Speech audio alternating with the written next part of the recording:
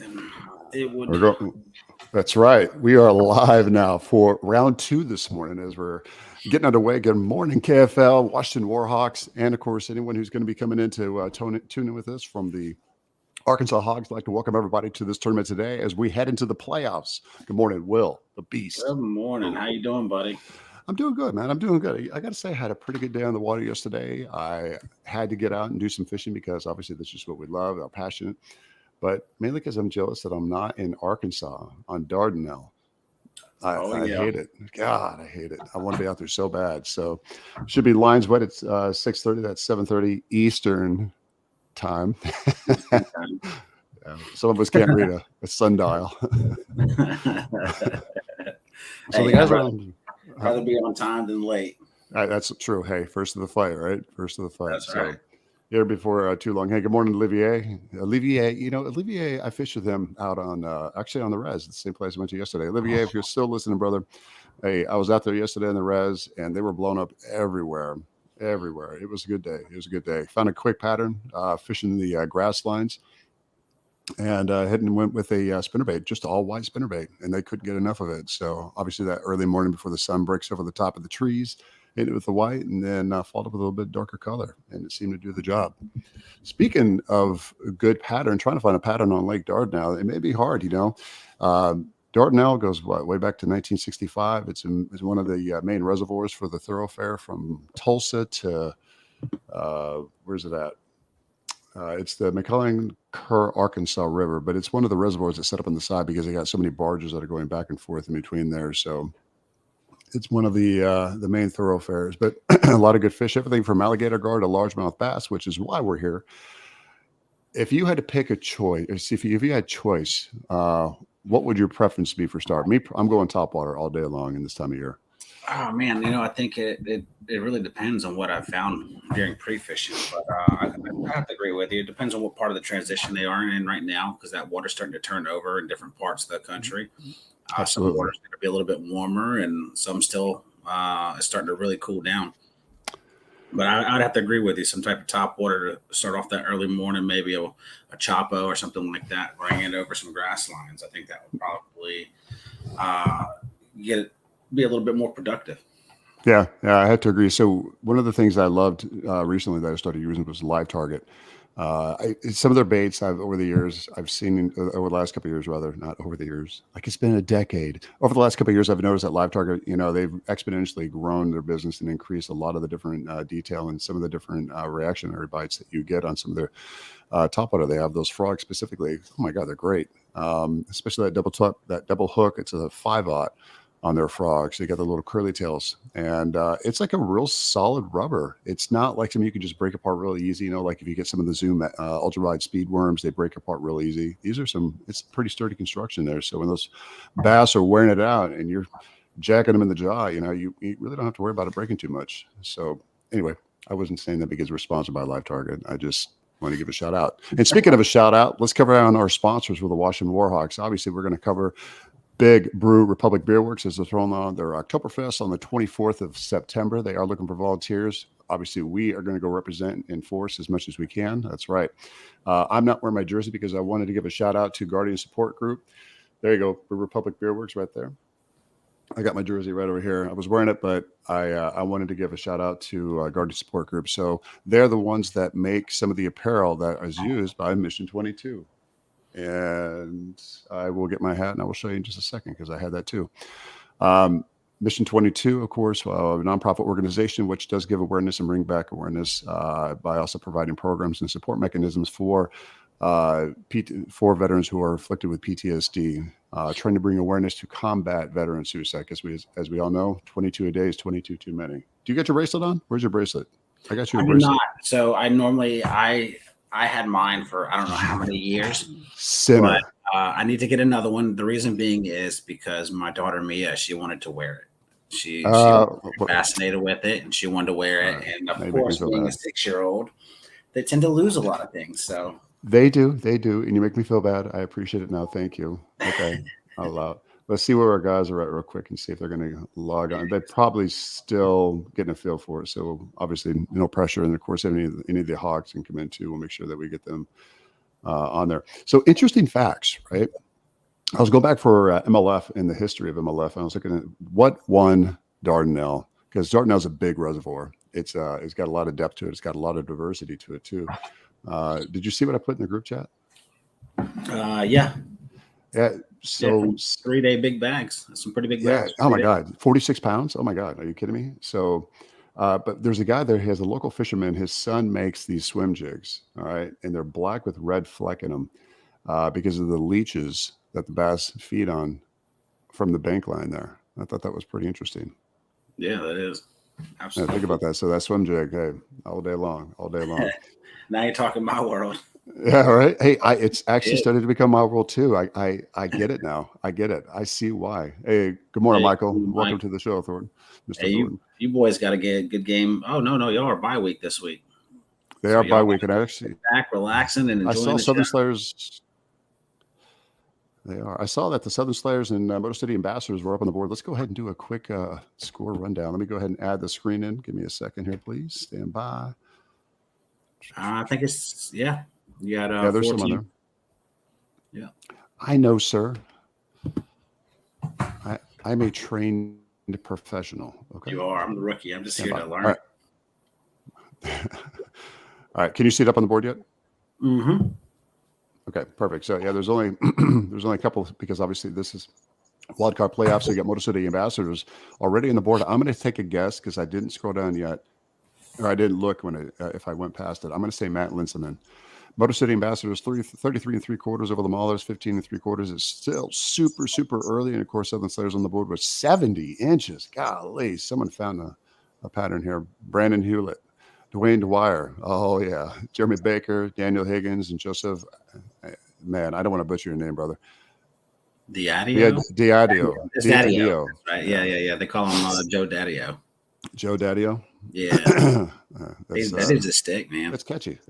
Oh, yeah. Oh, John Fiera just put a 14.5 on the board. It literally just went up there because Matt Linseman's got his 15 for the. He was the first one on the board this morning. Yeah. Oh, he was? Yeah, I checked it out this morning to see where everybody was sitting at, because we're streaming in Central Time. And so he was the first one with a 15-incher on the board this morning. So I'm going to say that they took it at 600, 0600? Yeah. That's when they started? Yeah, they did. They had to. Yeah, sitting there looking right there, 18 3/4. Yeah, those are good. That's a good fish to start off with. And of course, those smallmouth, they crush it with those small. Oh yeah, man, they're going to be tough. I believe they're fishing Lake St. Clair. So because the Massachusetts Maulers traveled there. Yeah, that's going to be they have to be a good matchup, man. Those guys from up there in Massachusetts, however you say it. Massachusetts, man. They butcher it. They just say Mass. Yeah, the Maulers, right? So the Maulers were killing it earlier in the year, and when you look at some of the different strengths coming from both teams, especially with playing on their own turf, I got to give this one to Motor City Ambassadors. Oh yeah, man. Those guys know that lake very well, and there's a lot of little spots that you just got to find. But like Eric Palin's, we talked after the game and stuff like that. That lake is one of those where one part of the lake can win one day, one part of the lake can win another day. But it's a tough team. But if you really look back at everything, I believe Matt Conant is fishing that one also. And those guys, man, they're just smallmouth. What happened? What was that? What happened? I blacked out. What happened? What was that? I don't know. Bro, we're live, and the first thing you do is give us a hello. Good morning. I mean, that's how my morning's going. A meth head gave me a bacon, egg, and cheese sandwich. Oh, my God, that's funny. What else? I'm in shallow water. I think I'm taking on water. I'm not 100% sure, but there's definitely water in my kayak. I'm just trying to keep an eye on it. I'm throwing big baits for only catching big fish. I'll probably just catch big bowfin. That's my luck. No, that's not your luck. Your luck is catching big bass, because let me tell you, I've been right there just like Will has. And Mike, I got to give it to you, buddy. But hey, Mike, I got to say, you and Will both know that we got some tremendous sponsors. We never finished our wrap up on the sponsorship. Special shout out and thanks not only because we were talking about Brew Republic Beer Works as they're having Oktoberfest on 24 September, and that's going to be in the at their location located in Woodbridge, Virginia, in Stonebridge, a subdivision right there. Also moving on to Garrisonville Dental. I cannot give enough credit to them because Nicole came through. She got promoted to general manager about a month and a half ago. They want you to be able to be proud to share your smile, and of course, last but not least, Will. Tour Stafford. Tour Stafford. That's right, man. Tour Stafford. Head over to their website. There's plenty of beautiful places to visit here in beautiful Stafford, Virginia. So many places to fish, man. If anyone knows, we always host with MVKBA, the KBF tournament every single year on the Potomac River, man. Potomac River is one of our home lakes. It's a beautiful lake. Catching. It's beautiful. It is. It's beautiful. It is. It's beautiful. Sorry, not lake. Potomac. But Tidal Basin. So it's a great fishery, and there's plenty of places. You have Whitewater and Aquia Harbor, all those different places that you can launch from right there in beautiful Stafford. So many places to eat, so many restaurants. All right, boys. I'm getting off. Sorry to interrupt you. I'm getting off. Taking on water? Are you okay, buddy? I'm pretty sure I'm taking on just a slight bit of water, but there's nothing here that I'm close to the ramp. I'm ahead. I was gonna say, are you in deep water right now? Do you need to call Mayday? No, I'm in like 4 foot of water, but I'm close enough to the ramp that I'll just run back and fix myself. He's gonna stand up on that mustache. I'll just use it as a personal flotation device. At least to keep your head above water. Yeah, well, it'll filter the water. It's coming in my mouth too, just like this. Little rakers on your lip. All right, So boys. Be good. I'll be back on. All right, buddy. We'll see you in a minute, buddy. We'll see you in a minute. Nice. Bringing in Kyle. Kyle, you coming in from the Hawgs? Can you hear us, Kyle? Yeah, I can hear you. Can you hear me? We got you, brother. We got you. We have no video, but we got you. As long as we can hear you. Yeah, I'm about to take off and start driving. Let me see if I can get my earpiece to work here. Outstanding. So, hey, as we were talking about before, Quick Mission 22, one of the things about them is that they are a nonprofit organization that give awareness to combating veteran suicide, those afflicted with PTSD, or that any one of the thresholds that you contribute to it. But Guardian Support Group, located up in Michigan, just about an hour away from Lake St. Clair, give a special thank you, token of our appreciation will be reciprocated because they send us these shirts absolutely free. Didn't ask for anything, and out of the kindness of their heart. So we're going to be getting some apparel made by them, and I just want to give them their due recognition. So, all right, Kyle, back to you, brother. You said you're getting linked up there.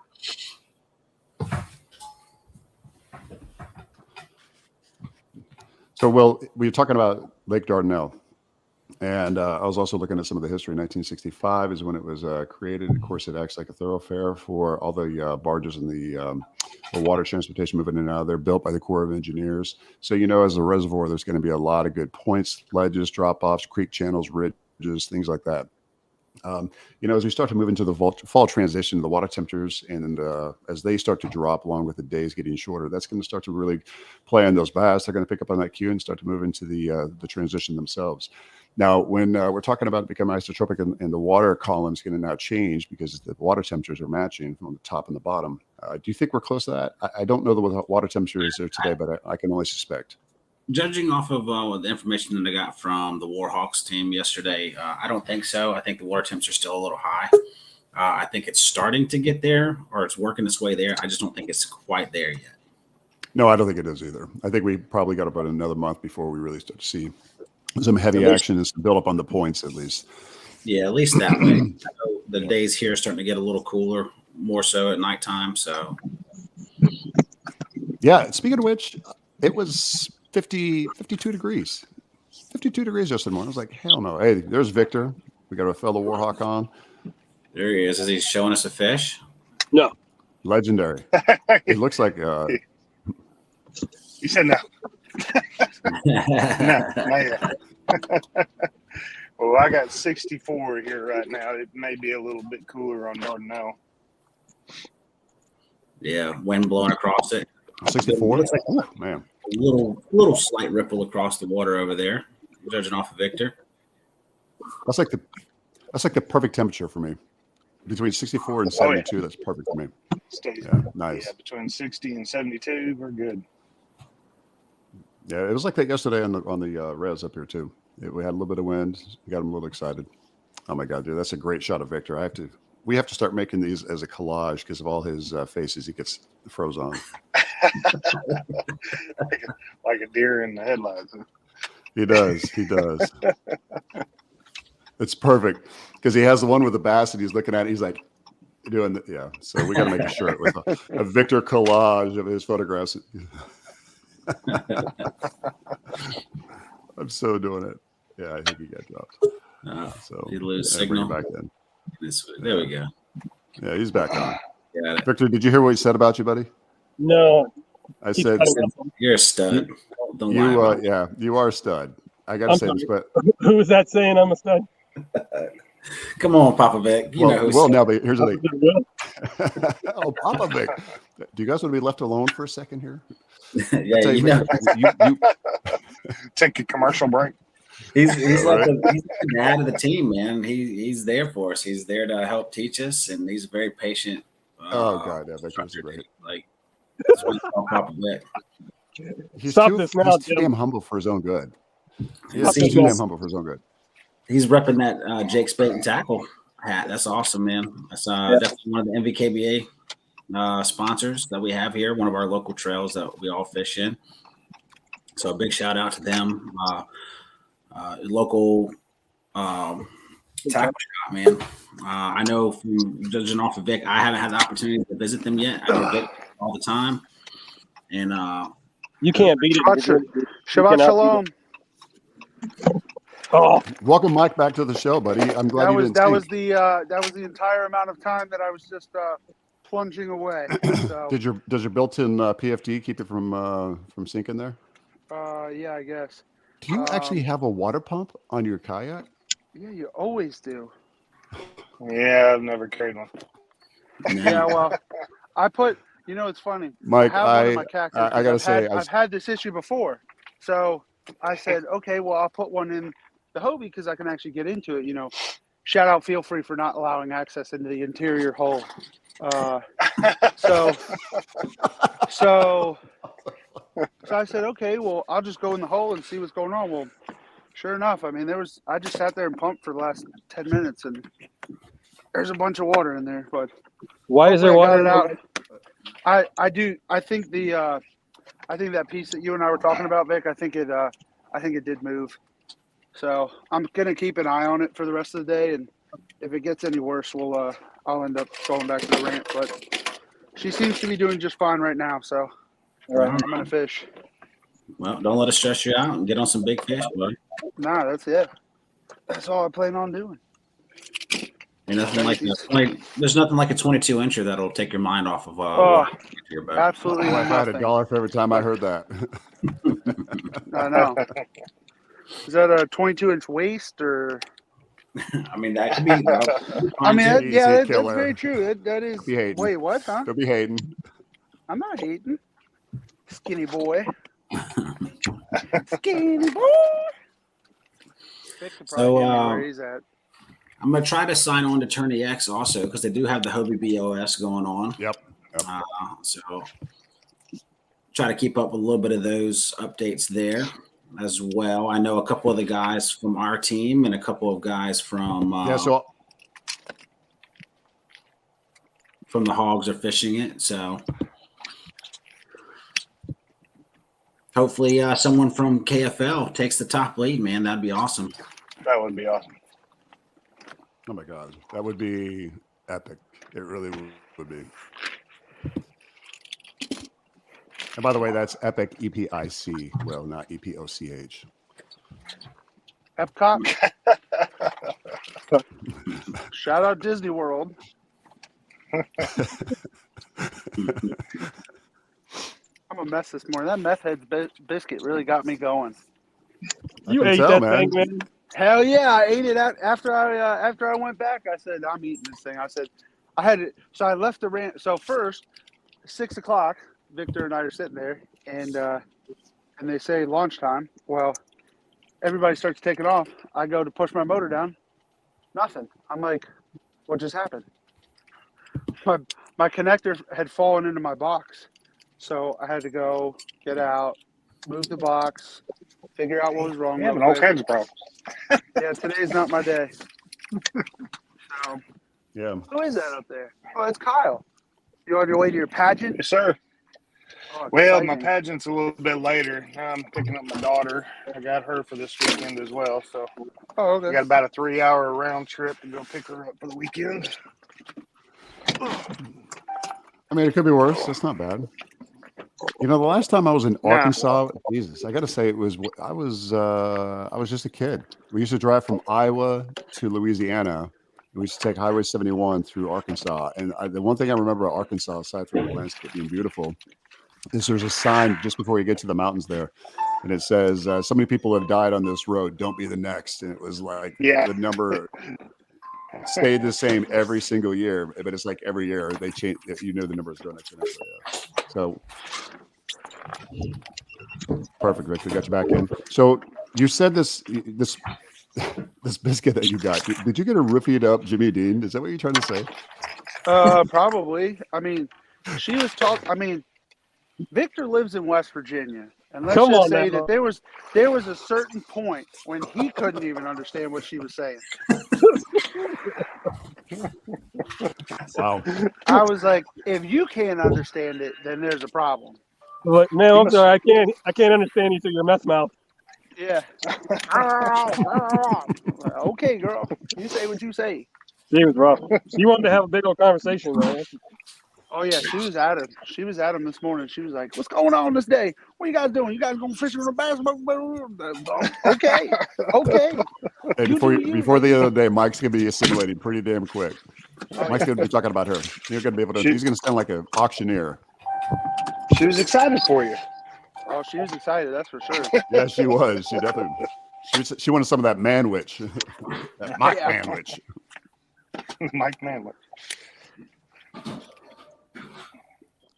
It is. It's the mustache, Mike. It's the porn stash. Yeah. Ron Jeremy called. He said he wants his mustache looked back. That would be nice. That'd be nice to be like Ron Jeremy. What do we got? Who's dinging? I don't know. It was Kyle. I think we got in his truck. Hey, so Victor, Mike. I don't think you guys saw this. Kyle, you as well. But so the T-shirt Greg's that on the we're board right now, right? This Guardian Support Group. I'm sorry, Greg's on the board. What? Greg's on the board already? Gosh dang it. Yeah, 14 and a half. Woo! Didn't get no pre-fish. Vic, We're in trouble. Lost my Vic, streak. you just lost your screen? Streak. Oh, streak, yeah. I'm Okay, his first fish streak. Yeah, 14 and a half inches. I'm sorry. I love it. Bass. Pretty bass. Interrupted you. Nice. I'm in perspective, Vic. I'm not seeing too much. I am too. What do you got? I'm surrounded by fish. Top. Are you? Yeah, there's stuff everywhere. Surrounded and trying to get them bite. Two different things. That's the hard part about it, isn't it? Yeah. Oh yeah. Yeah, Having it's funny those- because I'll tell you right now, one thing about electrofishing that you learn is when you find out where the big ones are at and you know their territory, just because you know they're there doesn't mean that you're going to catch the big boys. Oh no, Never. never. No. You know that. I mean, But it is handy. It's prime for one of our home lakes. I mean, I was out there a week and a half ago, and it was starting to turn over, and all the fish that all four of us from the team right now that are on here are there. We're not there, and I was like, well, this isn't good. So I went back the very next day, Mike, and Yeah. it was the complete opposite for me as it was for you. Mine all came in the morning and then it died down. yeah, well, I mean, that was what I thought might be the case. I mean, I definitely, it was my first day out in the Hobie, so I was a little bit, I was trying to learn something. Yeah, I was trying to get everything set up right because I knew I was coming here, so I didn't really have that much time to make any. No, big but moves I'm not discrediting it. I was just saying for the Yeah, sake but of, no, it's funny. It's funny that they were there. Damn gnat flew in my eye. It's that biscuit. Yeah, it must have been. It was like right after. He must have got away because I thought I had all the gnats over here. No. So They got me Mike, I didn't know you had to wear two PFDs. Oh shit, that's your belly, That's how- bro. That's how fat I am. That's not fat. You're not fat, man. That's how Hey, fat I man. am. You're manwich It's actually all the way, bro. it's actually You're manwich solid, all the way. and that's the dangerous part when it's solid. I mean, it means that you just built like a brick shit house. When you become a grandfather one day, you do know that Oh. that's like that. When you ever shake your grandfather's hand and he crushes the shit out of your hand, you got grandpa strength, and they're solid all the way through. That's gonna be you, man. That's gonna be Yeah, you. shout out my cousin Alex. She just had a beautiful baby girl. Made my grandmother a great grandmother. That was Thursday, so big deal in the Congratulations. small in the Sikoriak side of the family. I was very excited. My grandmother's gonna be 91 in November, so big man, big deal. Yeah. That's very a big deal. Oh man, look at them fishies in front of me. What are you doing? We'll have to get her a Warhawks onesie. Oh yeah. Oh, that's true as Yeah. well. Oh my God. Yes. That would be. Yeah, Hey, I'll send that. She's not going to be the only one that gets a Warhawks onesie. Oh no, she's going to be coming home from the hospital with one on. I went to Buc-ee's. I went to Buc-ee's and I was trying to find something that I could use as a as like a big like stupid jersey of some sort, and they had a bunch of Bucky Beaver like sweaters with like his head on the hat, and I was like, oh man, I want to get one of these, but I was like, it's too hot. I can't do it. It's just too hot. So I'm just going to look at a little bit of history here for Lake Dardanelle. Kyle, what do you know about Lake Dardanelle that you can tell us? I don't know a lot about Dardanelle. I've literally never fished Dardanelle. Ever. Nor have I. Nor has Will. But I'll tell you, I was doing a little bit of history, a little research on here because I wanted to be able to keep some of the conversation going. Average depth, 15 feet, covers 34,000 acres, touches 315 miles of shoreline. Yeah. Maximum depth of 61 feet. Yeah. Of course, it's part of the Arkansas. Yeah. So. Yeah. Does it have two lock systems? It was? What was that? They have two different lock systems, one toward the north and one toward the south. Yeah. Yeah, they call it pools. Well, it's for down barge there, so transportation up and down the Mississippi River, from the Mississippi River. I'm sorry, I didn't mean to interrupt you.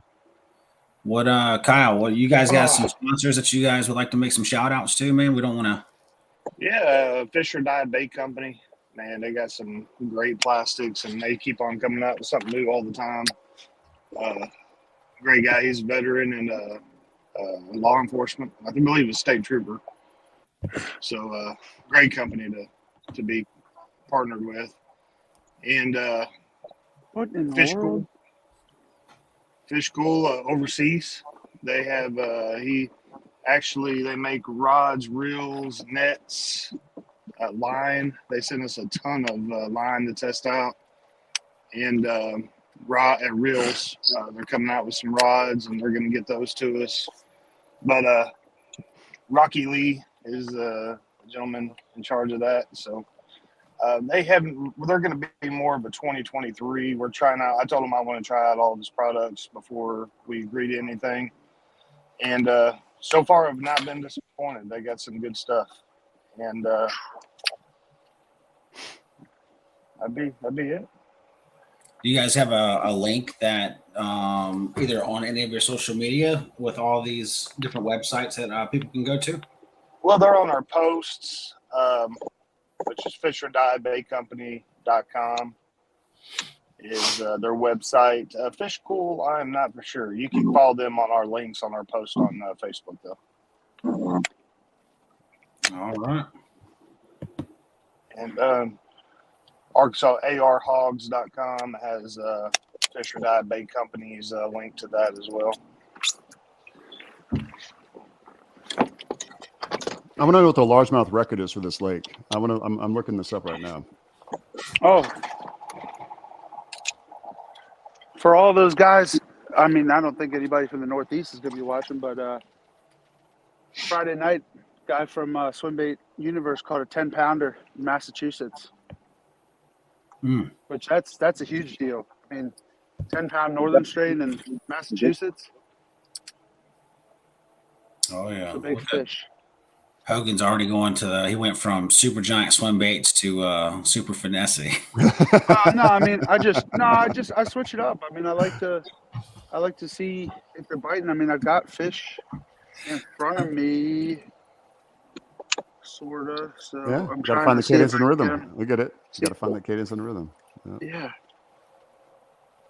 Okay, go. Oh! Come get it! I see you moving. That is a beautiful stash. It is, isn't it though? Majestic. It would be all the way down to the corners, but Darlington County Fire Department decided that we have to be within OSHA regulations all of a sudden. That's because you have a face mask that keeps you alive. Yeah. I understand that, You have but to have the a tight fit on mustache, that chin. the mustache doesn't actually impede that much. It's really, I mean, I could get a seal right now with the stubble I've got. I mean, it's sort of silly, but yeah. You're talking to military guys, and same thing. Yeah, that's true. Yeah, all of us deal with it. Let's see. So we talk about how all this new technology is changing. Everyone has Mega Live, Active Target, all these different things, and live scope. So how much does that change your different styles of fishing? I know that Michael, you're a big swim bait guy. I mean, is it something that you utilize those types Yeah, of I mean, techniques? so let's see. Last week on Friday, I mean, it definitely makes a huge difference. I mean, last week on Friday, I was out fishing one of our home bodies of water, and I went to a certain area that I know holds big fish, but you never really, you don't really see them that often. And so I was just wondering, what the deal would be, and I saw a tree and I saw a pretty decent mark on the side of it, and I said, let's give it a go. So I threw a big crank down swim bait in there, and I felt that whack, and I was like, is that a bite? I was like, I can't tell. And sure enough, she ended up smoking the Fathom V3, 2.6 ounce bait. So 2.6 ounce bait. yeah, 2.6 ounces. Cranks down to that good 10-foot depth, and yeah, I mean, smoked it. Had three full trebles all the way in her. I was like, Nice. man, you were hungry.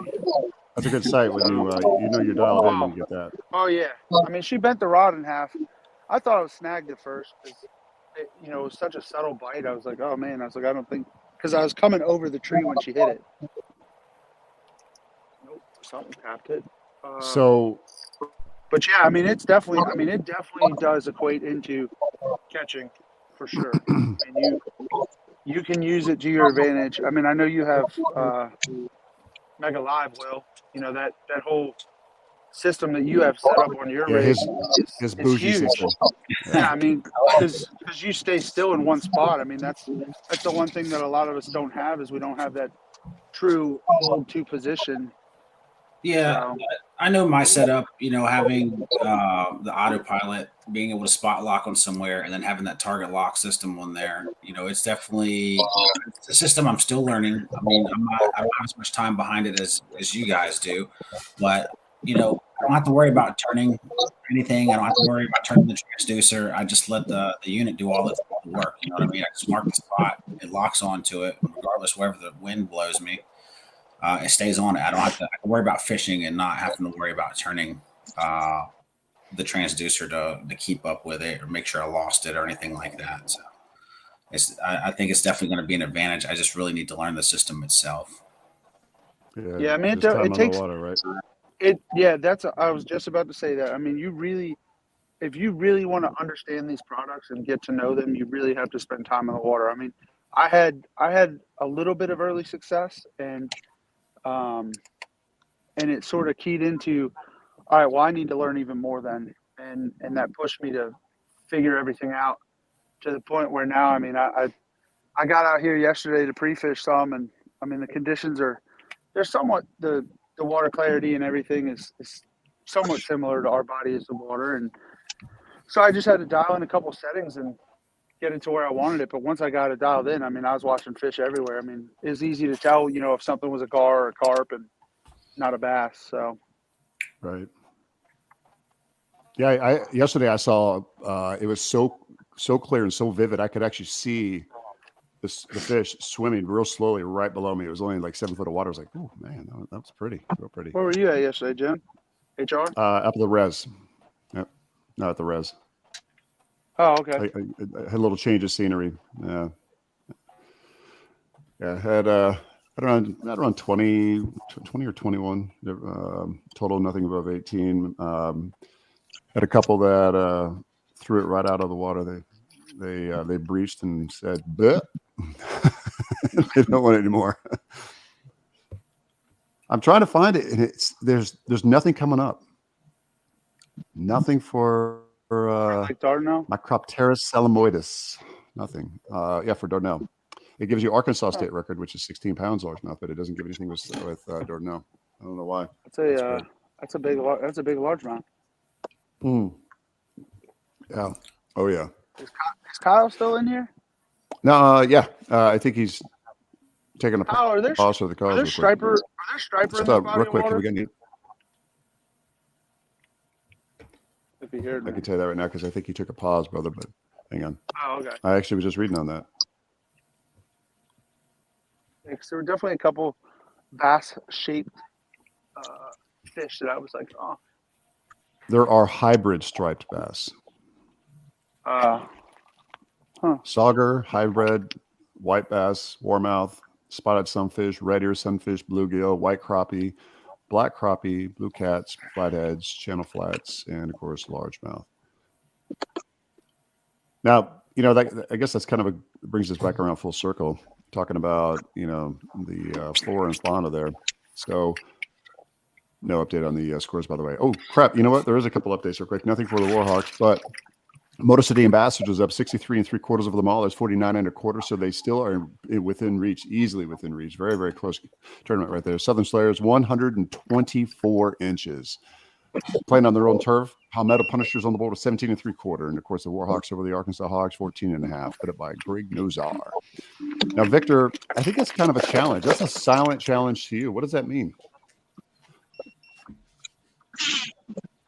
What does what mean? Sorry. What does that mean for your game plan? You have to double down, man, because Greg just took away that streak, brother. Oh, geez. This is the first time I've seen the water, so I mean, come on. All right, man.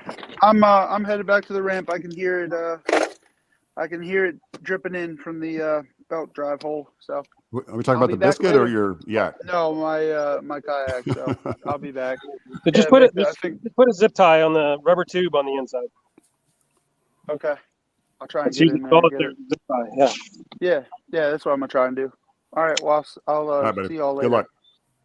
All right. See, little update on the Hobie. Let's see. We have a Larry Westnat with 31 1/2, Rick Haxton with 26 3/4, Todd Segraves with 25 inches, Kevin Workman with 16 1/2, and Rolando Nandon with 16 inches. That's kind of the top 5 right there right now for the Hobie BOS.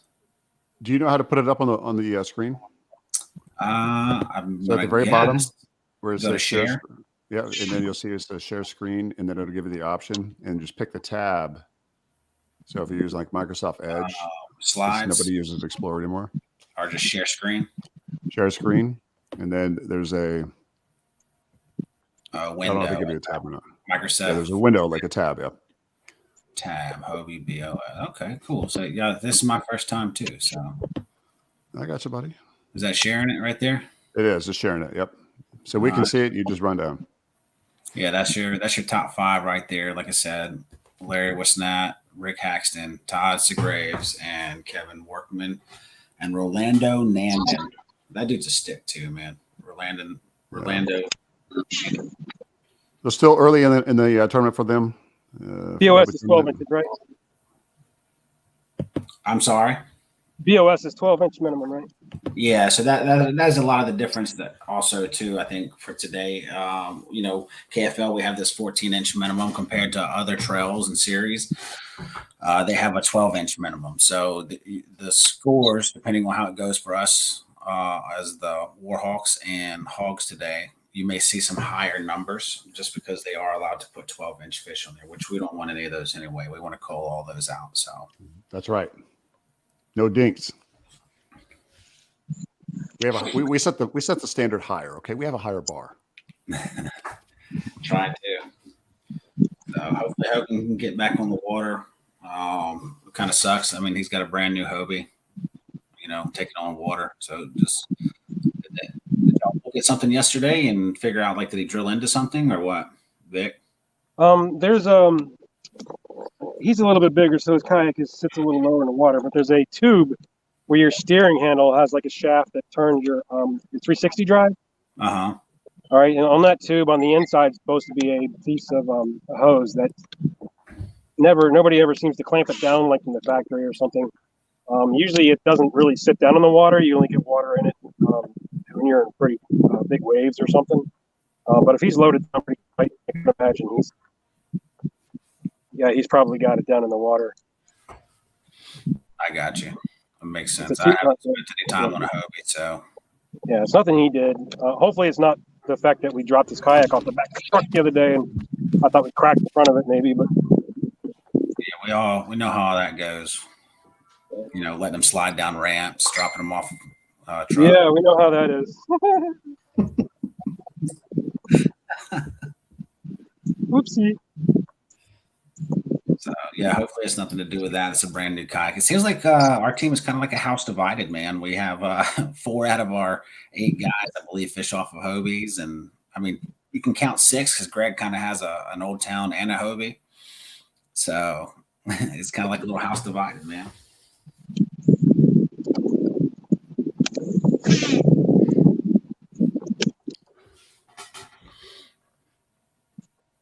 Sure does look pretty out there, though. That's for sure.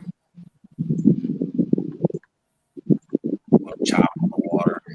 So I want to show you something that I learned here recently about. We were talking about the Tide of Potomac here. So give me a second. Oh,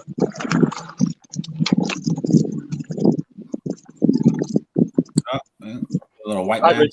bass. Yeah. Hybrid. I think. I don't know. Hybrid striper. Yeah. Oh no. That pro release. Yep. You got your net strapped down? Dude, I have a tether on it. Did you figure it out, huh? Yeah. You're not gonna lose this one, right? I'm not going to jinx myself and say no. I should have asked. I rescind the previous question.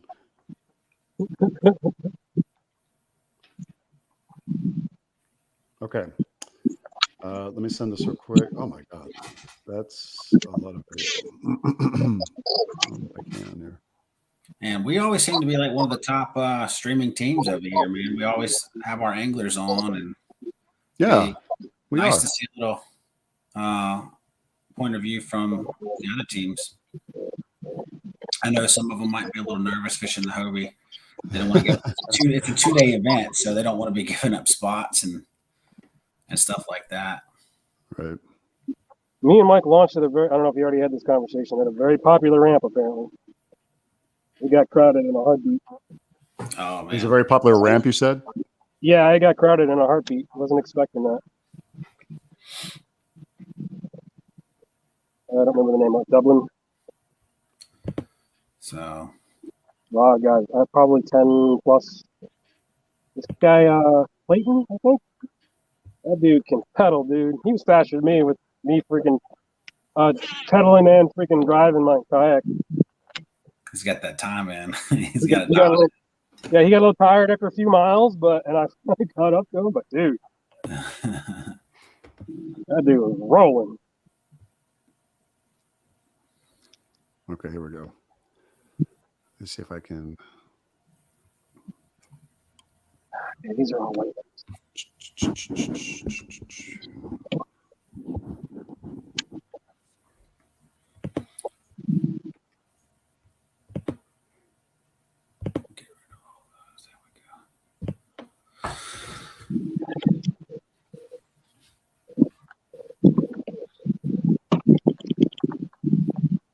So how was it? You're one of the few anglers that kind of flew in with no preparation as far as except for map studies and just kind of what we talked about as a team. Is this going to be a little bit different for you compared to your normal 2 to 3 day practice times? Um, yeah, definitely. I mean, how could it not? But I guess it's going to be a hindsight thing. I'll let you know when it's over. All right. Yeah, How different it was, you know. I mean, yeah, we'll definitely. it's like one of those, you know, how we sometimes go somewhere and we only have like a 1 day practice, and so or 2 day, and then we ended up putting and just doing something totally different the third day. It's kind of like that. I got you. So it's making those quick, fast on the water adjustments. So, real quick, I want to ask you if I could interrupt you. I mean, even though there was a lot of people at the ramp, I was definitely at ease a little bit. By it looked like it seemed like you the caliber of anglers that were launching there. So I think we're in the right area. We just got to get on them, find the right date. Probably lost you guys. I hear it sounds like it broke up. Yeah, I just wanted to ask. So, you know, we were talking about the tidal basin before. Will, we were mentioning this, and a lot of the tournaments that we have up here. One of the things that we do with the Warhawks, we like to be able to volunteer time to be able to get back to fishing conservation, and also our waterways that we have around us, keep them beautiful. There's cleanup efforts that are going on constantly. If you've ever been to the tidal basin, you know it can get a little bit dingy. It can be dirty. You can always tell by that scum line that's on your kayak when you come back in, but that doesn't mean there's not beautiful waters. But one thing that's interesting is I got my wife be able to volunteer to come out and do electrofishing with us with John Odenkirk, and I got a video, and we happened to be on Little Hunting Creek, and where the very first snakehead was caught while pre-fishing for a bass tournament. Now, I want to be able to share that with you. Hang on 1 second. See if I can bring that up. I don't know if I can't hear it. It's only going to be audible. The audible's only going to be with you guys here. I got you. So let me know. Let me know if you can't hear it. Okay. Yeah, I appreciate you doing that. Thank you. Let's see where it went. I think that's it.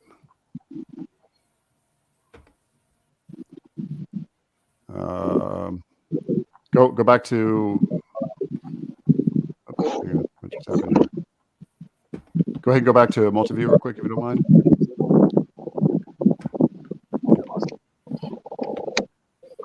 Will, can you go back to the multi-view and then go?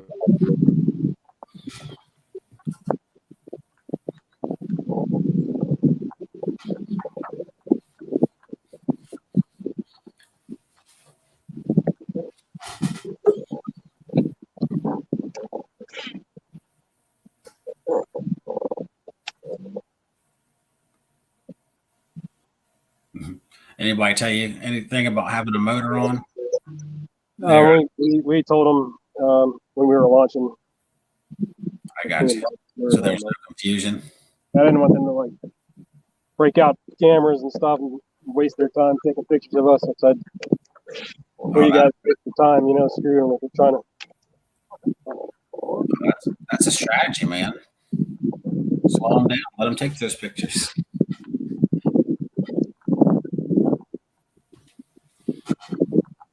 Oh man, it's just me and you right now. It's like we're together, but we're not.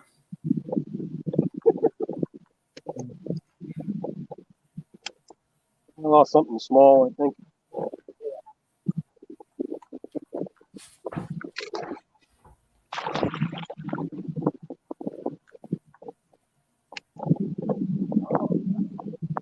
Might be a little short, huh? Yeah.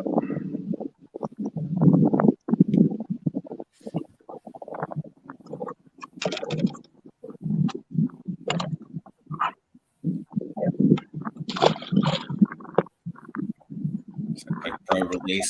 Get him out. All right. I know what I got here now. Got some current here on this line that I'm on. Right edge of this channel. A lot of laydowns. Hit something high. Can't see it. I'm in, I don't know, 4 feet of water, and I hit something like several times. Kayak. So you're just kind of setting up and letting the wind push you down. I can't tell if it's a wind current or if it's you're drawing water yet.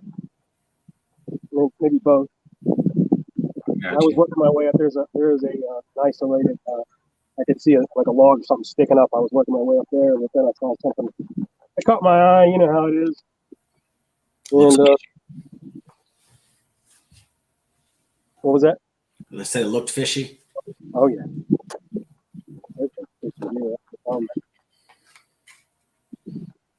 Okay, I've already broke off and lost a square bill this morning.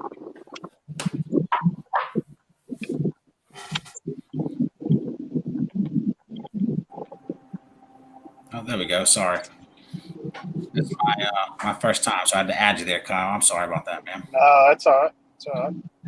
So Looks like Corey Hopper got on the board with a 14.25. all right, let's see. Let's do this then. Screen share. Fishing chaos. All right, do another quick rundown. We have Rhode Island Rebels versus the Bronze Back. Bronze Backs are up 17 inches. That's the only one on the board for that one. Motor City Ambassadors versus the Maulers. Motor City Ambassadors 63 3/4 to Maulers 49 1/4. I still think that's going to be a slugfest, man. That's going to be a really good matchup. Yeah, it would be good. Both of those teams are really diverse in fishing smallmouth, so it's going to be very interesting. Washington Warhawks versus Arkansas Hawgs. Washington Warhawks with 14.5 over the Hawgs, 14.25. So we got 2 fish on the board for our game. Like I said before, we have that 14-inch minimum compared to the 12-inch, so it is going to be a little bit tougher to put some. And they're also competing with a lot of other anglers. OBBOS. Southern Slayer is 143 inches to the Palmetto Punisher, 17 3/4.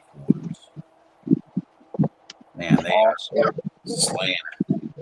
They are slaying it, so they do have that home field advantage. Let's see. So who's sorry, go ahead. No, go ahead.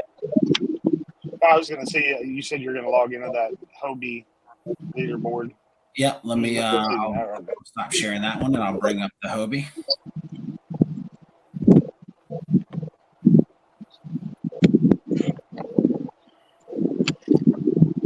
Let's see here.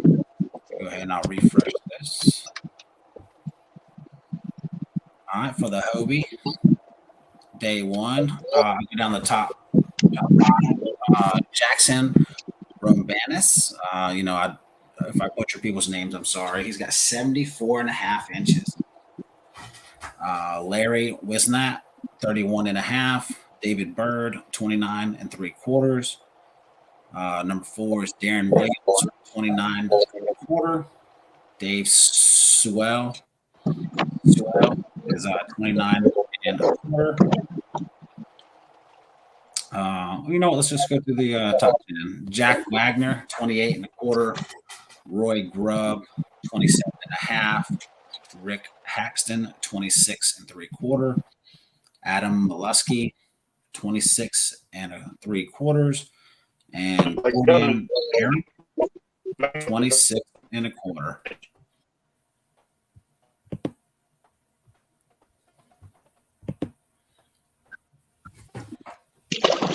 Did you have another Victor? Another short? Catfish. Oh, catfish.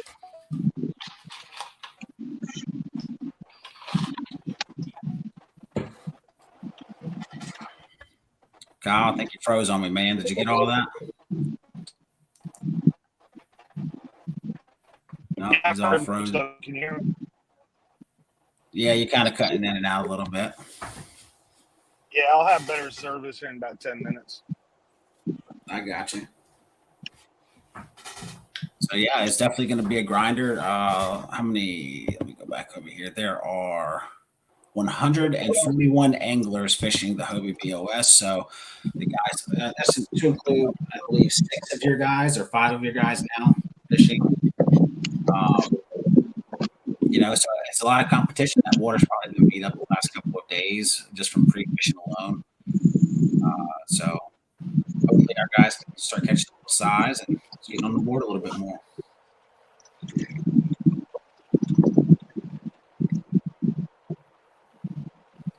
So how many of your anglers have fished Lake Darnell before, Kyle?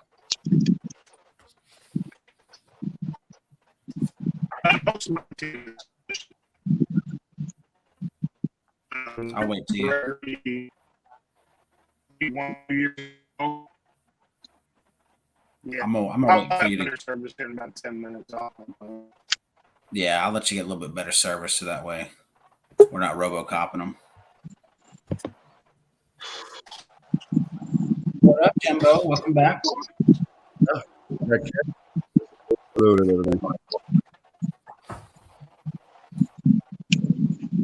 You must work out. Shut up.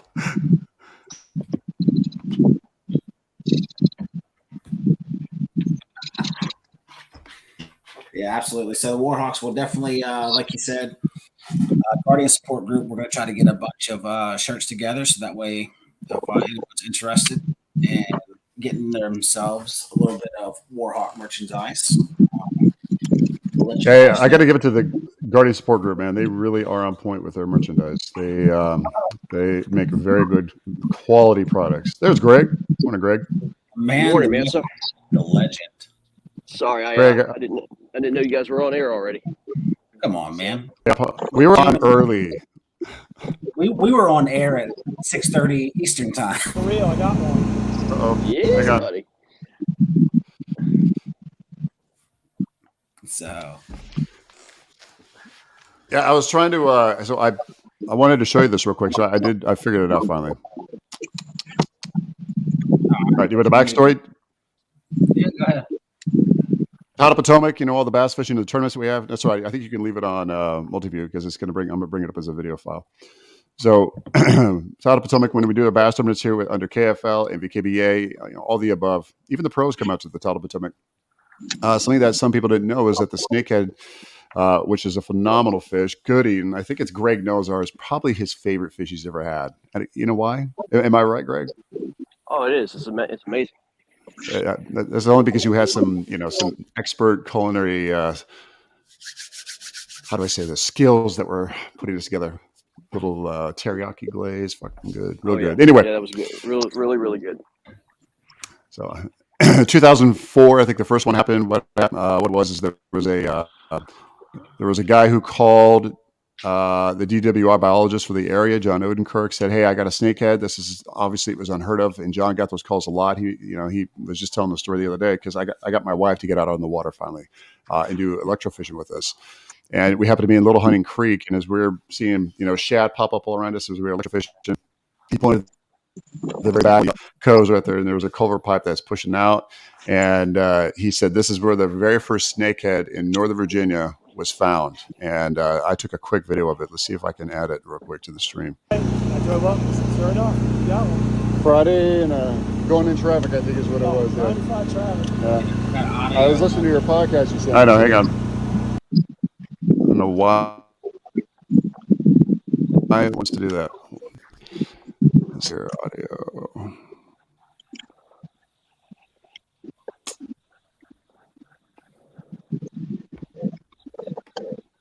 All that build up for no hype.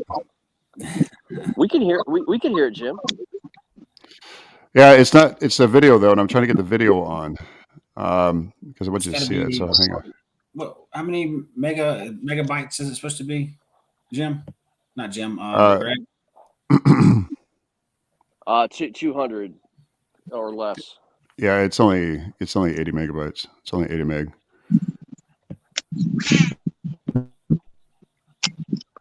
I'm trying to see which window. Hang on, I think it's loading.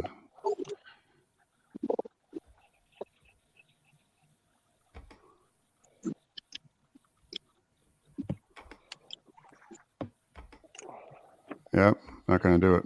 Not unless I share it as a tab. You know what? No worries. We focus back in on our English. It's not important.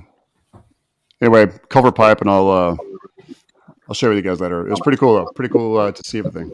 Because I got the video has got some of the electrodes in the water, and you can see it with some of the bass are popping up, the shadow popping up. It's almost like popcorn. I mean, they're just popping out of the water real quick. So,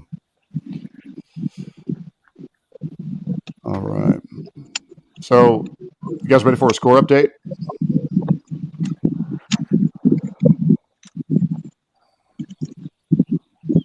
Yeah. Right now, okay, so yeah, Brownsback's on the board, 17 inches. The Maulers right now have moved up over the Motor City Ambassadors, 70 inches over the 63 3/4. A little bit of a jump in the last hour.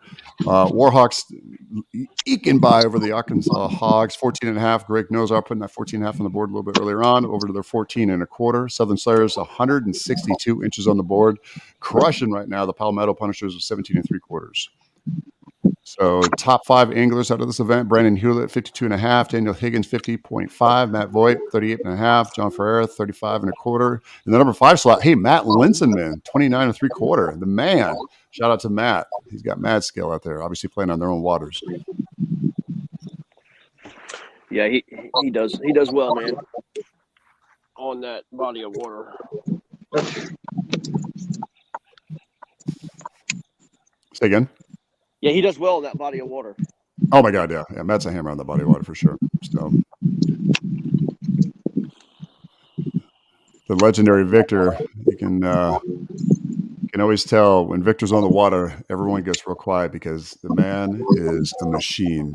Actually, the team that we have out there is definitely an A team, but I'll tell you, Victor and Greg both, if those two start getting on fire, the whole place will start to burn down. We'll have to call in the fire department. Mike's going to have to put on his fire uniform. He's going to have to trim that mustache back he's got. That way he can fit on his his breathing apparatus.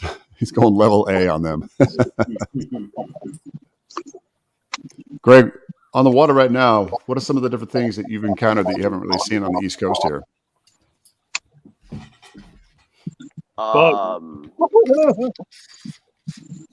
Victor, we got one? No, I said bug. Oh, the bugs. Yeah, the bugs were horrible. Honestly, man, the sun is just rising, man. I haven't seen, it's something I haven't seen before. It looks very familiar. It looks like a freaking river. I mean, it just looks like a river. Yeah. I mean, I'm just keeping it simple, man. I'm just trying to honestly just keep this simple, bro. I mean, not trying to overcomplicate it. Just fish high percentage areas. I don't like all this bait work around me though, man. I'm not a fan of it. I'm not a fan of all this shad popping and this thread fin and stuff like that, man. You can't compete with live bait, but it's everywhere. So you just got to do something that's just going to make these fish get triggered to bite, man. I am fishing the main river right now. So I like getting back in creeks, man. I like skinny, shallow water. But I'm just, oh my gosh, just got smoked. Well, you got to be doing something right.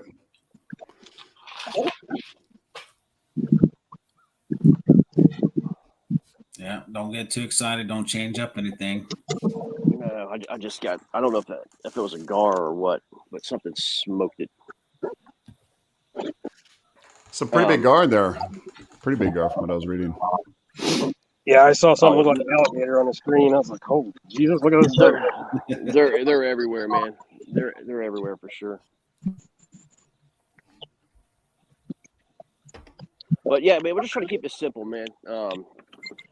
Just trying to fish high percentage areas, man. That's all I'm doing. Roger that. Not doing anything special, man. Yeah, we got to check on Mike and make sure he made it back to the dock.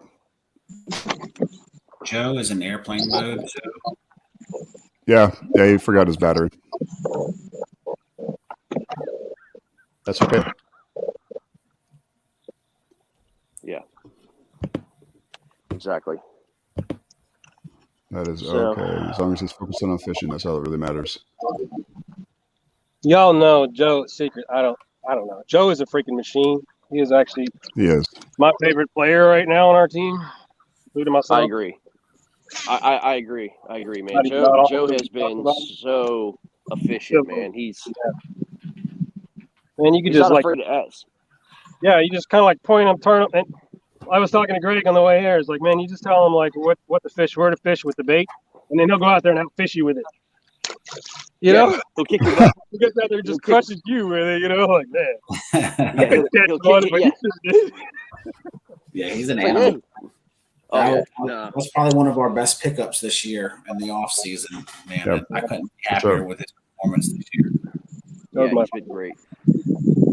It's been awesome. Man, that's super chill. All right. So, how about you, Greg? Did you have a lot of people at your launch also, or? I had about 5 or 6 people, man. Not too many. Again, I just picked a spot on the map, dude. It just looked like it was going to be an ambush area for fish, but I mean, guys, it's this lake is not fishing well from what I'm hearing, all accounts, man. So I'm just honestly just trying to figure it out, guys. As I go, literally first time on it. You know, when you're launching in the dark, you have no idea where you're going to go, what you're going to do, and how you can fish it, man. So, but I'm just treating it like Yeah. pre-fishing, man. Just pre-fishing 101, bro. You know, just throw yeah. the kitchen sink out and see what happens. But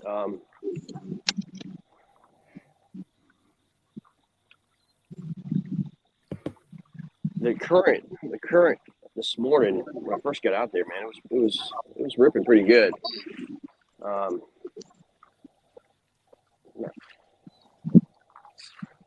I do like the wind-driven current too, so that certainly is going to help, I think. But Oh yeah. see, man. As opposed to a tidal basin, I can't stand that. Yeah, I'd rather have wind any day of the week when it comes to that. Yeah, Oh yeah, man. You know what I mean? At least you can go to the shallows and focus on that, whatever the direction the wind is blowing. They can start pushing those Yeah. bait fishing in that direction, that general direction. Joe's not too far from me where I'm at. He's about a mile and a half away from me. I might pay him a visit later on today. And he, like I said, he's in airplane mode. Could save his battery a little bit, so he may be some fish. So just haven't had the opportunity to upload them yet. You know. Yeah, for sure. Is that Hogan? Yeah. No, I was checking to see if he had ridden back yet. I want to make sure he made it back to the dock, but I haven't seen anything. But I'm sure he's focusing on getting the water out of his yak. You got more water in his yak?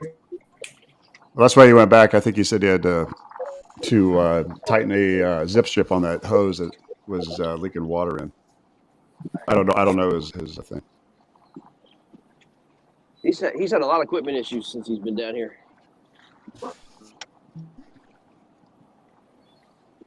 Is it because Who's I think that it's with because us? he brought his Hobie though, right? So we got Kyle. Oh, what's up, Kyle? What's going on, Greg? What's going on, buddy? Not much. Just driving, man. Story of my Yeah, man. life. I hear you, bro.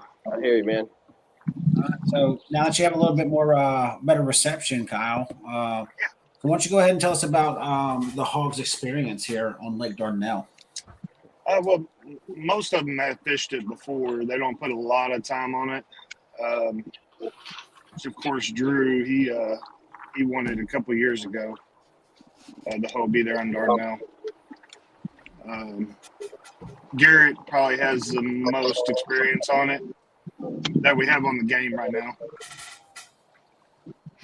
Of course, we have Chris Hartman and Gordon. Gordon don't live too far from Dardanelle, but I don't think he fishes it a lot either, though. Why do you think that is? This is the first time you guys have fished on it all year long, right? Did y'all solely pick it due to the Hobie BOS, or? I think it's just because the size and how hard they are to find. When you have other lakes like Conway and Harris Break and Atkins, they have bigger fish as well. You have larger fish in those other areas. So, what was your guys' game plan? Or, I mean, you don't have to tell me the game plan, but like, what anything changed for you guys as far as getting prepared for this matchup going into the round Yeah, playoffs? just because it's a Hobie, there was no communication at all. So right now we're hoping 4 individuals will win the game. You know what I mean? Which I hate it, but I can't really blame them. You know, there's a big check at the end, and all the ones we have in there is usually in contention. So amongst themselves, there may have been some communication about it, but not really on the team chat. What is on my pole? Is it a halibut? I think it's probably a sticky catfish or something. It's shaking hard.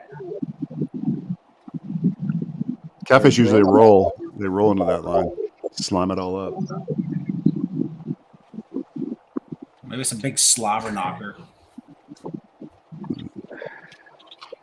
It's pulling hard.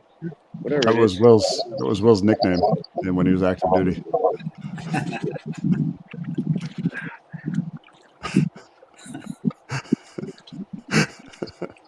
Good God. Wait till you see this thing. Oh, he's lipping it. The anticipation is killing me. It's just like every time we do this too. Oh my God. Oh, it's a drum. Oh man. Of course. Drum. I wish it was a largemouth. It wouldn't be a KFL matchup with the Warhawks if we didn't catch something besides bass. Man, you are not kidding. It's always something. Last time, I think I had the last one. I had the flounder. What is going on with this? And I think Joe was catching Grindle or whatever you want to call him. Griddle. Yeah. Yeah. As soon as that hit, I was like, yeah, this is not a bass. It was Lake screaming the record. rod. Yeah. Oh, I was hoping it was. Trust me. I was hoping it was. I couldn't even find it. I still can't find the lake record. It's nothing right now. They have a few little things. We have another. We got to add him to the stream. There we go. We have Corey Hopper. Corey Hopper. Hey, good morning, Corey. What's going on, guys? Welcome to the stream, Corey buddy. Hopper. What's up, buddy? Just not my identifier in the water. Oh, no. Man. Heading back to the Drop truck. the water. Are you talking about the Hobie identifier? Yeah. Oh, no. Oh man. How's your day been going so far? Well, he just knocked his identifier in the water.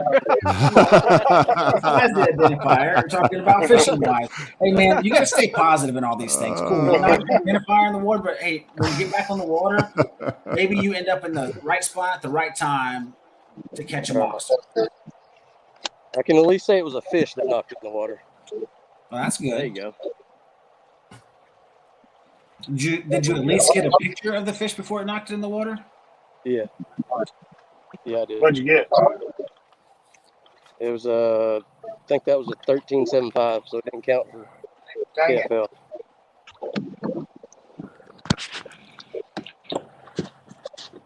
So I'm Silly about to take fish. my They never look. morning dog.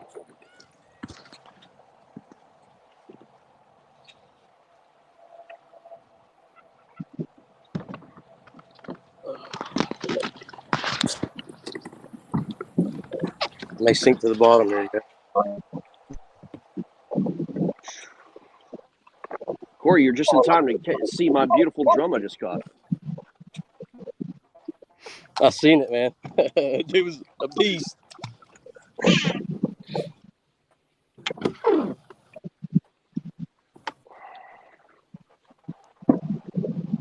right, I'm going to be cranking this. Kyle, for your guys' team, what has changed for you guys as far as sharing information between KFL games versus individual tournaments and stuff like that? Has that been a big change for you and your team? A couple guys struggle with it. Majority of the team is we talk a lot, so we always have a game plan going, and pre-fishing. They're talking during the game. We're talking. So, like I said, it's a big change. Usually, our messenger is blowing up during the game. Just guys rooting other guys on, and they're pretty good cheerleaders. So you guys tend to keep a little bit more secluded and internal when it comes to these bigger tournaments versus, say, fishing a local trail or something like that. You guys might share a little bit more information. Well, they share information about the KFL. Other trails, they don't really talk about it. Okay. Team event. I mean, they have to, right? Yeah. What did you say? I said team event. I mean, it's just part of what it is. That's what makes it.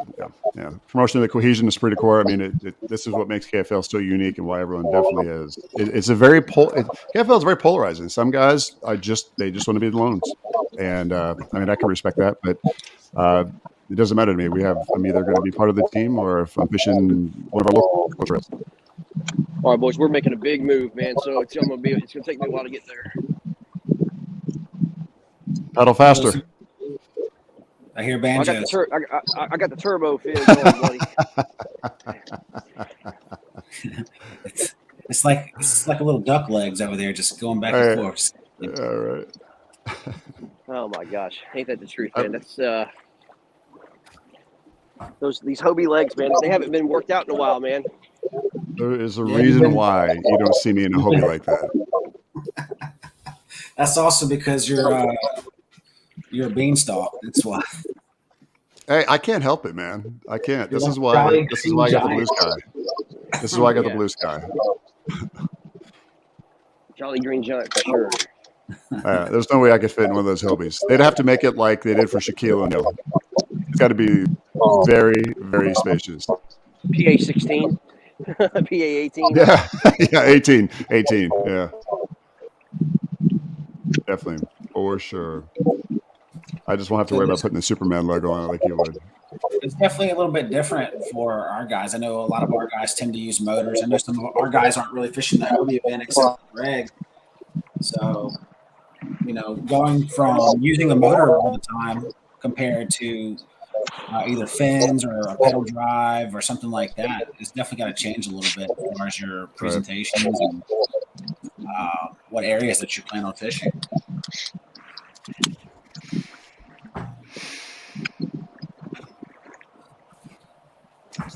Unfortunately, I probably will never fish any of those events unless I can borrow a PDL because I definitely like my motor too much.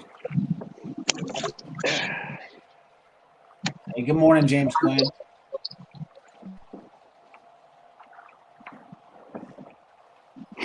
Oh, there he is. I was like, he's on. He's on. Let's see him. Here's a little background if y'all want to see. You can see the Simpsons over there. Oh yeah, that's the Simpsons. Beautiful spot. There's some 3-eyed fish over there for sure. So what's the water temps over there right now? Bro, I have no idea. I'm literally grappless, man. I didn't even throw anything. Oh, that's right. Yeah, because everything's set up for your wood town. Yeah. We're just guessing, man. He's just winging it. Old fashioned, Kyle. You know how it goes. Gotta do what you gotta do. That's Corey. That's Corey every game. And I think he may be going to get a fish finder next year or end of this year. Wow. Big stuff. I was going to let him borrow mine. I was like, I don't want to screw him up. 80.2. 80.2.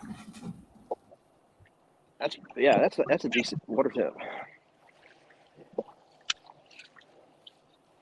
Y'all came to Arkansas. You ready for the grind? We're here to do it, bro.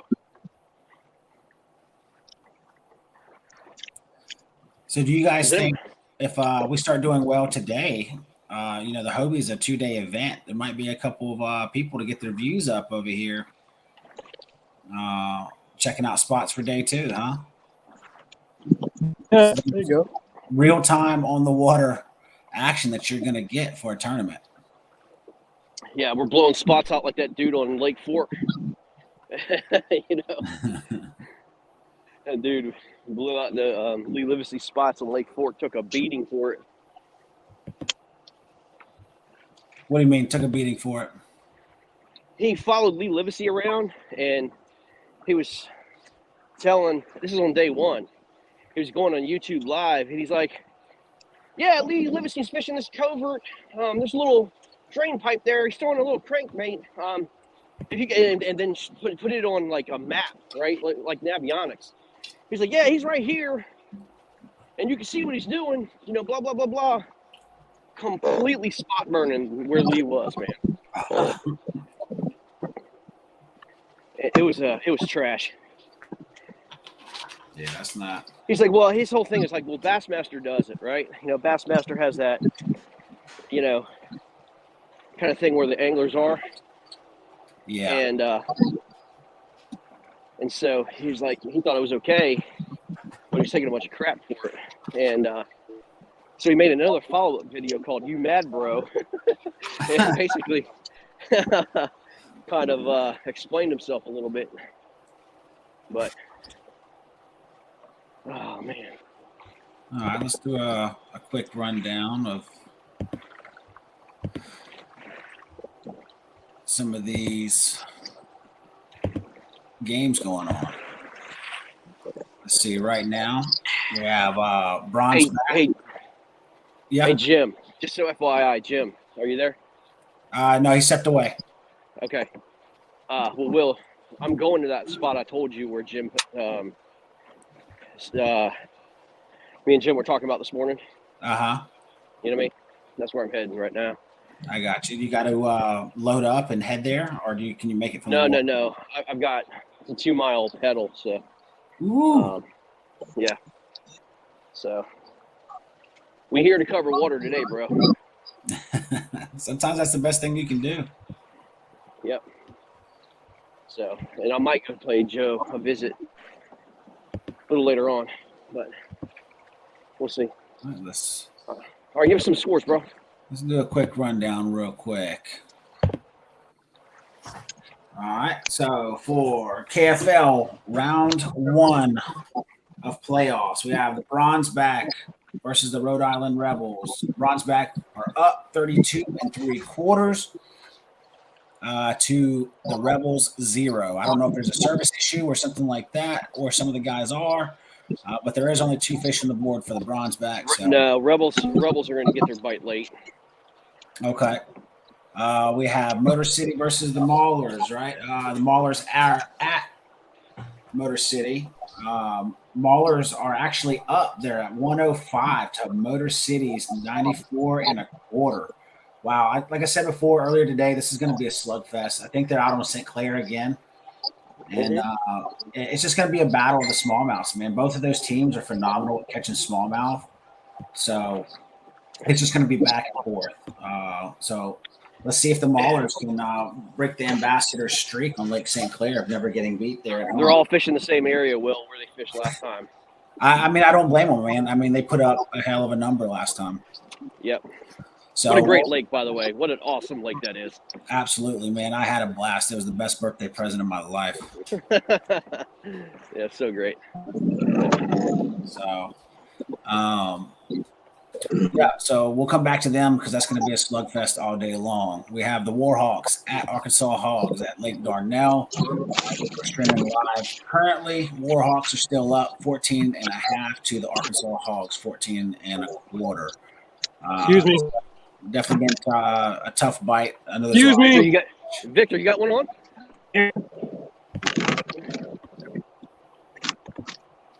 Come on, baby. Well, we'll see how this update goes. Man, that's the bad thing about reading scores sometimes. You miss that beautiful fish catch. He's like, excuse me. Oh yeah, that's got a keeper. Is that going to measure? Oh yeah. Oh yeah, that'll definitely measure. I can't see. So, all right, man, let's go.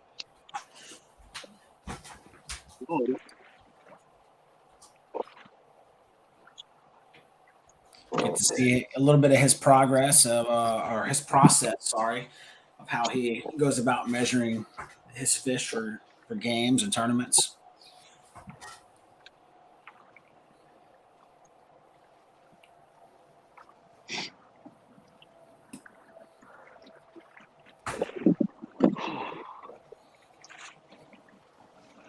Hey, Kyle, what's Corey got to do with Hobie, man? Does he have to go get a new ID? I think he has to go get a new ID. Damn. I'm pretty sure they only gave one. Yeah. So it looks like the Warhawks have one guy down, and you guys have one guy down. He's fishing for KFL, isn't he? Yes. Yeah. So Hey, Kyle, call Corey and see if he can, because there's another white Hobie ID. Ask him if he can write his identifier number on that white ID. Yeah, let me find it. You mean there's another ID?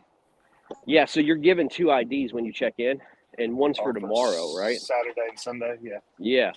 And so the other ID is blank. And so you could have him ask AJ if it's okay for him to just use that ID, write his identifier number down, and when the judges know or AJ knows, Get another one. it's a replacement ID, right? Rather than have it go all the way in. Yeah, let me give him a call real quick. Yeah.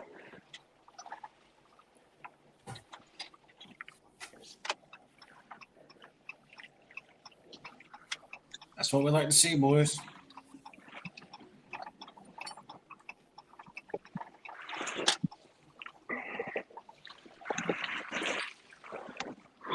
Just gonna send him a text here.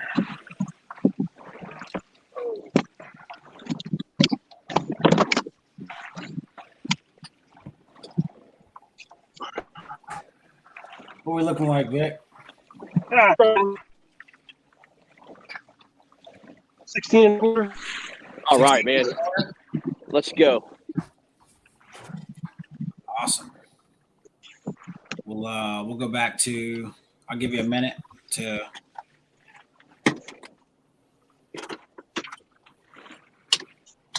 get that submitted up. Oh yeah, that's beautiful.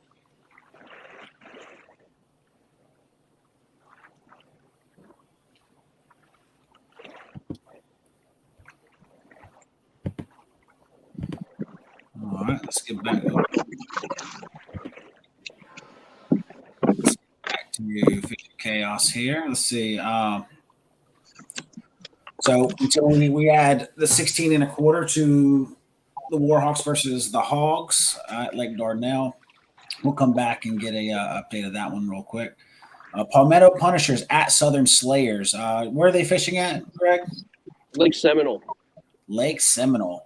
Southern Slayers are up massively, 183 and a half inches to Palmetto Punishers 32 and a. Oh my God. So talking about being beat like a drum. Wow. 20 and a half right here. Let's see if we can bring this up here. I know Brandon Hewlett was on fire. So that's a beautiful fish. I mean, they are really skinny. It's long, but it's a super skinny. It almost Seminoles spawned out. like that, bro. Yeah, Seminoles like that, man. So, and then we have Barry Davis's 17 and 3/4. Yeah, they are definitely fish. We'll do a quick update for the Hobie BOS. Keep in mind, once again, their minimum length is 12 inches compared to KFL's 14. So, number one, Jackson Rombanis, 74 and a half. Jim Ware, 69 inches. Jeff Malott, 68 3/4. Nick Gilliland. Sorry if I mispronounce people's names. 67 3/4. Jack Wagner, 57 1/4. And we'll go ahead and finish out 6 through 10. Roy Grubb, 53 inches. Darren Williams, 47 inches. Larry Wisnat, 45 3/4. Kyle Cunningham, 43 1/4. And last but not least, Dave Swell, 42 3/4. That's pretty rough. So, yeah. How many people even have fish on the board? Probably what, 50? 60? I'd have to give me 1 second. Fish on the board. Out of 141 anglers, you have 52 people with fish on the board, and that's with the 12-inch minimum. Yeah. And only one person has that 12-inch. There's got to be people holding. Or, I don't know what the service is like on Dardanelle, but Yeah, I mean, I'm sure. Especially the guys back in the creeks and stuff. yeah.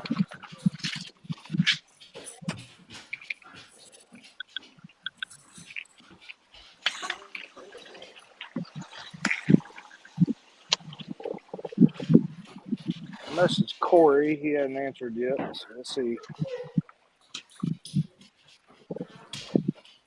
Okay, yeah, he said that's what he's doing.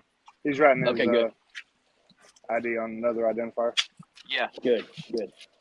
Yeah, that would be pretty crappy if he had to go back and get a new ID.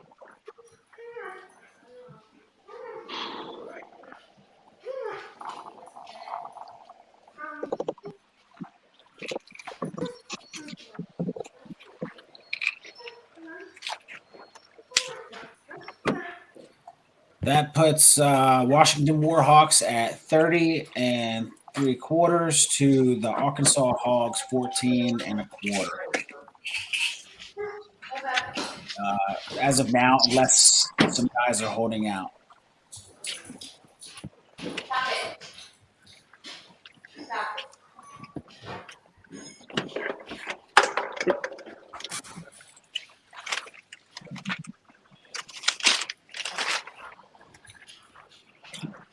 Yeah, that's the only thing I don't like about these games where another tournament's going on. You know, it's communication isn't near as good as it is when there isn't a game going on or another tournament going on. Yeah, I feel like our teams did really well this year, whether it's a local tournament or a big trail. We kind of all want to see the Warhawks themselves succeed as a whole, whether it's a KBF event or an MPKBA or VKT. Even, with the Reapers and the Privateers, man, we all want to see the Virginia team succeed and see each other's team on top of the board. So I think that first year we kind of stutter-stepped a little bit on sharing information, but once everyone was kind of in it to win it, information just started flowing, man. And as far as sharing and what baits, what areas, kind of what the situation or the deal was for that day. So, which I think has really brought a lot of success to our team with being a little bit more open about how you're fishing. Oh yeah, and some anglers we have. Well, just talking like that just makes you a better angler. You learn different things. Absolutely.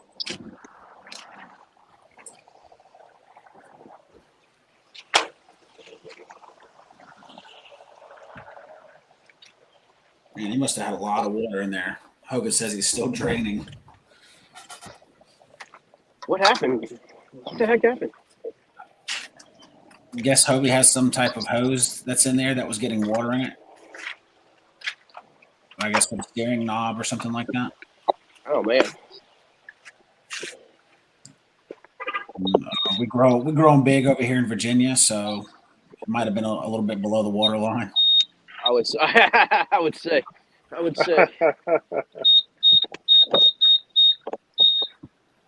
gonna steal that Hawgs title. Yeah.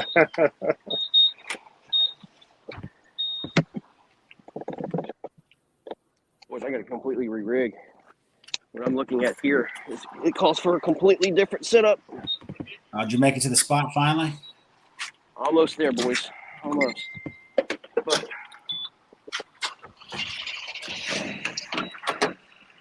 yeah, like I said, I got to re-rig, bro.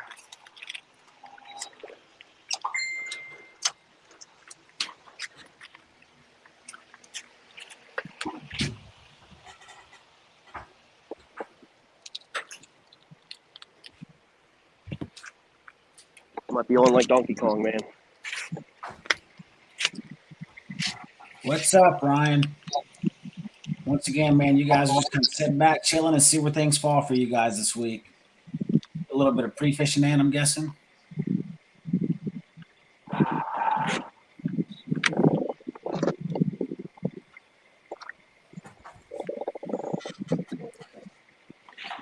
That's a really good thing about this KFL format, man. Everyone can come on live and ask questions immediately on all these big lakes.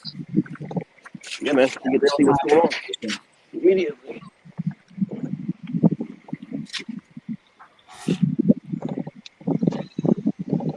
I don't know if this is going to pan out or not, but I really like what this looks like. But we'll see. It's a 2-mile gamble, so it better pay off. Oh, Victor, is that some cross kicks you got on, man? Yeah. What do you think? Man, they look good. Look like ski I've grease? never seen you wear those, so that's why I was asking. I just got them. That's the only color they had left, I think. Yeah, they sold out. They have sold out just Yep. about everything. I mean, you think that's a coincidence? They sponsor the KFL and they sold out of their inventory? No That's coincidence. That's awesome. It's a good problem. The only thing you need now is like a Vanguard from Brew Republic. Exactly. I have to tell you, man, I had a couple people at the ramp today. They're like, Greg from the KFL, Greg from the KFL. It was pretty cool. Pretty fun. It's like that TikTok video, right? Where they're like, oh, whenever I get out of the car, it has like everyone screaming. Yeah. Yeah. You have to start carrying around a Sharpie so you can get autographs. Yeah. They're like, what do you do? They're like, what are you doing here? Like, how long did it take you to get here? I'm like, 16 hours. Like, what are you doing here? I'm like, we're here in the freaking playoffs, man. I was like, I didn't come all the way to Dardanelle just to fish the Hobie event. I can tell you that right now. You know what I mean? We're here for the playoffs. Playoffs. Oh, Victor. Yeah. You would be in hog heaven here, bro. Very similar to what you're fishing right now. Got so much action, like hitting the top, but I think it's, I don't know what they are, gar or something. Like, lots of bait hitting the top too. Very. Yeah. The problem is I don't know how he hit my lure because I just high-sided my kayak and bumped over, and I kind of let go of the reel for a second. So I don't know if he was on the reel or if he was on the drop, or I'm like, that's awesome. I need to go run into something again. Did you see that fish on the screen? No. I don't. There's a lot of freaking fish on the screen. It's full. Wow. I've got something. I don't know if you can see the water. Let me turn it a little bit. There's something hitting the top.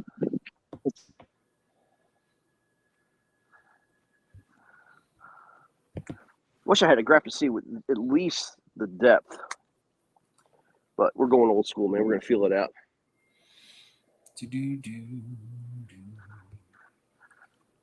Actually, we are going to figure this out. Okay. We're about 3 feet.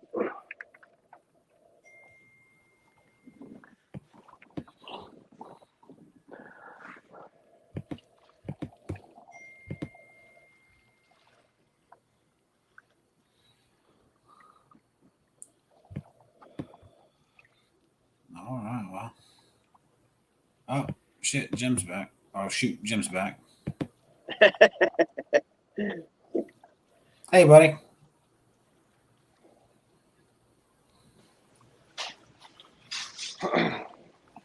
All right, I'm gonna show you guys this. This looks like North Landing. Where we fished out Norfolk. Excuse me. Great fish, boys. You see this? Oh yeah. Wow. Are those reeds? Those are reeds. That's why I came all the way over here, boys. So you read that? Did you read that screenshot I sent you this morning? I said, Yeah. Well, that's Oh. where I'm at, dude. That's remember I told Oh, you yeah. that's where I was going to oh go yeah, fish. yep.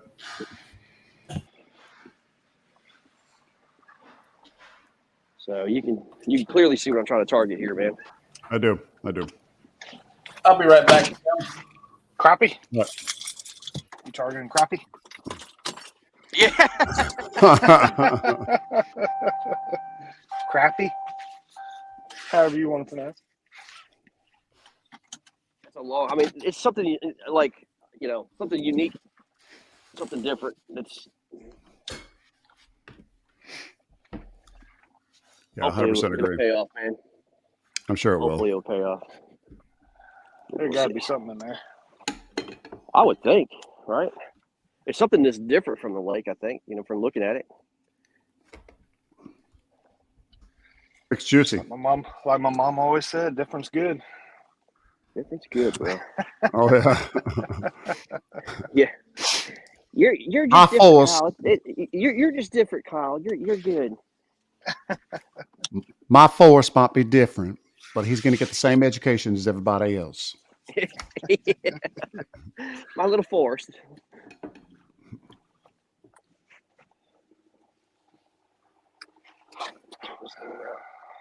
I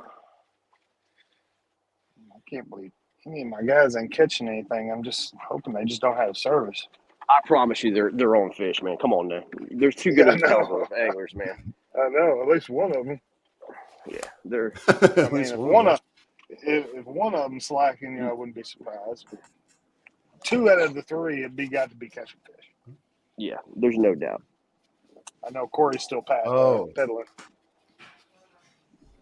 Sorry, my wife was chewing my butt. Man, there's got to be a drum in here somewhere. Yeah, but we don't want any more drums.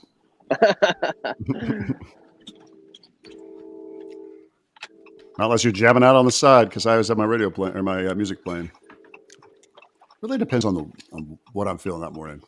Mostly country, but well, if I've y'all noticed win today, y'all win today, y'all have a perfect shot. Well, you have to go to Coosa, don't you, if you win? Yeah, we got to go to Coosa. Oh, okay, never mind. I thought you'd go to Virginia, and I was like, oh my God, easy trip. I knew it. Boys, they're starting to blow up all around me. These are bass. good. I just had one on.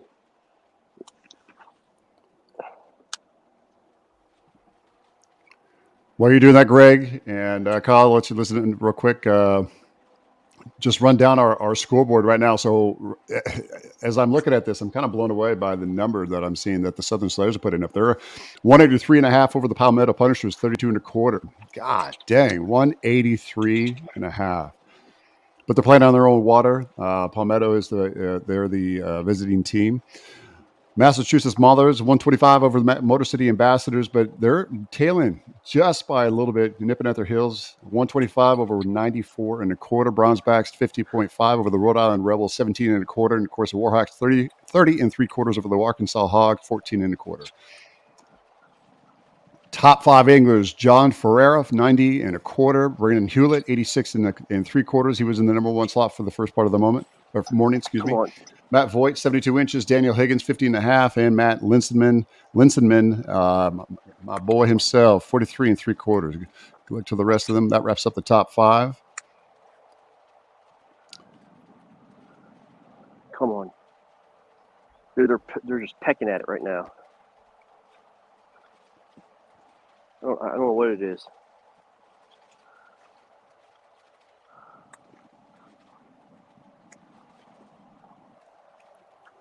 Did you give a little nod to the gods? I mean, you got to do your due diligence, man. Come on now, give a little nod to the gods.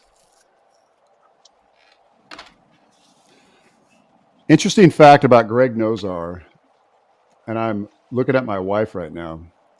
Greg can golf. Well, Not used only to. can he fish, he can golf. You, What's your used to. I used to be able to golf. what's your handicap? Oh, now it's like a 12, but I was. No, I, what is it now? If you had to get out there and shoot golf, I know if John Daly said, "Yo, if you can do a 9 handicap, would you? But you must make a 9." Would you it be able would to be. do it? I don't think so. I haven't played in a long time, man. I mean, honestly, I've been fishing so much. I played the other day, and I played so bad. So, you know, I would play probably at a 12 or 15, something like that. But I used I to, mean, that's I still used to be down. pretty damn good. Yeah, I mean, when the game was sharp, I was like a 3. I shot a 78 or 79 at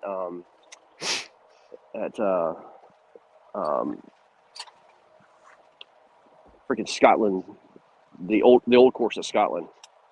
So that was pretty neat. Okay, that would be Yeah. fun. That's actually a Yeah, bucket that was- list then. Yeah, that was fun. I mean, I had to sleep on a concrete outside to get a tee time. I spent the night literally at the tee box, right? You know where the starter shed is, on Right. concrete. And I woke up like 4:30 in the morning, and all these guys were around me laughing because they can hear me snoring and stuff. So I got on the tee box at 6:00. No warm up. They're like, "Hey, you're up, man." No warm up. Strike like a 280-yard drive down the freaking middle. Almost went into the burn. Just smoked it. Woo! And then they wound up shooting. It was a 79. Yeah, I shot a 79 on the old course at Scotland. Guarantee you It was they fun. didn't care about your damn snoring after that, huh? Oh no. And the caddies, man, they're so fun. Yeah, I can imagine that would be. They'll bet on you and everything else. It was fun. So, quick shout out from Casey Starnes and Robert, big man himself, Jigmaster. Put some fish in the boat, Greg. We're trying to, bro. Trying to, man.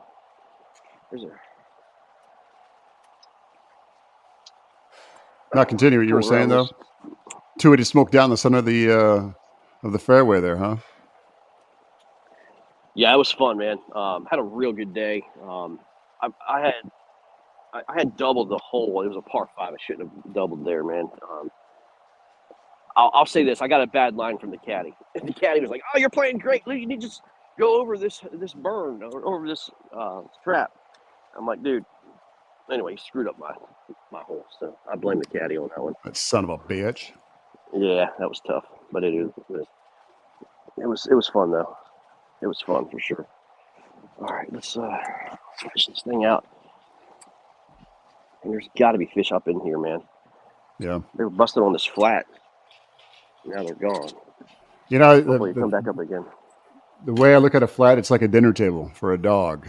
They don't always stay up there, but they know when it's time. They can jump up there, grab some They'll food, be and in get and off out. there real Yeah. quick. What I like about this is there's wind-driven current up in here. It's blowing the water in here, so which in turn should be blowing all the bait and everything else. But we'll see. Right, Robert, I'm fishing I'm fishing a reed line, man. It looks just like North Landing, bro. If he's still on.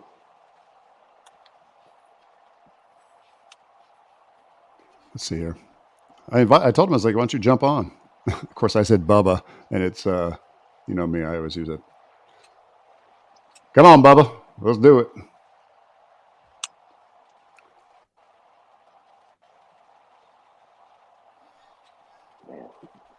Yeah, the nights have gotten a lot cooler the past few weeks, but the days are still getting up to mid 90s. So Yeah. Are they? It's still that warm, huh? Mike Hogan coming back into the stream. Hello. Man, I'm back. Man, what happened, dude? I think. Well, I'm not really sure. I think there might have been some water coming from the 360 belt drive hole. So I put a couple more zip ties on it to hopefully negate that. But we'll keep an eye out, and I'm gonna keep watch on it. There. I mean, I sat there. I had I put my knee under the kayak and was holding it up and just draining the water out of the rear because there was so much of it. I mean, it just went on for forever. It felt like. Wow. Yeah. So, I mean, Well, glad yeah, you're okay, man. You didn't do any kind yeah. of terminal damage. No, yeah. That was the important thing. I was like, it's not done broken or anything like that. It's something easy that I can fix real quick and settle myself. So, yeah. So you're on the board, Greg, and who else? Victor. Victor. Anybody? Yep. Anybody from the Hogs? Yeah, they've got Yes. Yeah, 14 they're and a on. quarter. Oh, okay, cool. I'm sure. I'm sure they're definitely on the board. I'm sure there's more. Yeah. He said, Rob said he's putting in at North Landing right now. Yeah, dude. What I'm fishing looks just like the. I don't know if you see that. Yeah. But it's the reed lines. Are you talking about the one, the only Bobby Brown? Bobby Brown. Mr. Jig Master himself. Yeah, that's that guy. Come on, man. Don't be cruel. Well, I think I just did that the opposite way, but whatever. Nobody got that reference to Bobby Brown. Don't be cruel. Yeah, I know, because Oh. you don't. Well, Robert doesn't like that name, so that was a part of it. I thought you were talking about. I was like, oh, Jim knows that No. Robert doesn't like being called Bobby Brown, but I still have to get more T-shirts made for him. oh yeah.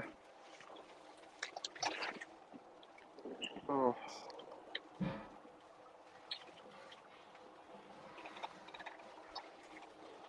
So is this just us, or are there Hogs in here as well? No, Kyle's listening in. Oh, okay. Kyle's listening in. Oh, I forgot to turn my camera back on. Sorry.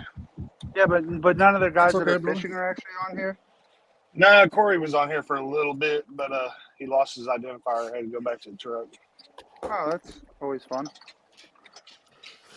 Always Right. fun. Be a safe I bet. hate when that happens. There is no gambling at Bushwood, sir. So, sorry, I had to. Judge Smells, the man, Billy Baru. So, is that what you're going to do, Greg? You break out Billy Baru? Huh? Billy. Which rod and reel combo is going to be your Billy Baru? Oh, Billy, this is a big one. This one right now. The old. That's your old Billy Baru? skipping stick. That's Ooh. Billy Baru, buddy. The old skipping stick. Oh, there's got to be a fish here, man. How? Please. There'd be a redfish here. I can tell you straight up. Let me show you this.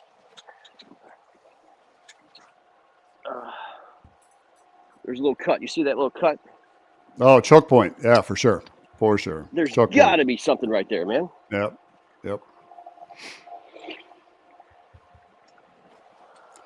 The wind is blowing through there or against you?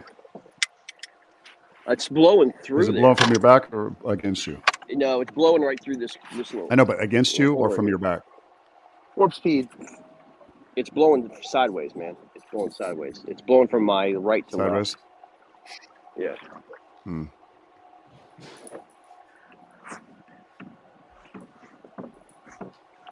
It's super shallow here. Is it? Super shallow.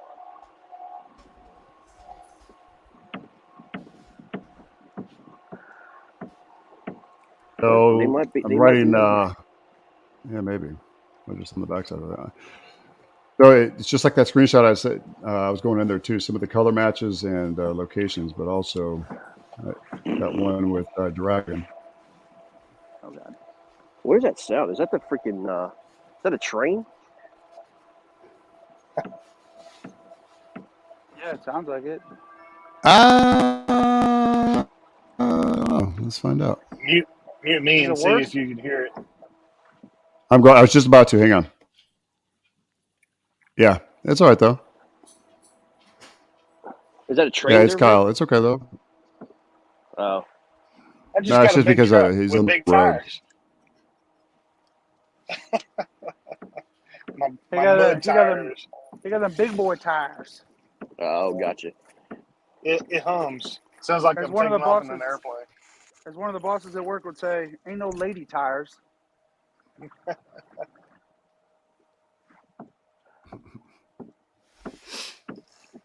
Oh yeah. You go You Hey, go Kyle, over the road with these Kyle, do you things, know you what get the? used to it. Yeah, I know. Tell me about it. I got the big old beefy ones in my Raptor. Not obnoxious. Like I don't know. I just don't. I can't stand it when you see a truck that's got tires bigger than the damn truck, unless I'm at that kind of a monster truck show. But yeah, I don't like that. Yeah. No, I just got 20s, but I just have some good mud tires on there. So, Or hey, you're gonna Kyle, ask me are you something? familiar with what the records are? Yeah. What are the records for this particular body of water? Do you know what the largemouth record is? I have no idea. I really. 16 and a quarter Um, inches. yeah. y'all might have broken the Right. record. I'm surprised it's not on the website though, or you can't find it on Google. Yeah, I was looking, and I'm usually pretty good at finding that kind of stuff. But that's what I've been doing all morning, looking at my damn phone. I don't want to be rude, but I'm trying to find content so we can discuss some of this stuff. Because I was already going back into some of the history for the reservoir itself. Obviously, 1965 used as a main thoroughfare for a lot of the barges that pass through, coming Yeah, to be from the honest, Mississippi. I don't know many people that just go out to Dardanelle and fish for fun. I don't know why they have so many big tournaments on there. Probably just because the sheer size of it. Maybe I don't know. I don't even know how many boat ramps it has. I'm sure it has a few. It's kind of like the Potomac. I never understood why MLF comes to the Potomac. I never got that. Well, I mean, Potomac can be awesome. It can be an awesome fishery. Maybe on a.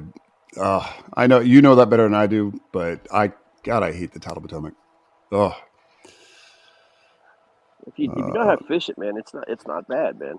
It really I is. think why you gotta- response. It's So why you got to it- fish it- the spots that are constants, like 4 Mile Run and Bellhaven, where they have a discharge, so it stays somewhat, level. I mean, the So my water best still day- fluctuates, but the temperature.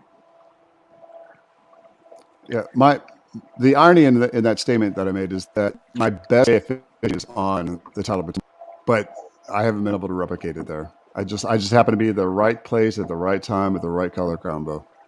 I couldn't get it. They just couldn't get enough of it. So yeah, we know. So 34,000 acre reservoir, main side of Russellville, blah blah blah. Small fishing way, blah blah blah. 57 campsites. If anyone had that question.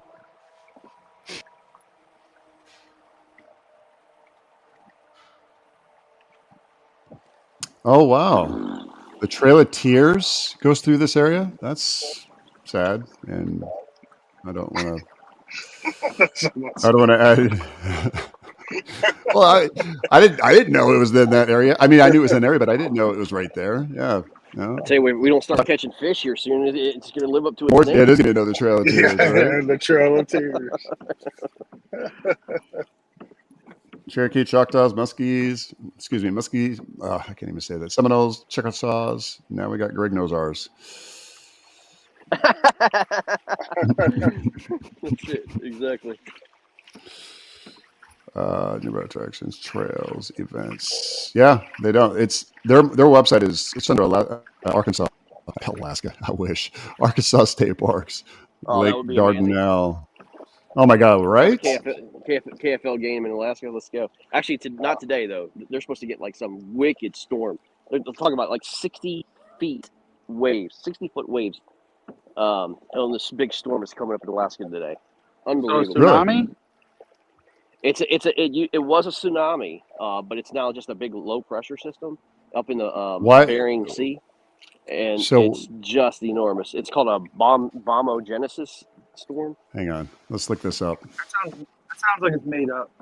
Like somebody's just like, yeah, it's a bombogenesis storm. It's called bombogenesis, BOMBO Genesis. Yeah, but it's not a tsunami. Tsunamis are the result of an earthquake and underwater. No, it's a typhoon. Earthquake. There's not right. No, it was here we go. it was a typhoon. Typhoon. Okay. Here we go. Yeah. And real quick, while I'm reading on this, interesting fact: worst tornado in American history in Oklahoma. Not too far away from you guys. Oklahoma. Guess how fast the wind speeds were? And this is a test question I had recently. That's the only reason It I was know like, this. what, 324 miles an hour. It dropped 301 miles an hour in F5 on the Fujita scale. But it was in 1999, and I had just left Fort Sill, Oklahoma, right where it hit. Here we go. Alaska bracing for the remnants of Typhoon Merbok, now swirling over the Barents Sea, predicted to deliver devastating levels of flooding, damage with wind gusts beginning Friday night and lasting throughout the weekend. Meteorological anomaly, 14 hours in some area lasting. Did you say there could be an electrical anomaly? Meteorological anomaly. Oh, okay. That makes But I'm a sure little they'll bit have a more lot sense. of electrical anomalies, yeah. Wind gusts 50 to 75 mile an hour with they could get as high as 100 mile an hour. I'm still looking for some of the tidal demo here, or tidal statistics here. Storm severity. Wow, 87% of Alaska's native communities are being affected by this flooding. Mm. Think about how big Alaska is. A lot of people don't know this. You know, it's Alaska is the largest it is the largest. I mean, it's a freaking country in its by a own. lot. But Yeah. it's called. Do you know why it's called Seward's Folly? No. Do you know what I'm talking about?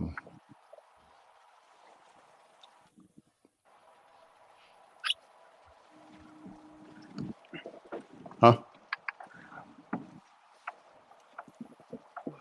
Hey, Kyle. Kyle still on? He is. He's not muted either. Probably can't hear me. Anyway,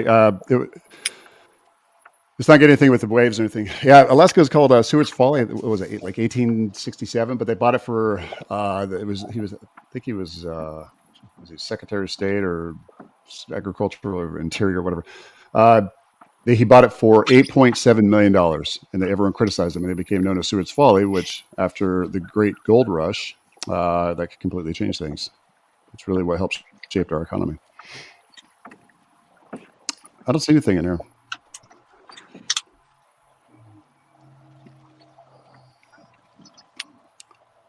But Greg, they are saying monstrous seas. Yeah, it was like 40 to 60 feet is what I saw.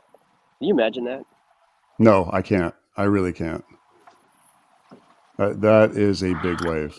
You ever seen those videos where they have like great big freighters and barges that are, out in the middle of the Barents Sea? And then the North Yeah, Sea and stuff. Nope. Yep. Yep. Nope. Nope. Not for me. Yeah. Nope. All good. Hell no. No. Mm-mm. Mm-mm.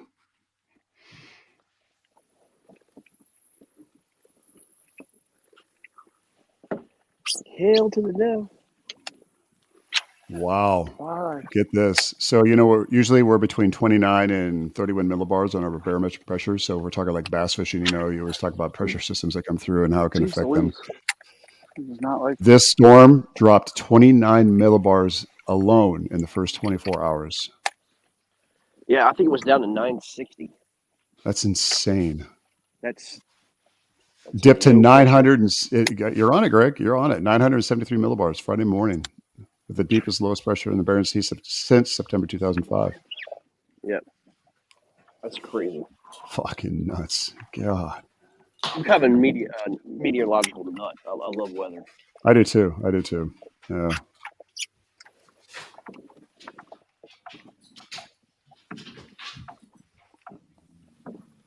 Yeah, it's given some of this different storm surges, but it's not pinpointing on some of the heights here yet. But they're talking about 2 feet of snow is going to fall over the higher terrains of the Brooks Range Mountains, located in the northern part of Alaska. Obviously, I mean that kind of storm is going to bring. So if you were to look at some of the different storms that are coming, because now we're getting into hurricane season, and all of the climate change that we've been enduring lately, how do you think it's going to affect all the different that we have around here as far as flooding, bass fishing alone, tournament series? Well, that storm is supposed to affect the wind currents of the hurricane coming up on the Atlantic, and wherever that storm decides to go, it's gonna drive that hurricane either to Florida or back out to sea, man. So that's why it's a big deal. Absolutely. That's why it's a big deal.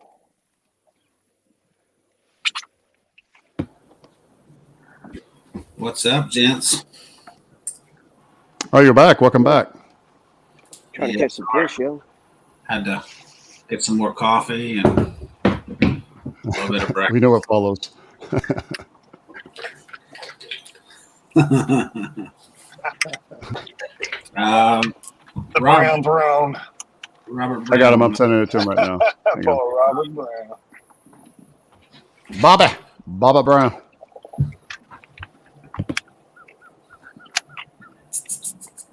Pull up, Bobby.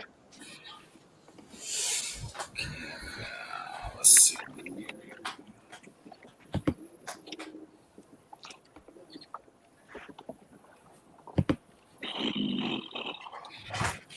Yeah, I'm thinking my guy's just it's a service issue because they're not on chat either. They haven't read any of the messages. Hey, Kyle, I just want to thank you for putting us on a fantastic fishing place, man. I don't This know place if is there's awesome. a lake that's going to be any better. You've seen our games. This place. We're going to is have the whole absolutely- league goes 14 inches, but Arkansas, we could have 12 inches. It's gonna. This place is amazing. I mean, That's been all summer, man. Spring was I know, good. dude. I know. All I mean, you summer. would think though, with this fall, transition, it would work. Hey, Will, Yeah, are buddy. you there? Yeah. Hey, dude, can you see if Justin Patrick's on the board? He launched with me, man. For Hobie, For the Hobie, yeah, Justin Patrick. yeah. He actually fishes for the Granite State Sticks. He lives in Tennessee. They picked him up late, and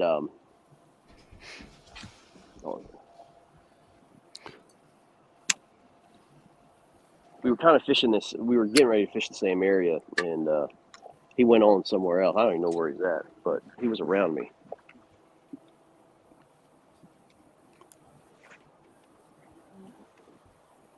Corey Hopper just put a 15.5 on the board. Nice. There's only 1 inch of bass separating us. Corey's on him. Mm-hmm. 141 people. Let's see. Justin. Corey is a river guy. He loves the rivers. Barrett, Corey. I don't. See, man, I could be. I know a guy that's good on rivers too for the Warhawks. I'm not going to mention Greg's all name or y'all anything. should be good on the river. That's the only thing they have up there, isn't it? Rivers, river systems. We got reservoirs, lots of them. Yeah, And we've got. golf course ponds. Yeah. Yeah. So I gotta say, Jigmaster, you look much better when you're not sitting on a toilet. We got jokes. Is that ugly mug Too in soon? here? Is it too soon? It's never too soon. Right there. I thought you were Robert hunting. Brown. You Thought, look he like a thought damn parking cone. I was my orange shirt. I gotta let Corey's everybody know. I gotta let everybody know there's a black man on the river. Let's I go. gotta let everyone know there's a black man on the river. Yeah. I hear banjo. The Tiger Woods of fishing. Hey, you said Justin Patrick? Yep. He's got 43 and a quarter. He's in 19th place right now. How's Corey doing on there? He should be right around there as well. Corey, he should be at that 30-something inch mark because I think Let's he's go, boys. I got it. I'm trying to get you on right now, brother. Well, he Nice, had Greg. he had a 12, at least one. It looks like with it. Looks like Rob is good luck. Corey Greg, get one. 28 inches. Greg got one. Oh, Corey Hopper's on board, 15.5, yeah. But Greg is on right now. He just got one. So will she measure up? That is the question indeed. Will it measure? Well, it'll measure no matter 13 what and because he's in 3/4. Hobie. I think we're gonna measure. We'll see. I don't care about the Hobie. I just want the AFL.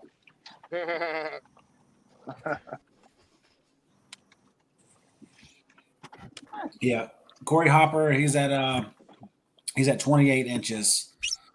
Currently sitting in 36th place. Oh, in the Hobie 28. event, you mean? Yeah. I apologize, Hey. Kyle. I apologize. I didn't mean to. Yeah, I thought you were talking about just for the KFL. We should have had more than 28. He has 29 on here. And I know he had a 13 3/4 too. Let me refresh just in case.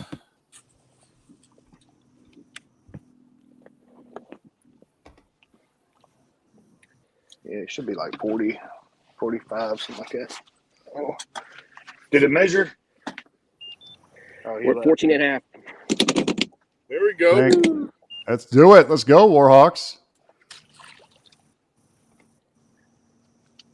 Yep, he's at 43 and a half now, currently sitting in 17th place. Nice. Good deal. Dang it. Hey, Rob, you know that Sunline wouldn't do that. I'm just saying. It will if you hit the water on your backswing. Hey, are you finally back down here in Virginia? Yeah, man. That's good. Back in the VA. Welcome back to the promised land. He rode down on the captain's dinghy. What can you say? What lake are you fishing today? Are you pre-fishing for next week's matchup or what? Oh no, my bad. I'm thinking of the Reapers. My bad. Oh, you want to rub it in? Is that what you doing? I completely forgot, man. It was unintentional. I expect more, if you will. Right? You shouldn't. You really shouldn't. You're supposed to be my military brother. I am, man. That's why I retired from smack talking. It wasn't intentional smack talking.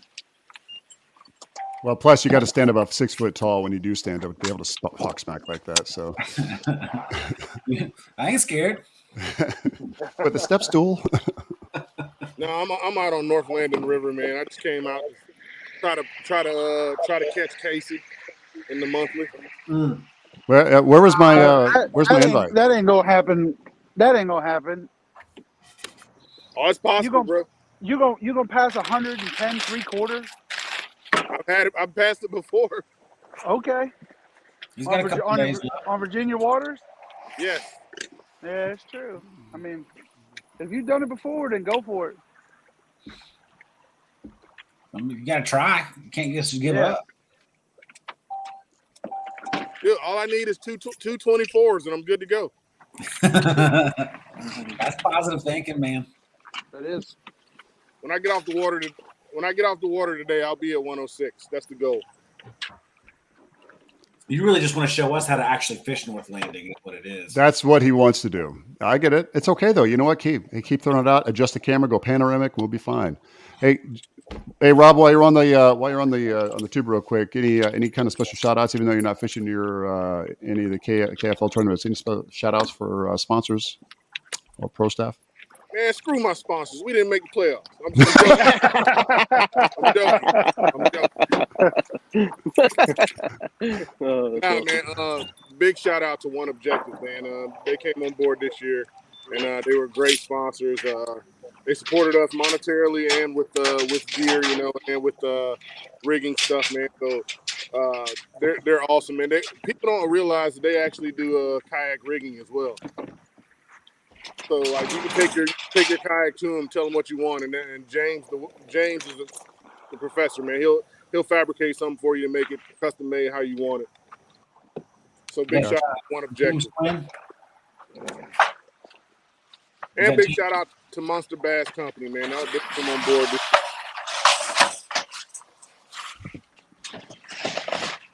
And to, 3 bells, Rip It Energy. I actually had my first Rip It Energy like 2 weeks ago, man. It was pretty good. You've never had a Rip It Energy?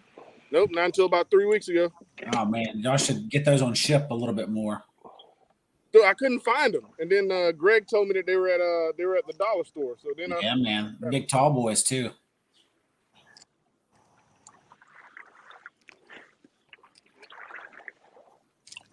doing a doing a little cranking this morning. Yeah, I like that. I like that. Yeah, don't worry. I'm over here with a notepad. That ain't usually how I fish North Landing. Y'all know how I fish. Greg knows how I fish North Landing. Oh, I know how you fish it. What's the water temps up there at North Landing? I don't even have a fish finder going. Stick your finger in the water. Seems to be like a day. Everywhere around, it's been right around mid 80s, Okay. mid to low 80s. Yeah, it was 70. I think it was at 77, 78 on the res yesterday. By midday, they warmed up though.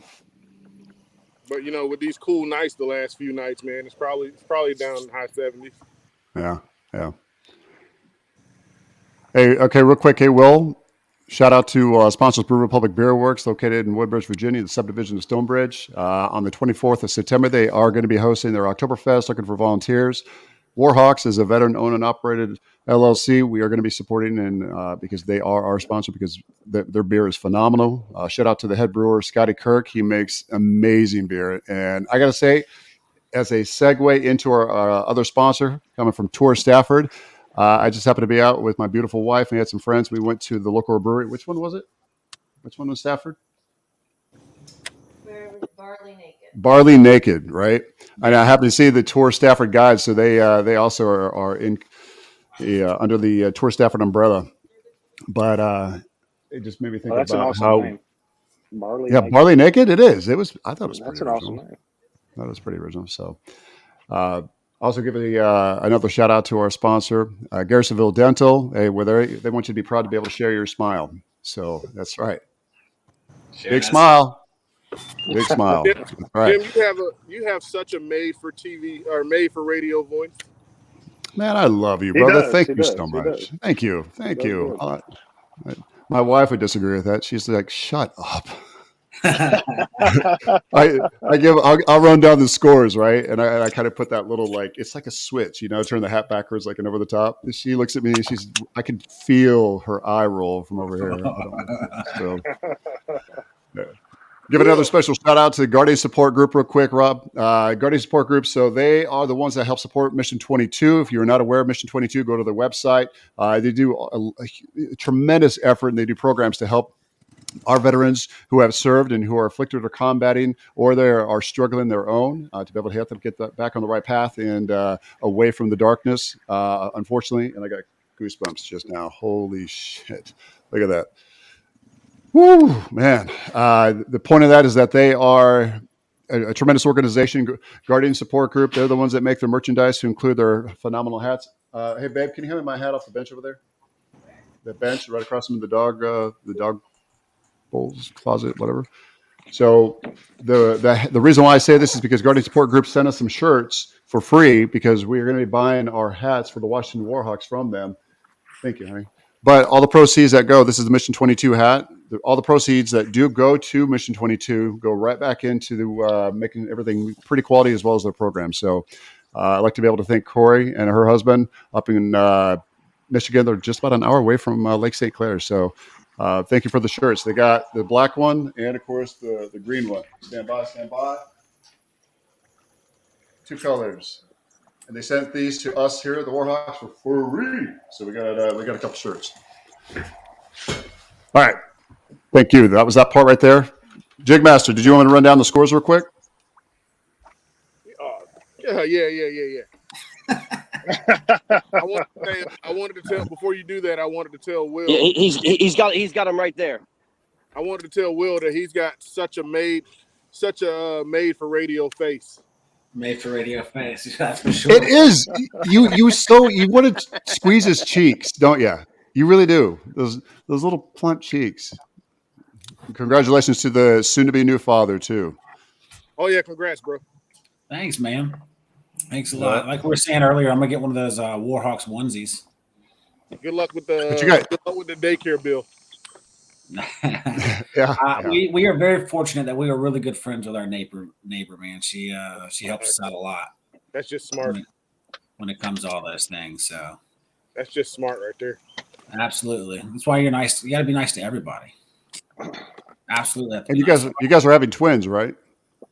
I mean, she's about as looks about that big. I wouldn't say that. I wouldn't say that. I would never. You She are. must not Hey, be you're home. courageous, bro. Oh, She did. no. There she, I could hear it coming around the corner, shaking the house. Can we go ahead and get that deleted real quick, please? Delete that last segment, please. No, I just create big babies, man. That's all it is. So Hey, I want to give. I want she to went- give a shout out. I'm gonna give a shout out real quick to Mike Fink, man. Mike Fink's been sending me some positive vibes, man, this morning. So, man, I appreciate you, dude. He's cheering us on, man. I love it. Let's go. Good. Yeah, we need those big W's, man. Yeah, man, we're Roger that. trying, bro. I love the positive vibes, man. Bro, I just had. Sometimes my genius amazes me. WW, bro. Warhawks. All right, we'll talk about this later. We'll continue that. Watch. You know where I'm going with this, right? Well, Yeah. I'm talking to you. Yeah. What's up? All right. Cool. So hey, let's do a rundown real quick. Let me make sure I refreshed here because this should be good because it's pretty good about updating. Rhode Island Rebels in the Pennsylvania Bronzeback, 69 1/4 Bronzeback. Right now, they're leading the Rebels, 69 1/4 over the 46 inches. Motor City Ambassadors. Wow, this is good. You know what? This is really turned into a really close matchup right now. I mean, it's back and forth. First, it was Motor City. Then the Massachusetts Maulers pulled up and ahead. They jumped up by at least one or two fish. They're right now neck and neck, 125.5 to 125. This is a Wow. this is a Are grind. you This serious? is a shootout. I am 125.5. gosh. And I got to say, if Matt Linseman keeps on it like he has been, he could be potentially setting himself up for MVP. I mean, I'm going through some of the different things, some of the different listings here. Wow, That's incredible. these are oh my god, these are great fish. I can't wait. What a great playoff game that is. Huh? That is, it's a phenomenal playoff game. I love the Motor City Ambassadors. Not that I don't love the rest, but hey, you know we played them head on, and we had the pleasure of multiple times actually had the pleasure of sitting back and talking shop with these guys, talking bassin. So, hey, Greg, did you put that last one on? Yeah, it did finally update, I think, here. Okay. Southern Slayers right now, kicking us on the board, 183.5 over the Palmetto Punishers, even though they are playing on their own home waters. It gives them that home field advantage. 183.5 over the 48 3/4. Warhawks leading right now over the Arkansas Hawgs, 45 1/4 to the 29 3/4. For your top five anglers, John Ferreira, 90 1/4. Brandon Hewlett, 86 3/4. Matt Voigt taking up the number 3 slot at 72 inches. Daniel Higgins, 50.25. And hey, the man himself, as I said before, Mega Matt Linseman, 43 3/4, followed by the number 6 slot, Dwayne Dreyer. And moving on to Jeremy Baker, 35 1/4. Number 8, Christopher Catucci, 31 1/4. Zach Solier, the number 9 slot, another Motor City ambassador himself, 31 1/4. And Terry Smith, and then the number 10 slot at 31 inches. And that gives you your top 10 for the KFO leaderboard right now for the wild card playoffs. I feel like How about I'm watching an ESPN game. Maybe I can start contracting that, huh? I love you, bro. Thank you. We have been trying to get it to where the scores can go across the bottom and stuff like that also. So we're kind of working on that, man. I know Jim, myself have talked about a lot about KFL streaming and wanting to try to make at least the Warhawks one of the top streaming channels as far as KFL. So having that made for radio voice right there and a face for TV like Jim. You know, Well, the You problem guys is, are you'll humble me. well, the problem is you're a Marine. Woo! yeah, I know. Big dum dum. I'm gonna That's have why to. they put Marines. That's why they put Marines on Navy ships because sheep are too obvious, right? That's right. Hey, hey, Beast. Hey, Beast. When are we gonna do this jig fish off, bro? Whenever you want, man. Except for in November, because then I'm pretty much stuck. He's done. He's done. I'm But pretty much stuck to the house and waiting for baby McKenna to come, man. So she might be a couple weeks early. That's how big the baby is right now. She's about 4 weeks, measuring bigger than normal. So does it have to be a jig or can it be T-rig / like soft plastic on the bottom finesse fishing? Has to be a jig. It has to be a jig. Swim jig or football flipping. Jig. All forms of jigs, man. I'll even include bladed jigs. Bladed jigs, okay. Yeah, we'll have to do that. We'll have to set up a time, man, and do a little face off. That'd be good. We could actually stream that just as it is. Some neutral waters. Oh, we gotta do it on the same body. Okay. You want to do it on the same body, or we can do it on separate? You have to keep it level. You got to keep it level across the board. Same body water. Same body. We can do it at Honey Run. I don't care. Hey! Whoa! We don't say the H word here. Come on now. You don't want that smoke, buddy. Hey, all right. Like I spoke. I would accept that challenge myself as well, and I'm nowhere near your caliber when it comes to jig fishing. But I would even accept that challenge there. I'll take that smoke. Beat you on your own stuff. Well, come on down, man. That will never happen. You can stay by the house. You can stay by the house, and we'll do a little drinking the night before at Beer Works Brew Republic. nice segue. I like that. And then we'll go out the next morning, man. And we'll have to do it soon because I think they start to close here pretty soon. I'm not sure what the dates are. But we can stay here because I'm pretty close. The 11th of October. 11th of October. So, which works kind of almost in my schedule because, that kind of works in my schedule. Is Greg on again? Hold up, Greg, are you on? Yeah, I got it. It's a dink. Well, at least you're on him though. Greg, dink lives matter. Come on. I don't think it's even going to go 12. Greg, did you hear what he said? What do you say? He said, "Dink lives matter." That's what my wife says. Oh, damn. So much for the PG version in the play. It's gone now. Yeah, we left PG. We left PG a couple miles back. Jesus. Probably about 7:00 this morning we left PG.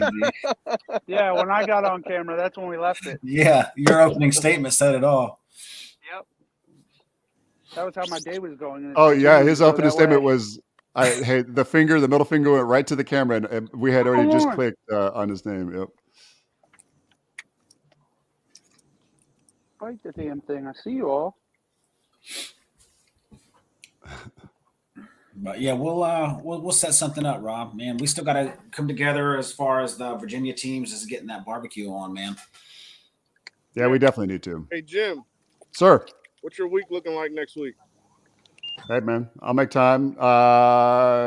From Wednesday on, I'm good, bro. I gotta come up and get me a passport. Okay. So I might just bring the yak and do some fishing too. Well, let's do it. Just let me know. I'll be in Arizona. What day? So balls off. Yeah, what day, Bobby?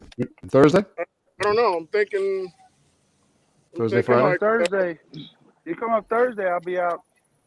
We'll be out at the Secret Juice on Thursday. I mean, we'll be down at Coosa, so y'all can do what y'all want to do. Hey, I got a quick question for y'all. Yes, sir. So Cody just called me and said his identifier got shredded. He has a one that's 16, I think it's at 3/4. Said after that his identifier got shredded. He was wondering if it's okay if he puts that there in the picture, the pieces, and puts identifier on his hand. Is that okay with y'all? Yeah, man. We're cool with that, dude. Yeah, I mean, things happen, man.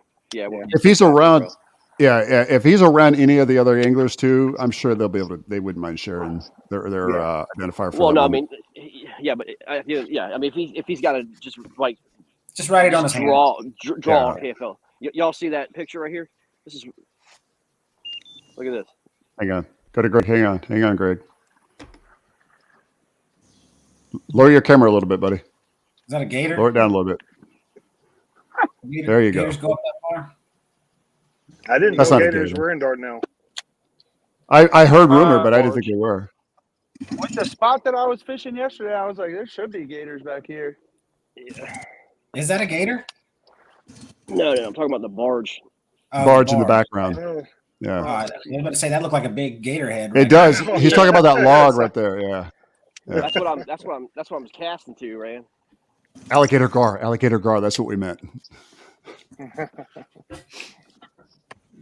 Yeah, Kyle, you should be good, brother. But if it starts to get, what I was saying is, if it gets to the point to where the shreddings, it's just not. I mean, that just takes a lot of time too. In all fairness, so if there's someone around him, you can. Oh, there's a bald eagle. Y'all see that? I've got like 3 or 4 with me. Yeah, I saw one yesterday too. Ring out, America. So, Will, this area where I'm fishing, man, it reminds me a lot of the back end of Aquia. Actually, Robert, Is Robert still with us? Yeah. Yeah, Yes, he's sir. on. Hey, this area I'm fishing, it looks like the island I took you to.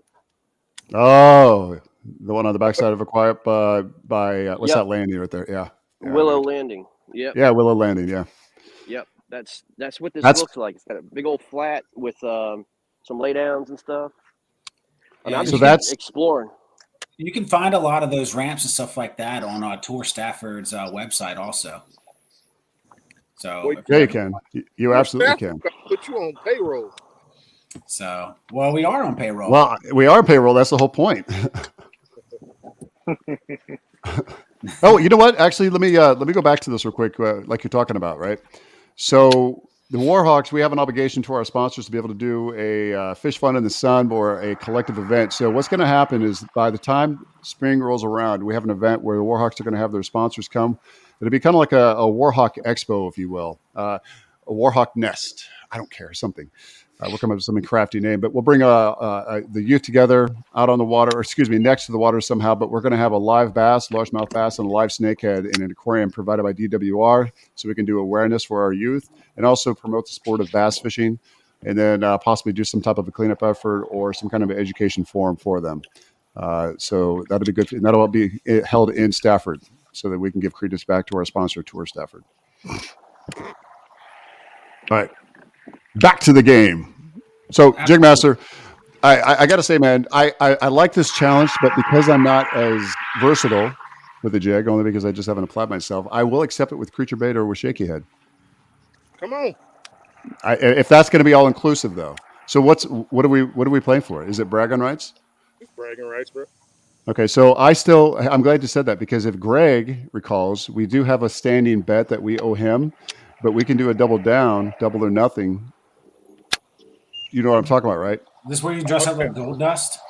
He's gonna. Yeah, Greg yeah. didn't have to dress up like Gold Dust, but he had everything. He had the spandex, he had the gold paint, and everything. He was ready. Kyle, Yeah. he was like, "You fucks." So we Check in. Yeah, you guys owe. we we My had wife a was asking bet, about right? that the other day. Like, where's the wrestlers? Hey, bro, I have all the rest of the apparel in the corner shop or the corner of Dude, our closet right here. Akeem, the African Dream, retired, bro. He did not retire. Then you have to go Gold Dust. You have to be the first black Gold Dust. We're good with Akeem. We're good with the king. Yeah, He just came out of retirement. I don't need you to be smuggling any grapes with that skin tight spandex, bro. We're good. Thank you. Yeah. Kyle, so to bring up to speed, we had a standing bet last year when we were all fishing, right? And whoever the loser was, whoever the losers were of the group, is myself, Greg, Rob. Who else was in there? We have one more. The ginger kid, Joe Costa. Oh, Joe. Yeah, Joe was in there too. Yeah, and we had to pick. Each of us had to pick a wrestler for the other team or for the other guy, right? So it was like Jig. It was Rob, Greg, and myself picked it for Joe. Joe, Greg, and Rob picked it for me, and then we picked Gold Dust for Greg. And of course, Greg came through. He won. For that tournament, Greg fished the hardest he's ever fished in his life. That's right. There's no question. There's no Yeah. question that happened. I mean, I was like, no chance I was going Gold Dust on people, man. We were really hoping for it too, because as soon as he said, we were like, what should Greg go as? And I think it was Rob that said, he was like, Gold Dust. Oh my God. We all were like, yes, that's it. Let's go. Hey, what's up, Granite State Sticks? That's right. Special shout out to the Granite State Six for kicking ass and for winning AOI. Jake Angulis, right? Didn't he win it? Jake Angulis. Jake Inglis. Yeah, MVP. Yeah. Special congratulations to him. Absolutely. Yeah, I guess the only way we get to see them is in the championship, in the cup, right? In the championship. Yeah, so we can. That's right. When we do see him in the championship, we'll give him a high five and a good pat on the back and a handshake. Bro, there's got to be bass right here, man. What's the water like? Is it stained? It's clear where I'm at right now because it's only like a foot deep. But when you get a little further out to the channel, it's definitely muddy. Is it? It's Arkansas River muddy. Arkansas. Well, Cody's finding them. So with his 16, we'll be right at neck and neck. He's got 8 over 12. So he should be up there on the board in Hobie. But Okay, let's take a look Wow. real quick. See if this updated. That fishery he- sounds awesome. He may not have been able to post them yet. Cody Milton is sitting in 10th place at 66 and a quarter. 66. Right I on. said a bunch of 12s. Yeah. He can have all the 12s he wants. 12s and 13s, and 13 and 3/4, man. 13 and 3/4. Have them all.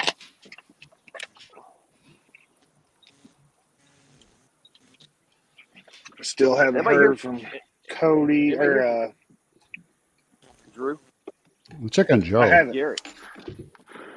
Joe's forgot his battery pack at the hotel, so he was unwilling to broadcast due to the fact that No, I know that, but I want to check on him, make sure he's okay though.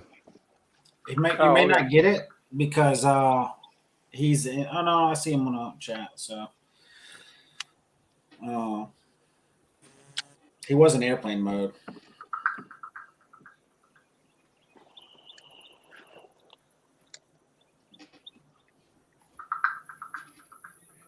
Yeah, I haven't heard from Drew or Garrett, so I don't know what they have.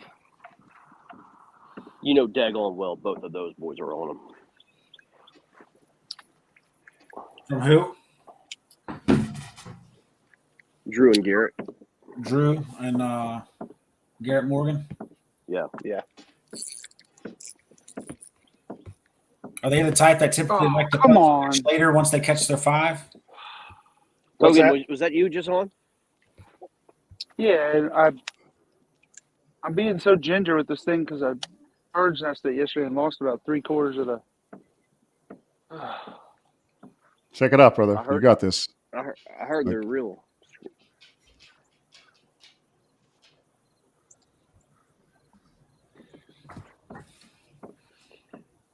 Kyle repping the KBB T-shirt over there.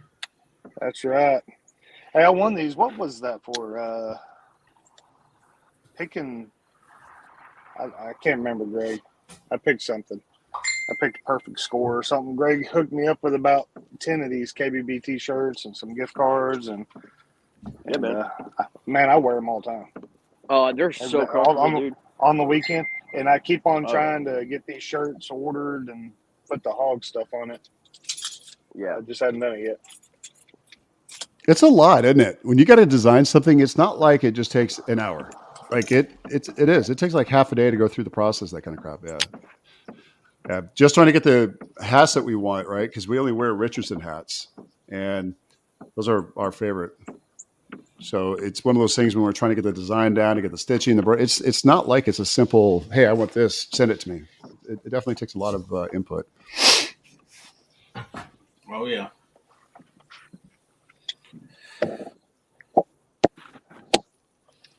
So Kyle, is there anything that you plan on doing different for your team for next year, coming 2023 season? Yes. Off season, we're going to end up because the streaming is one of our weaknesses. So I plan on getting 4 GoPro 10s. I believe those are the ones that stream, and some mounts. So we're going to be handing those out to the starters every week. That way they don't have to fool with their phones. I think that's the biggest thing is guys just aren't used to doing it. So the Hero 10s, they'll allow you to stream to StreamYard? I No. believe so. So I didn't mean to be rude. That was rude of me just to throw in a no. What I meant to say is that we did our research on this because we were trying to do the same to avoid having to just use a phone. Yeah. GoPro is not compatible with StreamYard. What you could do though is you could add a separate URL if you had like a laptop per se, right? And you had it on your kayak. This is how they explained it to me twice over because I kept saying that's impossible. There has to be a way to be able to have it stream from your GoPro if GoPro has their own platform, because they do. Because I had a 9 and I had a 10, and I sent the 10 back because I got it under the presumption that I could do that. And so StreamYard doesn't have it yet, but they may have that was like a month ago. They may have it by next season. Hopefully they will. But you can still stream on your own platform, just not to StreamYard. Just not StreamYard. Okay. Yeah. Pretty sure As a matter of you can fact. pretty sure you can stream to YouTube. Oh yeah, Yeah, but yeah. yeah, I think You can stream to Facebook directly to your own page. Yep. But you can't go through StreamYard. Yeah. You can do that with the 9. yeah. But yeah, we're you gonna do figure that. something out for streaming next year where they don't have to. All they have to do is turn it on and go. Yeah, because it takes so much when it comes to your phone. Like with one of our members right now, he forgot his extra battery pack, and that it takes a toll if you're trying to be able to make sure you have enough battery left to be able to take photographs of your fish for a minute, because that's priority number one, obviously. That's why I don't use the battery pack, man. I just use my Nocqua. You use your what? I don't use I don't my use those FPV. battery packs. I use the Nocqua battery. just a charge. Yeah. Yeah. I'm thinking maybe like a YOLO tip power stick is what I've been doing as far as my phone wise. I'll set it up on there and I can plug it in, and that way I have all day power on the phone. It streams right over the top of my head. I turn the screen down to kind of keep the heat off of it a little bit, and I think my only thing is I would like to do like a second phone to be able to submit fish, so that way I don't have to stop streaming or anything like that. Yeah, for me. That's what I did. Even I bought a second phone just for that purpose. Even though by the time I got it, I wasn't fishing anymore. But yeah, I bought a second phone off. Dude, you can get an iPhone or something like that off of Marketplace for $100. Yeah, and just hotspot from your other phone. hotspot from your other phone and just have that one doing your recording. Yeah, that's why I like these. I have a quad lock case like that. And just so happens that the wireless charger that I have for like my windshield and stuff, it locks in. So I know if this is on the back on that YOLO tech, that I can set the hook. Unless I break that entire YOLO tech off, this phone's not coming from that mount unless I want it to come off the mount. Bro, that yellow tech, That's that yeah, quad lock. it's on there. Yeah, That's that quad and that'd lock, right, Will? Mm-hmm.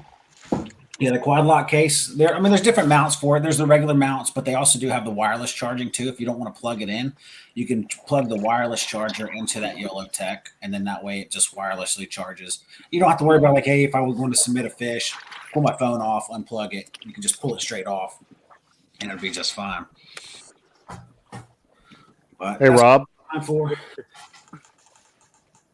Your buddy says hello. Is that a striker? Yeah. Who's my buddy? Look at him.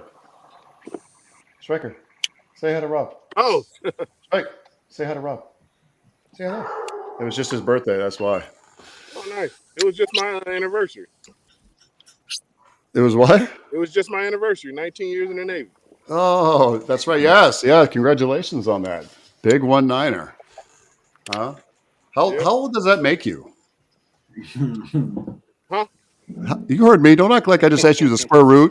I'm losing you. Uh, Bad service spot. We all know the golden rule. Black don't crack. I know that, brother. You look good, man. You look good. I am 37. Crowd pleasing 37. I figured you'd have some city miles on you, man. 37. I'll be 38 next month. What day? 24th. 24th.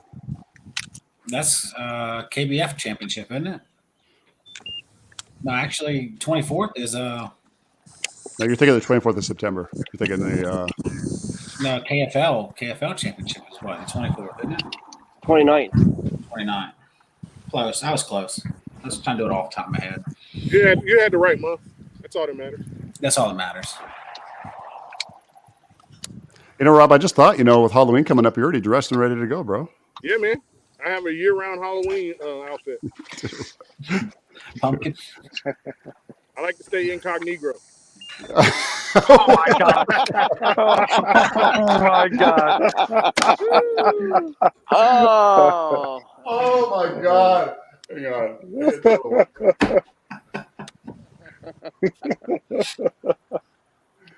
Oh man. Oh man, How did I not get smoked on that retreat? can't take you anywhere, Rob. That's true. I hear that all the time. So what's your plan? You got just a couple more years left, right? You said last time we spoke, I believe you said that you were going to move up here to this Stafford area. Yeah, my plan is when I retire to move up there and work at Lockheed. Okay, so you'll be right around the corner from me then, right? Lockheed is In right, Manassas. yeah, right there. Yeah, in Bristow area, Manassas, right from us. Yes, sir. So, But that's the plan. I retire in 2025. So right around the corner. It will come fast. It really will. Yeah, just like the last 19 years, will just blink of an eye, man. I can tell you that's true. It went in a blink of an eye. I tell you what, the days were slow, but the years were fast. Yeah. So I mean, I hit 30 years of DOD here in just a few months, and I look back and I'm like, what happened? Yeah, all the time. So you hit 30 years of DOD. What does that put you for age-wise there, Jim? You shut your damn mouth when you talk to me. Another couple years in the Army. Yeah. You did what? Hey, man, You let me tell you. 3 years in the Army, 30 years DOD, 15 years with the post office. Post office. Do I look like a damn postman? That's like 47 right there. So, hey, I'm about to. I'm not 47. You're close, but I'm not 47. I can say that with pride. Okay.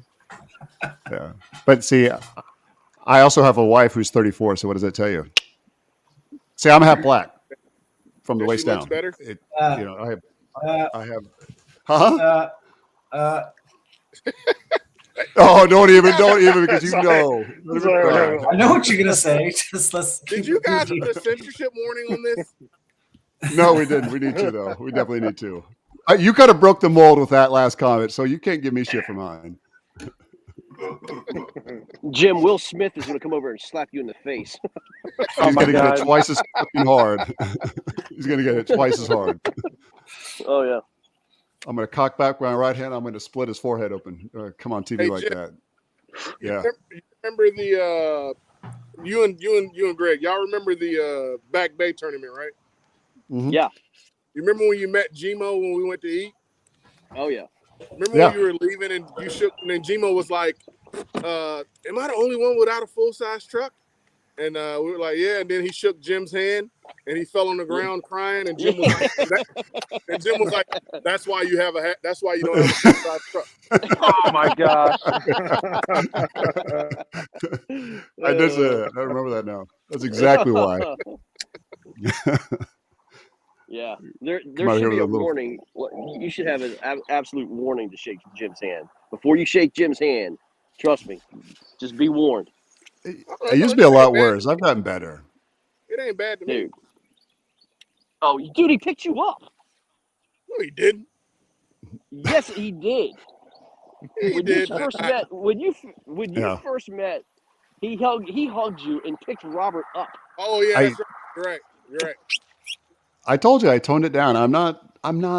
There's no malice in my heart. All right. I had to calm down, especially when my wife started smacking me in the back of the head because I'd go meet her family or relatives that were coming to town or friends that were coming to town. And I would have to sign the dotted line that I would not hurt her friends. So I had to calm it down quite a bit. Wow. Yeah. How tall are you, Jim? It depends which convenience store I'm walking out of. You know, the little tape on the side. Sometimes I'm 6'8". Other times I'm like 6'7", 6'9". It just depends. 6'8" though. Tall enough. That's why I'm not in a damn Hobie. There's no way in hell. Tall enough where he has to get out of an elevator. But I gotta say, the AP. Yeah, being on that blue sky, I feel like I'm a damn. 6'5". I'm 6'5". Woo! Wow, really? That's still pretty big. 6'5". Who's 6'5"? Kyle. You're on an autopilot. The 136. Autopilot. Yeah, 136. Yeah. Kyle, I had no clue you were that tall, man. Yep. Yeah, Kyle's a big boy. You look like you're 6'5". 5'5" when you're on the kayak. No. I'm not standing up. That is, I still don't feel comfortable standing up. So I'm trying to design me a steady stick or stand up bar or something. I just honestly, so I have I don't ever like referring to it as a disability, but I have my ankle. I have no feeling in it, so I limp when I walk, right? But I got to the point, like in my bona fide, I could just stand up just with practice. The only time is when there's heavy winds. That's the only time I don't, because you turn into a damn big sail. You know what I'm saying? It starts pulling all around. Yeah. So. The reason for that, Jim, is because it's a bona fide.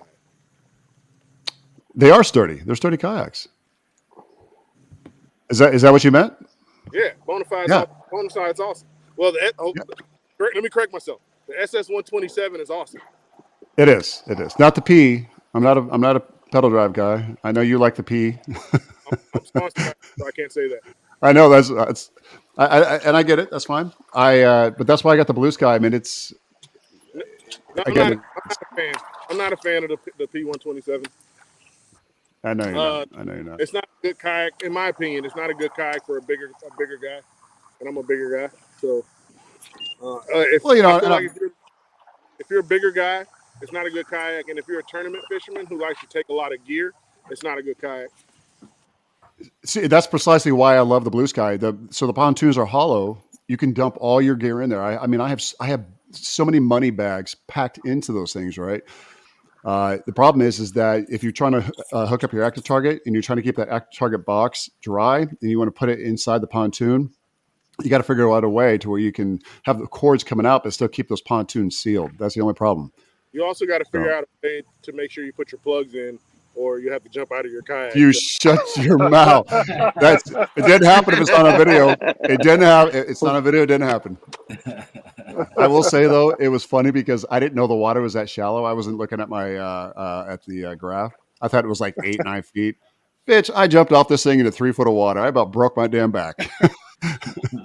Like I did the swan land, like, yeah, I didn't do it. I was like, why am I riding so low? Oh, shit. And I remember James was like 5 feet away from me. He was like, you're riding kind of low. Oh, that's why you're low. Yeah. Left the damn drain plugs out. Needless to say, I don't take them out anymore. James was telling me, he was looking at you. He was looking at your yak. And he was like, how do you keep like going at speed? How does he keep the front end from dipping down? And he was like, it's dipping down. And he goes, hey, man. And you're like, oh, just bail. Yeah, because I knew it instantly just hit. I was like, my drain plugs. I knew it. Because I was at the ramp and I was like, I can't forget my drain plugs. I got to put them back in. Because precisely that issue I was just talking about, I had my active target, and the day before, the lid was open, right? So the water kept coming over, so I had to keep draining it out. I've rectified that problem since then, but still, that next day, I forgot to put them in, and never again. Yeah. To get you an automatic bilge pump to put in there. I got to talk to Mike for that. Mike carries a bilge pump with him now everywhere he goes. Yeah, good luck. Good thing you did. Well, fellas, I think the ambassadors are in trouble. The Mahler's got a 143, 125 and a quarter or a half. Then they both have 8 fish. Oh my! Because I'm looking at that right now. They are. Sure? Is that right? They have 220s and a 19. 220s, 19, 2 18s. Yeah. Wow. Both teams 8 fish, and they got that big of a lead on them. Oh my! So the difference is going to be they need 220s to be able to knock the rest out and catch up, and then they're just going to have to grind it up from there. They're going to have to make it who's back winning on the the ground. Pennsylvania game? Pennsylvania, Bronzeback, 69 inches. Rhode Island Rebels, 46 inches. That's really close. Pretty much a wash right now. Southern Slayers are definitely punishing the Palmetto Punishers, 186.5 to 48.75. I see what you did there. Wait. Will, I want to hear you do that again, but do it with your announcing voice. Come on, do it. I want to go over, write it down. The Southern Slayers punishing the Palmetto Punishers at 186.5 to 48.75. Man, I need to Uber Eats me a box of crayons. Hey man, you gotta dig down and get right there, okay? I'm just trying to be like you when I grow up, Jim. That's all. Please. I don't think you're gonna grow up to Jim's size. I was gonna No. say it, but you beat me. You beat me too. I was gonna say Not I don't all think of us can have our picture on a vegetable bag. oh, green giant, you asshole. Kyle's like, there's too many Virginians in this chat. All right, hey, keep it comical, right? This is how all of Where's our my streams Arkansas are, guy? Kyle. This is They are. exactly This is exactly how they are. Hey, that's fun. That's fun. Greg, I'll have you know Hey, that this Greg. jacket was given to me by the late Saint Francis of Scotland. Only up there they call it gaff, not golf. Hey, Greg.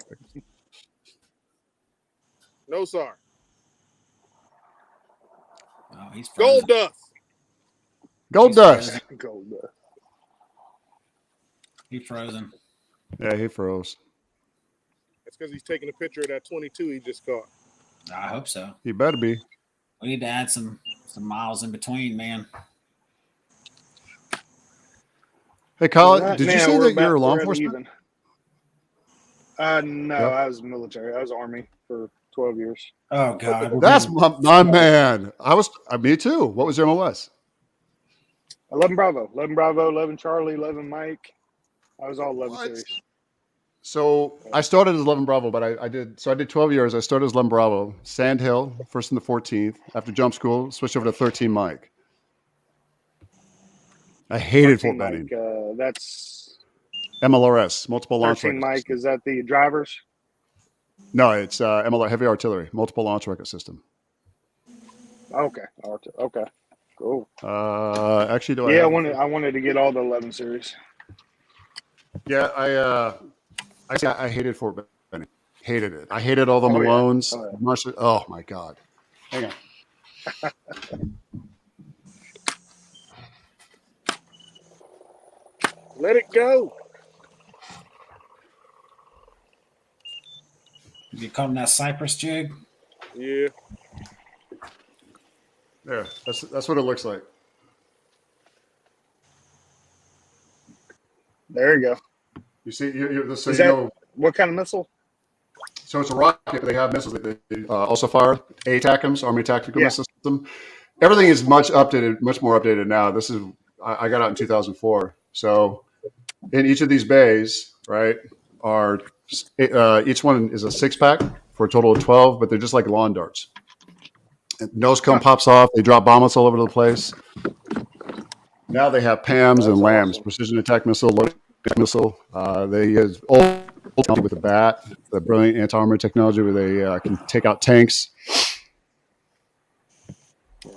Yeah, I did. My whole career was 11 Bravo and 11 Mike.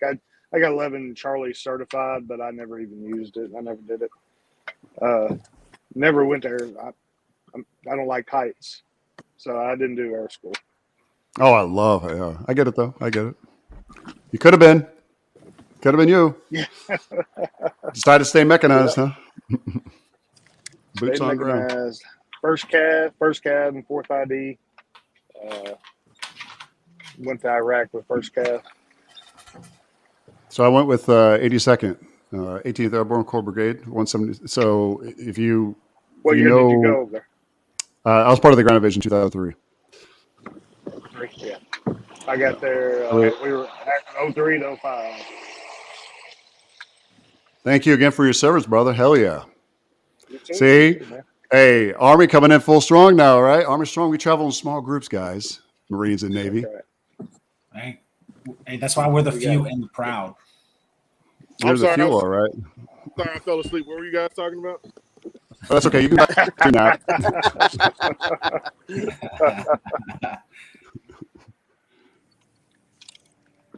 Hey, Greg. Yeah, man. Hey, is Karen watching this video? Because I think I want to smoke a cigarette. You know what? Smoke a cigarette, dude. I'm sure Karen somewhere. I'm sure we'll have some write up on some blog about how unprofessional it is to have somebody smoke a cigarette. Wait, I'll just turn my camera off. Yeah, Yeah. keep your audio. Just turn the camera Some- off. Someone made a comment about you smoking a cigarette? No, not me. It was a different player. It's like Greg got an email. Oh, are you okay with me talking about this, Greg? Oh yeah, it's fine. Yeah, they messaged Greg. Some person messaged Greg after the game, was like, I was watching your game, and one of your players was smoking a cigarette, and I watched him flick it in the water. What about conservation? That's not right. And, yeah, it was interesting. I mean, I get the aspect of littering, but smoking a cigarette, yeah. I mean, she does have a point, dude. She does have a point, man. Like, you know, if you're gonna smoke a cigarette with the school, then don't freaking throw the daggone butt in the water. You know what I mean? Yep, I put mine in my cup holder. Yeah, no, I agree with that. Like, don't be throwing. That's why, like, if I'm on the water, the one thing I can't stand as a pet peeve is when I find fishing line and people don't pick it up. Like, if I get stuck on fishing line, I pick it up no matter what. I always throw in there. Oh, dude, that's my favorite. I love getting hooked on fishing line and having it go into my prop. I love it. Yeah, that's awesome. That's fun. Nothing like 80-pound braid wrapped around your prop. Oh, yeah, it's the best. I pulled up an anchor. The other day. The anchor rope was wrapped around my thing, and I was like, what the? Well, that's pretty apropos given that you're Navy, so. Oh, my God. Hey, and my rating is an anchor, so. Yeah. My rating badge is an anchor, and I pulled up an anchor. Oh, you made it funny, Jim. You're welcome, buddy. So what are some things from you guys that you guys want to see as far as KFL is growing wise? What are some things you think that went really well? What are some things that you want to see grow a little bit? Me? Yeah, either Jigmaster, Kyle. I'll start. I'll say the growing I want to see is all the bitching stop. Yeah, Definitely. exactly. That, in my opinion, would be the biggest growth. We could just be men, and if we have an issue with another person, another team, or whatever the case may be, we can talk to them and figure the issue out ourselves. When there is an issue, don't run to social media and put, air our laundry on social media. Yeah. I just want to stop running into all the Mitches. Gotcha. All yeah. And in case you didn't know, a Mitch stands for a male. Yep. Yeah. Gotcha. Somebody's hooked up. Is that you, Greg? Yeah, it is. It's a good one too, but I don't think he's hooked it well. I don't think he's hooked well at all. From the sound come of here. it, It'll be a miracle if I get this freaking fish. Yeah. Yeah, he's not hooked well. Come here. Get it. Oh, come here. Get him, Greg. Come on, buddy. Come here. Oh my God, I got him. Yeah. Oh my! Is that he's Greg a good one. Oh my God. Yeah, dude. It's playoff time, man. Oh, Mr. Nets are terrible. I don't know how I got that thing hooked. From the way you're breathing, that must be a good fish. Yeah. No, I know, it's right? not a good fish, man. It's like skin hooked, guys. As long as he's It's skin not. hooked. He's skin hooked. Yeah. As long as he's skin hooked in the net. In the boat after you measured them. Yeah. Hey, we'll take a it. good 17, 18. Yeah, we'll take it. From the sounds of it, that's a tank right now. Yeah, I mean, you look at the scores from everything I know. else. No kidding. There's not. Guys, I'm telling you straight up, man. That was a very lucky catch. Hey, sometimes it is about luck. It is about luck sometimes. You're absolutely right. You can't control too All right, much let me, of what's biting. As long as you can get them to bite, and then make sure you fish clean. So, just so I got this straight, so what you're saying is takeaways, and I'm talking to you, Rob, takeaways for next year is, and I hear Debo's voice every single time I think about this. Stop being a bitch. Like, these are the things that really come back. You have people who are getting online, they're talking smack, they complain, they try to fuel the fires. What are you doing here? I'm trying to get everybody on here. Yeah. Yeah. So yeah, man. Because like, here's the thing. We are KFL. We are a brand new concept, right? So we're in our second year. We're going to have growing pains. We're figuring this out because we're unique. We're not like the rest of the other trails, right? So we're unique. So we're figuring this out as we go.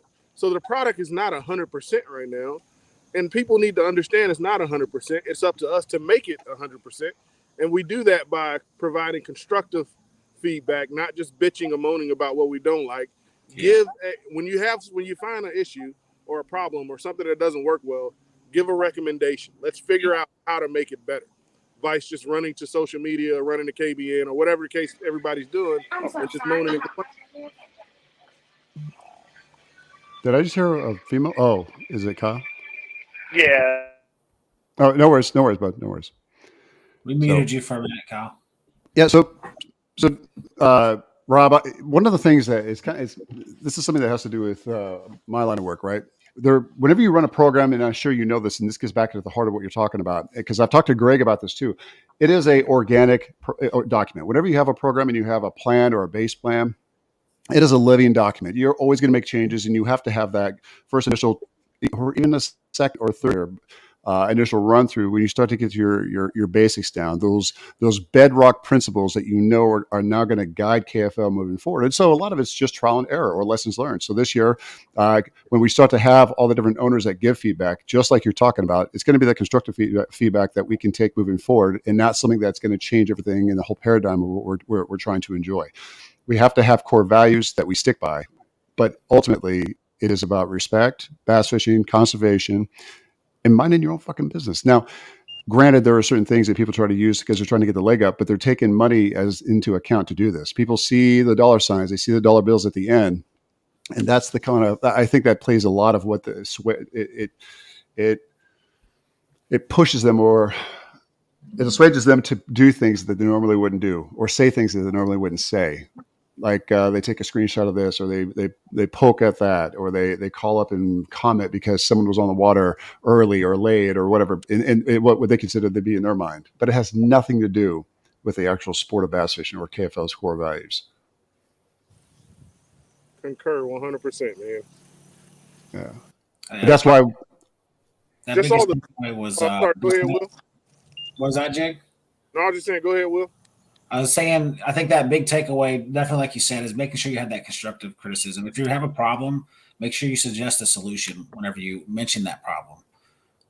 That's definitely one thing that I've seen, and I think a lot of things are going to change for next year. So we as a whole, as owners and anglers and stuff like that, it's up to us to make this the best possible experience for not only ourselves but anyone else that wants to watch and learn and join us with all these good times that we have. Well, KFL is an amalgamation of different personalities, and when you have these personalities come together, you're going to have conflict. But the causality of that should not be negative whatsoever. You should have a very fruitful, positive interaction and good outcome. Yep. Yeah. And one thing I would like to see, I mean, it's not like everybody has to do it, but one thing I'm definitely going to start doing is when we have our games and we do our, like take for instance the Warhawks and the Reapers. I mean, not the Reapers, but the Privateers. When we meet up, it's always a great time. We do stuff together. Like next year, I'm going to document. I'm gonna have like a, pre-tournament or pre-tournament vlog video that I put out on KFL website. Like to show people what KFL is really about. Like it's about. You talking about behind the scenes? Yeah. Yeah, like behind the B-roll. scenes. B-roll. It's gonna be B-roll. Yeah, there's only a few teams that I've experienced so far. Like I know even for us, for the Warhawks, I know whenever we fish against the ambassadors, we always have a great time. Anytime we fish against the Privateers or any Virginia team, we always have. I don't know, maybe it's just because we're all from Virginia and we know each other on a different level compared to going out of town and seeing someone different. But I mean, we always have an amazing time with any of the Virginia teams, man. So I agree. And Motor City are great guys. Yeah, absolutely. Because I know a couple games we played, man, like the teams didn't even really. I mean, I'm not holding it against them. That's up to grown men. You make your own decision. I wasn't mad, but they didn't really want to meet up or do anything. You know what I mean? So. To each their own. If that's that's their choice, so be it. Yeah, it's not a problem. It's not an issue. Yeah, I get it. Some people, some teams are just not about that. By all means, there's no harm, no foul. Yeah, and I get it sometimes. I mean, sometimes we do long drives. I mean, our guys just drove 18 hours to go to Arkansas today, and they want to get back home after the game. I can understand that too. It can be sort of like what's the thing the NFL does when they follow a team through training camp and all that shit? Hard knocks. Hard knocks, yeah. So, what'd you end up with, Greg? Oh, well, he's not there. He was. Yeah. So I was thinking for Brew Republic, I'm going to ask Scott to make a beer. I'm going to have him call it occasionally. That way, when anyone asks me, what do you drink? I say, oh, I drink occasionally. Every single day. Jake Master, how come are you still doing your thing, man? We want to see your lovely face back on camera. I'm back on right now. Yeah, I tried to come up with a carpentry pun that would work. I think I nailed it. That was only a 14 and a half. But that camera angle made it look a lot bigger. That's what she said. Hey, man. Yeah, man. It was skin hooked and it was a little fatter, and I had to get it out of the log, and so it felt like it was a bigger fish, man. So anyway, Sorry for the dramatics there for a 14 and a half, but hey, at this point, it's a 14 and a half. We'll take it. I don't care if it was a 14. We'll still take it. Yeah, I mean, that's all I've got. I got 3 14 and a halves on the board. It's crazy. From what I hear, that's just Dardanelle. It is. So that'll bring us up to. What I mean by what I hear, I mean from the Hobie tournament. A few guys have caught some good ones, but. Yeah. A quick rundown of the scores now. We have in the voice. Doing the voice. Got to say the voice.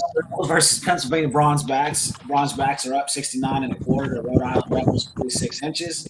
Mass Maulers versus Motor City. Maulers are up 143 to Ambassadors 125 1/2 inches. Washington Warhawks at Arkansas Hawgs, fishing on Lake Dardanelle. Washington Warhawks 59 it just changed immediately. 76 inches to Arkansas Hawgs 29 3/4. Let's go ahead and see what was submitted there. It looks like a 16 1/4 by Mr. Victor. Yeah. Let's go, Vic. I love those Crocs. Man, you need to give those to Jig Master so he can be wearing his orange cone and his yellow Crocs. Cross kicks. Don't get them mixed up with Crocs. Oh, my bad. Those are cross kicks? I apologize. Do they make a size 16? Special order. I'm serious. Like, do they? I'll wear them. Shit, I'll wear that all day long. You could call and ask them. Yeah, I checked their. You wear size 16? Yeah, that's why I can never find shit. Let me go back here. I'm all messed up now. I'll bring that back up once I get it. It's okay, man. I got you. You want me to do this for you? Well, I'm not doing. I got you, brother. I got you. Around. Let's put some. Let's make this a little more suave. You ready? So what do we have? 5? We have 5 on the board, right? 79 inches or something. 1, 2, 3, 4, 5 fish on the board. Yeah, right now. So, quick rundown of the scoreboard right now. Pennsylvania Brownbacks leading the top of their individual tournament, 69 1/4 over the Rhode Island Rebels, 46 inches. The Massachusetts Maulers, 143, a monster number. Just squeaking over the Motor City Ambassadors, 125 1/2. Washington Warhawks putting a hurt on as they went hunting, looking for dinner. 76 inches over the Arkansas's Hawgs, 29 3/4. Looks like they're having some pork sandwiches right now. Southern Slayers putting the slam down, 186 1/2 over the Palmetto Punishers, getting punished and wrecked themselves, 48 3/4. Top 5 right now, Matt Voigt, 91 1/4 inches. sitting in the number 2 spot, just behind him, 90 1/4. Only 1 inch separating the two when it comes to the fish. Brandon Hewlett, 86 3/4. Daniel Higgins, 65. And of course, number 5 from Motor City himself, Matt Linsenman, 43 3/4. And that gives you your top 5. And Greg Nosar, just a 1/4 inch out of the top 5. Oh, Greg, I didn't scroll down that far, Brad. He didn't scroll down far Greg. enough for you, I did. Well, on mine, it's the top 5. It's okay. I get disrespected by my own teammates all the time, man. Hey, Greg. That's not true. You remember at Murray when they put the leaderboard at trail into trail 1, they had you at the bottom with one. They couldn't. With one fish. They couldn't just leave you off. Yeah, I mean, exactly. It was like 12 inches or something like that. I'm like, come on, man. Come on. Hey, remember that time? Robert, remember that time? Hey, remember that time, Robert, when you were sitting on the toilet and you gave everyone a little happy show? I don't remember that. That never happened. These are not the George you're looking for.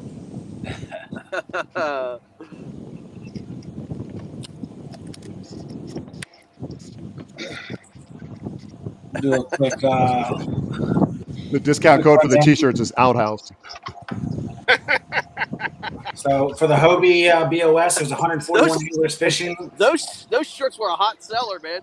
Those shirts went off the heart. That should have been a charity event right there.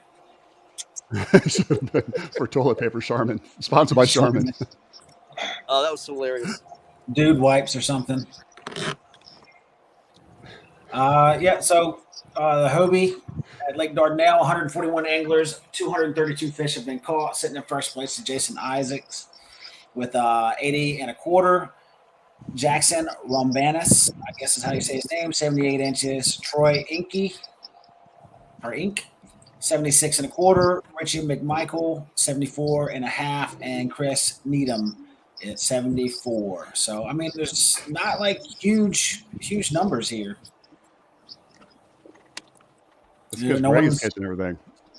No one's broke that 90 mark 3 yet, fish, so. yeah, we're smoking it. Hey, Jig Master, how many have you caught so far? Did you say, "Hey, white man"? Wipe Master. How many have I caught so far? Yeah, white man. The same number as you. It's got a suntan, is what Is it's that called. all season, or is that just the day? Ow! Oh, gee. It's all right. I think I hear a bus backing up in the background. Yeah, I know, right? And steamrollers more like it. Jesus. That's not fair. I caught the game-winning fish against the Carolina Casters, so you shut your damn mouth. That's all I get, though. Yeah, you did. I did. Yeah, I caught that damn. Not a damn halibut. What do you call it? Flounder? Robert's losing his shit. Flounder.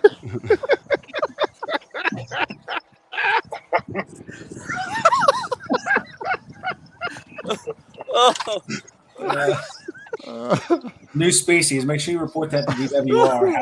Oh, my God. It's a haliflounder. You can't make this shit up. You couldn't. Greg or Will's in the background. Just pick it up by the sides. Hold it by the gills. Why don't you come here? Yeah, right. But I showed you a couple casts later exactly how to hold it. Yeah, because you did. You had one yourself. Were you fishing Alaska? I don't fucking know. Do I look like I go fishing for flounder? When he said he had a halibut, I about lost it. I'm like, what?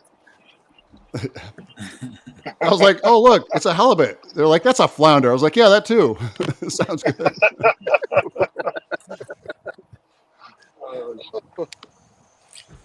Oh, I ain't getting that jig back. Well, you got to lose them to catch them. They are not happy today. This place is fishing like Dardanelle. You know, it's going to be interesting. I mean, I don't know if people are just holding back and not posting, I know a lot of people don't like to post their fish Stand in those back. big tournaments until after the standings get turned off. So who knows?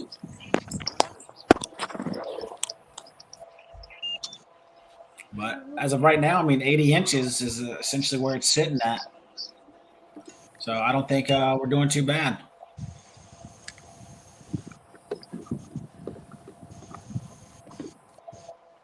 Well, we'll see, man.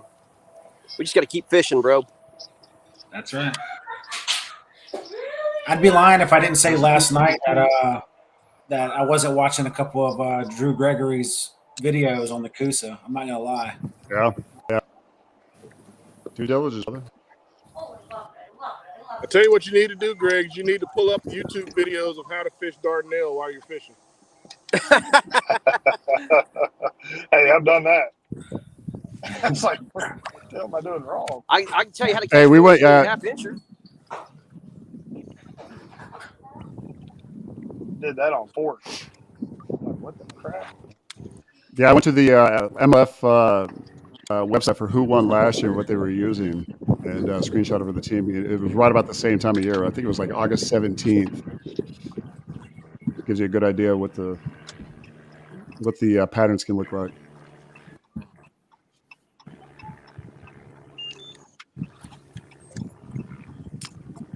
See, the thing is with this lake, though, man, you got to stay patient, man, because you know that there's fish here.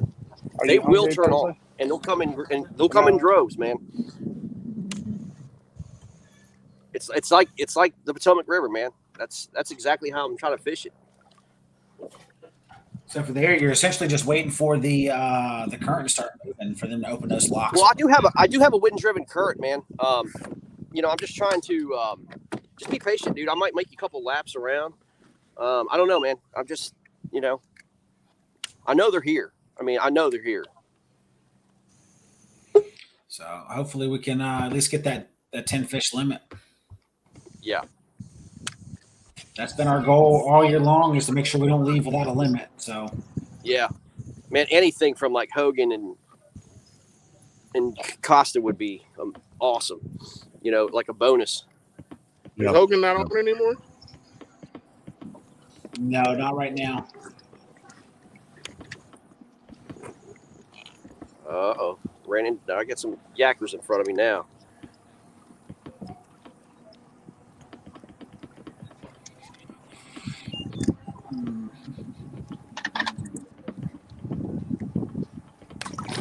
And it's just, it's just the time of year, man, where a lot of lakes are turning over right now.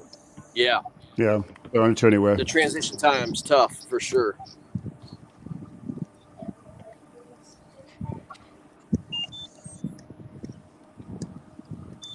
But three.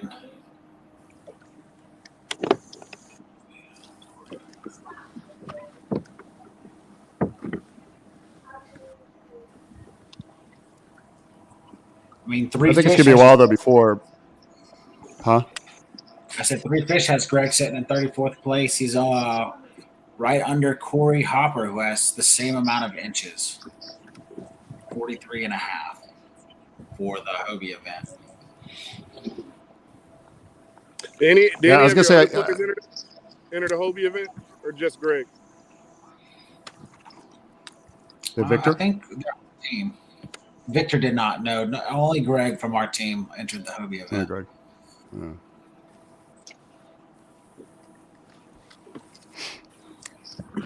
Dude, isolated brush pile, and I'm running this square bill through it. It's just bouncing off all the limbs. I haven't been bit yet. What the? Really? Even knocking into the limbs and hitting it? Dude, it's bouncing off every limb, dude. Just erratically shooting out to the side. I still ain't got bit off of it. Slow it way down. You need David Miller to fish it with you. Go catch a 22 for you. Dude, he's having a hell of a summer, bro. Yeah, he is. He's got 8 citations this year. Oh, speaking of, congratulations on that Master Angler badge there, Jig. Oh yeah, man, thanks. I told everybody, I was like, I got my first. Yeah. You did. Congratulations. Greg, are you going to go on the main broadcast here at 11? I could. What time is it? It's 10:54 our time. Are you going on Central Time or are you going off Eastern Time? Central Time. So no, I mean we're going on 11. Yeah, we're going on 11 Eastern. Yeah. Okay. Cool. You got about 6 minutes. Okay. Currently, almost 3.5 hours into round 1 KFL playoffs. Round 1, fight. And it is, man. It is a straight dogfight right now.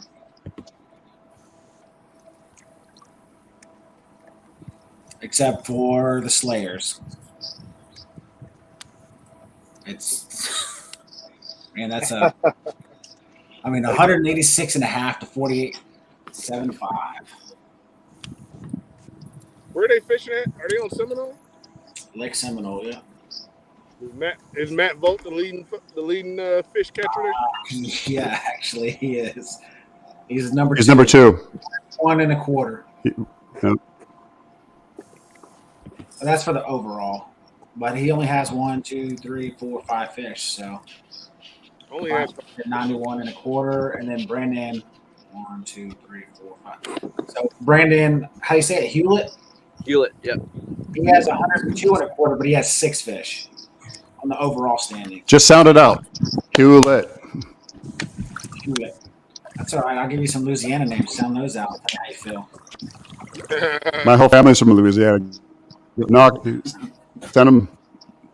Five, brother. That's when people start calling people Herbert, but it's like a bear.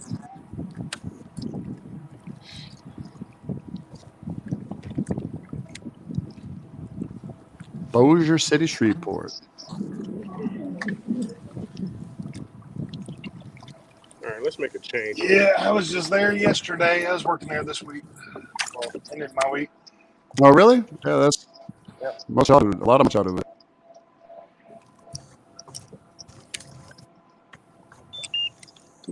What do you do? I'm sorry. Sell house windows, replace. If I may ask. Oh, badass! Hell yeah!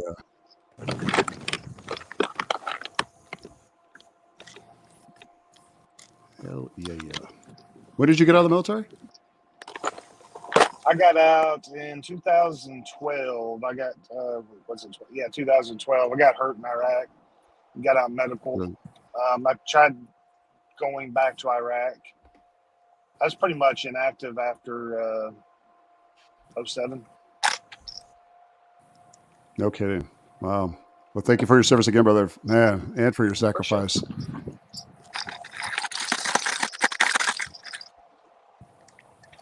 know what? While we have a moment here to kind of change up the.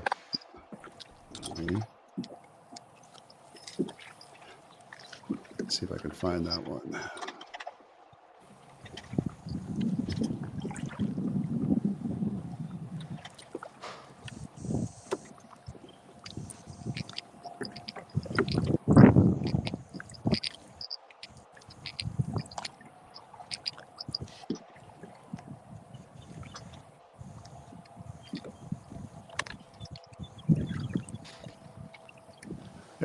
Yeah, so here, I'll show you this. Put well back here. I'll show you this cow real quick. Can you see, Kyle? Let's see. I can see Hang on, it buddy. a I'm little gonna bit. put this up. I can't see what you. There you go. Okay, hang on. I'm going to put you up there. 1 second. All right. This is MLRS, brother.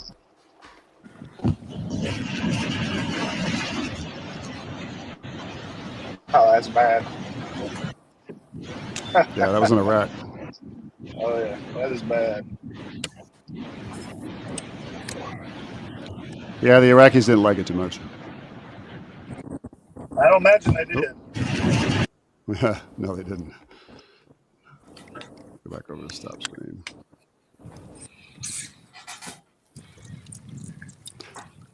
Hey, Jigmaster, is butt cheeks hard, or can you spread it apart? Say again. I didn't hear you. I said, is butt cheeks one word or can you spread it apart? Oh, you still got jokes, huh? Maria's in the background. She's doing the, oh, yeah. It's 3 words. Oh, Hey, Marler's jumped up. Jim, look at my mouth. Yeah, they did. Jim, look at my mouth. It's Hang on, 3 let me words put for. down. Hang on. It's 3 words for. Don't worry, Puddin'. I still love you.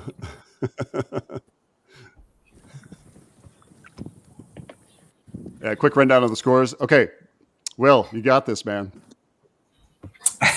You bringing them up? You want to bring them up, or you want me to bring them up? Yeah, I'll bring them up. I got you. I'll bring them up.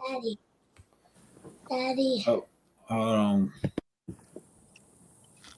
No, baby, you want to listen to this one. Make it as a one screen here. Why does it not want to do that? Hey, let me run over to the other broadcast. All right. We have the Rhode Island Rebels versus the Pennsylvania Bronzebacks. Bronzebacks are up 69 1/4 to Rhode Island Rebels 46 inches. Mass Maulers versus Motor City Ambassadors. Maulers jumped up 157 3/4 to Ambassadors 125 1/2. Washington Warhawks at Arkansas Hawgs. Washington Warhawks are over the Hawgs 76 inches to 45 1/4. Palmetto Punishers versus the Southern Slayers. Southern Slayers are definitely punishing the Palmetto Punishers 186 1/2 to 48 3/4.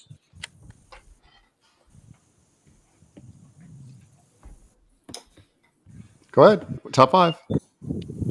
All right, we're going to go over the top 5. Setting the overall standings. KFL individual anglers top standings. Number 1, Brandon Hewitt at 102 1/4. Matt, how do you say that? Matt Bott, 91 1/4. John Fiera, 90 1/4. Daniel Higgins sitting in 4th at 65 inches. Corey Hopper sitting at 45 1/4. That is your top 5. Badass. All right. Hell yeah, man. Look at you. I just want to do like the little Sherman on Nutty Professor. My little Sherman. I love it. And of course, we lost him because he switched over there. How can you not love Will? Hey, Jim. She has something to say. Hi, sweetie. She has something to tell you. Oh, hang on. Let me put you on the solo. Hi, sweetie. Good morning. Yeah. Yeah. What about butt cheeks? I don't want to see. Hang on. Maria wants to say hi. Hang on. Hi, where am I? Right here. Hang on. Hi. Hang on. Hi, how are you? Say hi. Say hi. So cute. Right here. Talking to the microphone. Hi. You're being so shy, weirdo. She's like hitting that in that gif. With the arm. Did you tell him what she said? Doing that. No. Now my headphones are wet. Is that what you said? It's 2 words. She walks up to me. She goes, Hey. Daddy. She's like, butt cheeks is 2 words.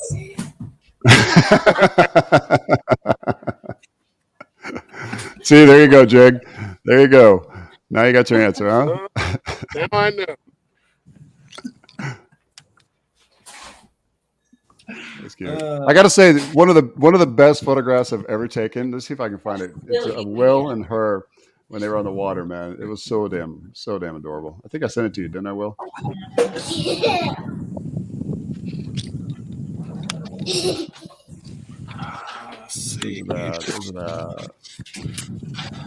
We need to try to get some anglers from our game on. I tried to get Matt Linsenman to come on, but I know that he probably has bad reception out there. That and he's probably streaming on his own stuff too. Yeah.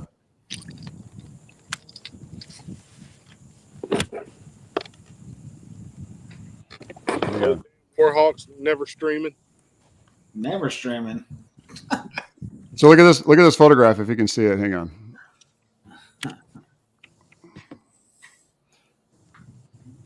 Look at the chair that she's on. That's what that old Hey, town Jig, gets you, man. That little bit of extra room on that 136. can you see it? Yeah, I can see it. Yeah, it's cute. Yeah, that's the day she caught that 23.5 incher. Yeah. Sure did. 23.5-inch bass. Yeah. Nice. She's got you beat. So I'll try to pull that up.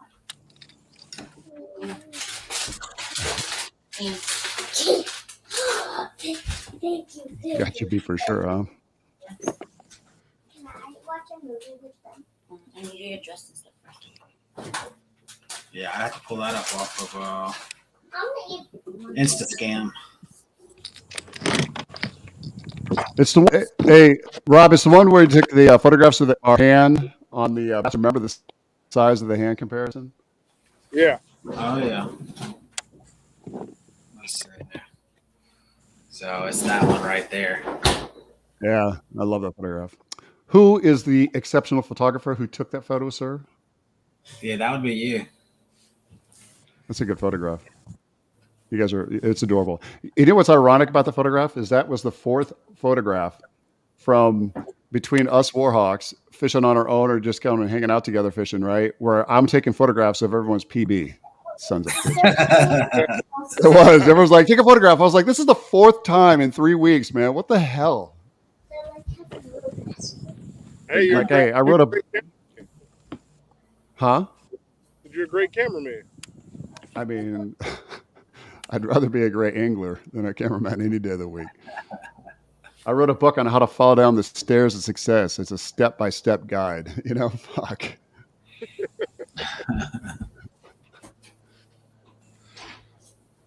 Let's see here. Yeah, I tried to get Matt Linseman to come on. He's not answering.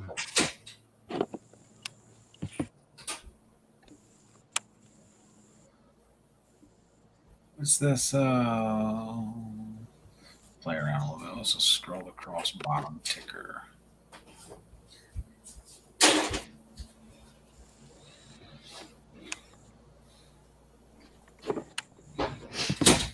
Oh, that's right. Greg jumped on the main broadcast at 11. Yeah. Yeah. Yeah. So you're stuck with me. I'd like to be able to. No, I'd love being stuck with you right here on the thing. On camera, that is. I know you guys want a spoon later on. That's fine. Who's the little spoon between you two? We change. You know. Yeah, change We it like up. to keep things fresh, so we switch it up. Fresh as a breeze. Is it true that the Navy is cooler than the other side of the pillow?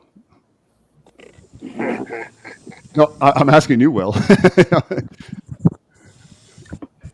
Sorry, I was changing the logo out to more of a PNG versus that big square up there. I like it. Wait, what was the question? Well, the joke is too late now. It's a little bit late to the party. But my question would have been: is the Navy really cooler than the other side of the pillow? As I hear. A little bit.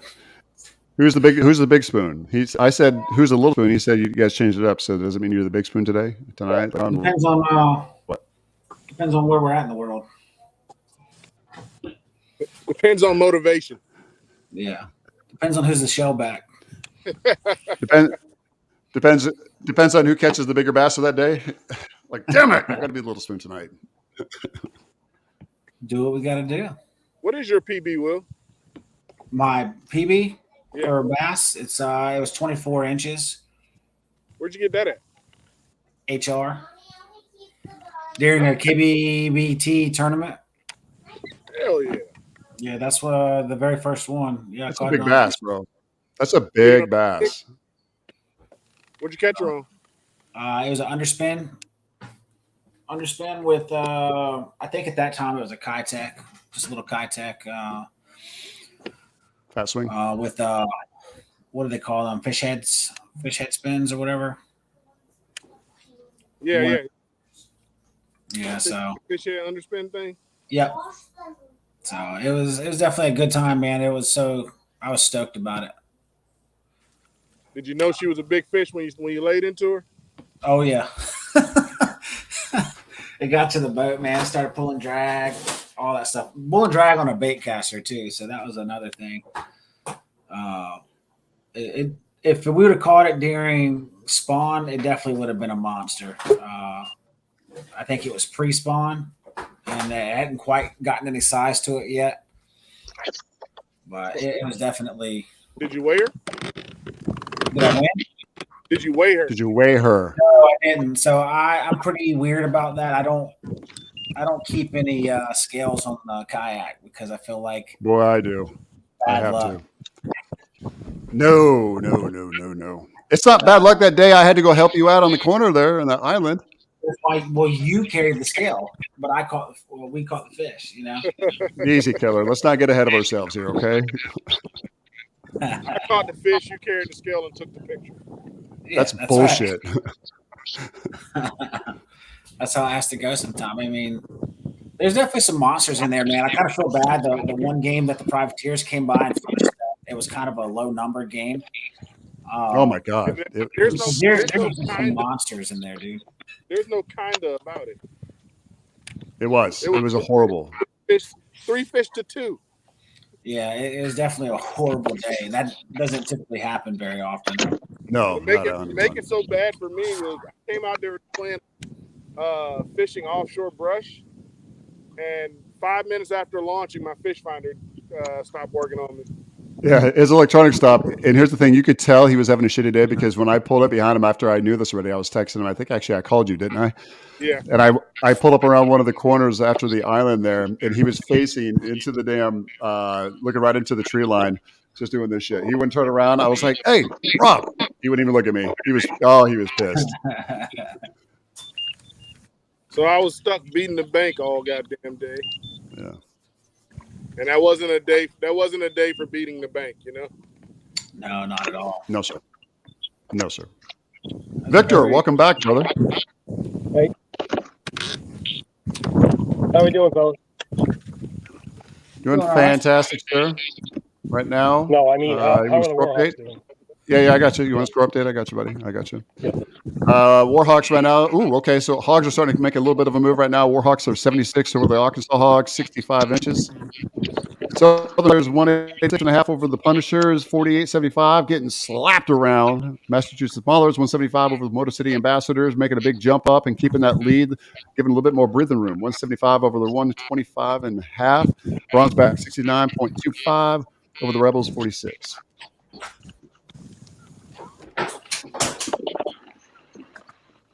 Does that answer your question, sir?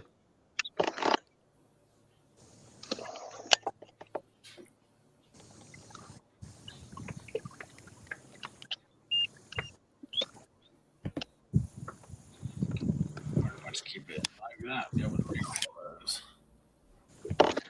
Oh, god damn it. Oh, I saw that. Yeah, the Hawks actually jumped up to that 65-inch mark. Looks like they caught a 19 3/4. Hey Jim, is my camera working? Not right now, sir. You're on audio only. How's Joe doing? I haven't heard anything from Joe. I really hope he's taking photographs of fish and waiting to submit them.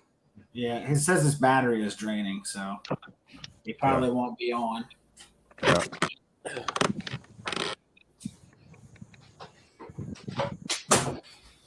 Hi, Becca. Hi, Jim. Appreciate the invite, sweetie. I think it's a maybe. We'll let you know. Okay. Let us Where's know. my invite? Yeah, I sent you an invite. Oh. What am I invited to? The baby shower. Baby shower. You're welcome. Oh. I don't think I sent Rob one if you want to come. It's kind of spur of the moment. The neighbor next door, she's like, "When are you guys having a baby shower?" And we were like, "Oh, we didn't really plan on having one." And then she's like, "Well, you're having one." So she's kind of throwing it all together.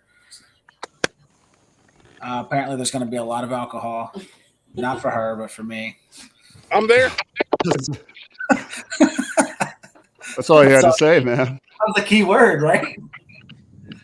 When is it?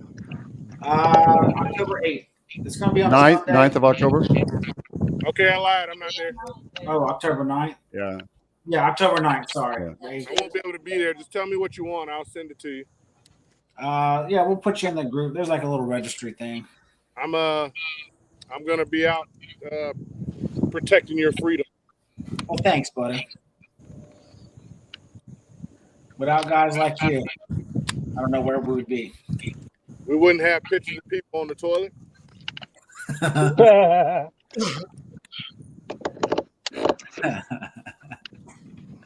If it wasn't for Marines, there'd still be good water on the ship, wouldn't there?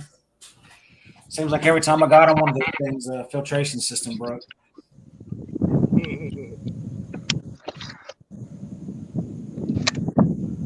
All right, I think it's time to turn my fish finder on now. Oh, you've had it this whole time and just turned it off? Yeah, I have. I just didn't turn it on. What are you reliving the days at HR that day, or what?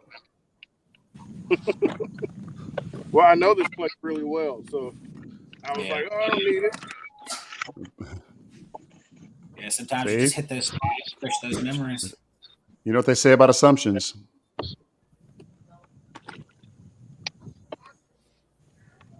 Victor, you want to fish or you just hung up? Did you fall in? Me, no. I just Good. thought Okay, you just want to look at making my butt for a while. And what a great butt it is. We've had a whole discussion about butt cheeks all morning that you missed.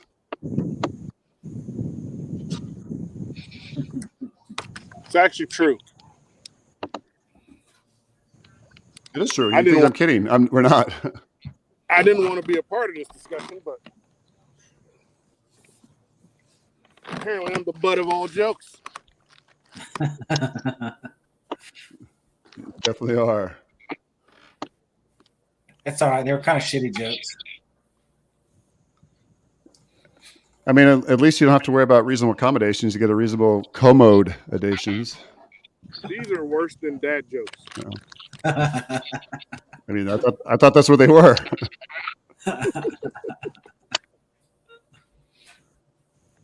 Commode. Don't worry about it. It'll be all right. There you go. Just flushing my fucking humor down the drain, huh?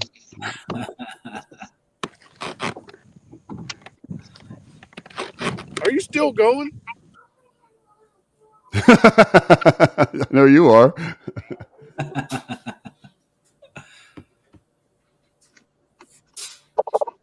Hey, is there a way that we can bring up the main broadcast?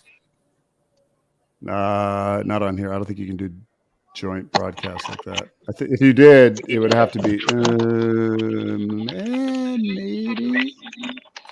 I mean, can we screen share it? Actually, I think we can. Hang on.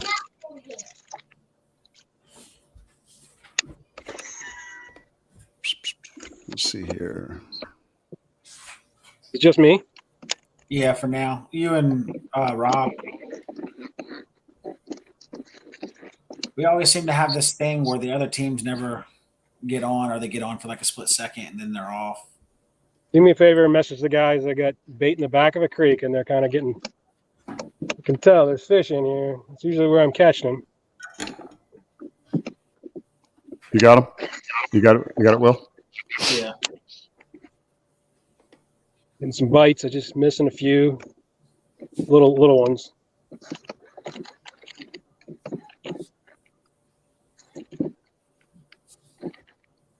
Looks like almost all my Hobie brothers have disappeared. They're gone. Left to Timmy. Yeah, so you can bring it up as a separate window, but obviously we won't be part of it. No. It's we can let it stream. We can mute everybody in here, and then just kind of whether we screen share it and let them watch that for a little bit, and that way they can kind of understand what's going on Sir, that yes, side. Sir. Right away, sir. Kind of picking up what I'm sitting down. Yep. You know, you're getting a lot of these schools that, you know, like I said, I was getting them blowing up in the top out in 20-some feet of water, but you can't throw any baits that are going to try to walk across the water because you're going to end up pulling in a ball of grass. Yeah, exactly. Can So, you full screen that? what you can do is even when you try to get a bait below the grass, your line's still pulling grass, and you end up wrapping your bait in.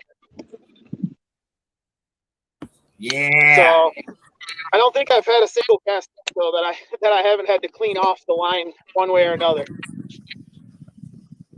Wow. That makes So, for a very tough day of fishing. yeah, and the wind shifted, which was not very predicted. We hate an east wind out here, and we came out this morning hoping that the west winds would blow some of this grass out. And I got out, it was a southeast wind this morning. Is that Michigan? So, Yeah, but that's no you know, good. hey, you got to fish the conditions. Yeah, right? that's Zach. That's it. Soulier. That's it. Yeah. So Zach, is everybody fishing kind of like the south end of that lake or the middle of that lake? 3 of the guys, yeah. I'm fishing the spot you usually go to. I don't know. I mean, I'm fishing 9 Mile. I'm not catching anything. Yeah. So, but yeah, I was out here Thursday. Came out Thursday. Got blown off the water. Went to a different spot. Didn't do very well. Came out yesterday, and I mean, I caught a few. Matt was out here with me. He caught a few, but they were very far and few between. But I was not going to let all 4 of us go to the same boat launch this morning. Right. So I'm more familiar with this spot, and like I said, I've covered a lot of water, and I don't have a boater or anything, so my knees are going to be feeling it on the ride home tonight. Definitely gonna feel that, especially if you're dealing with all those conditions and also the grass in there and constantly getting caught up and having to clean that out. Yeah. It wreaks havoc on your body throughout the entire day. But yeah, the conditions, it's no excuse as to why you can't find fish because hey, Massachusetts is finding them, and they're putting on a good day, and we just gotta keep grinding until the end of the day here, and hopefully find a couple big ones to match theirs. Yeah, that's correct. It sounds like Greg's got a boat coming by him. That's his freight train. Even louder. You guys keep up the good work, and we definitely I'm watching you guys over on the other screen here, and it just looks like everybody is just trying to search and find those fish right now, and it just seems to be few and far between when they do catch them. So good luck, guys. I mean, tight lines, man. Yeah, thank you.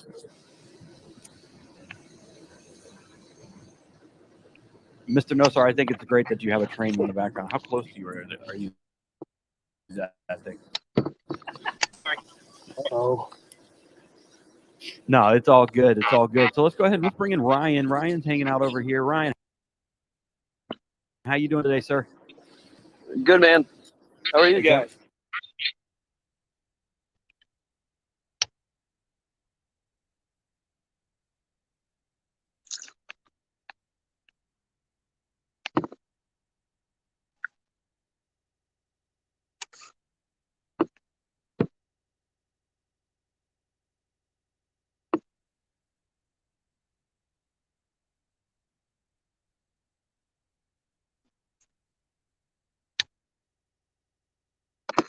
Man, it looks like you're in a fun zone over there. Is that an inflatable pool and stuff over there?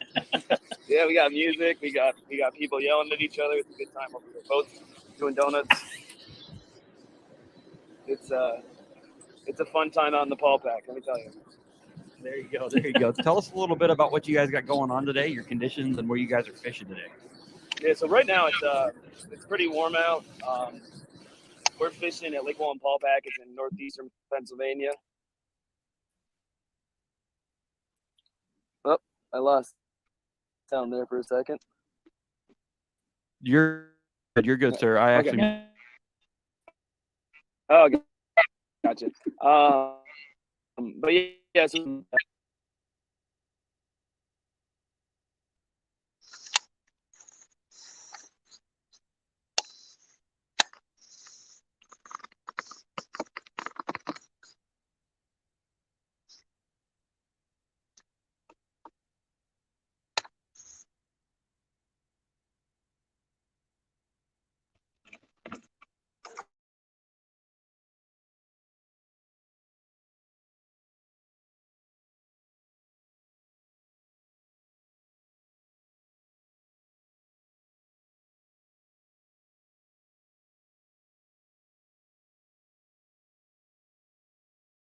ridiculous amount of rain, and it's super high up there right now. And we weren't sure. We wanted to make a call for the teams that had adequate time to pre-fish like a week and a half ago, and we just had a lot of rain in the forecast and got a bunch. So teams mutually decided it probably wasn't be the best move to go to the Paul Pack. So only other lake we had was actually out in western Pennsylvania, but we wanted to go do a little bit closer to those guys, and it wouldn't have such a run. So we ended up fishing the Paul Pack, which is about 3 hours closer for them than going all the way over to western PA.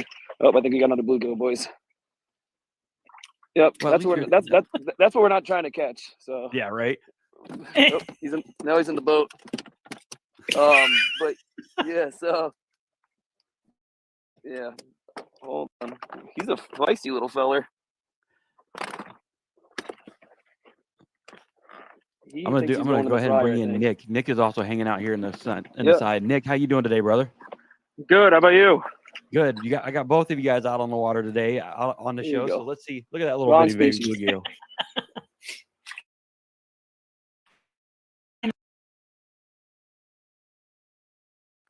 At least I won't go hungry. Hey, Nick. Yeah, right? Hey, what's up? Hey, Nick. How you doing? Good. How about you?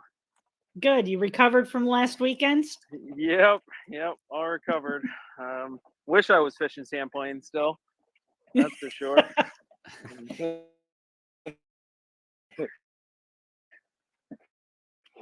It was a beautiful, happy last weekend, but she's like, yep.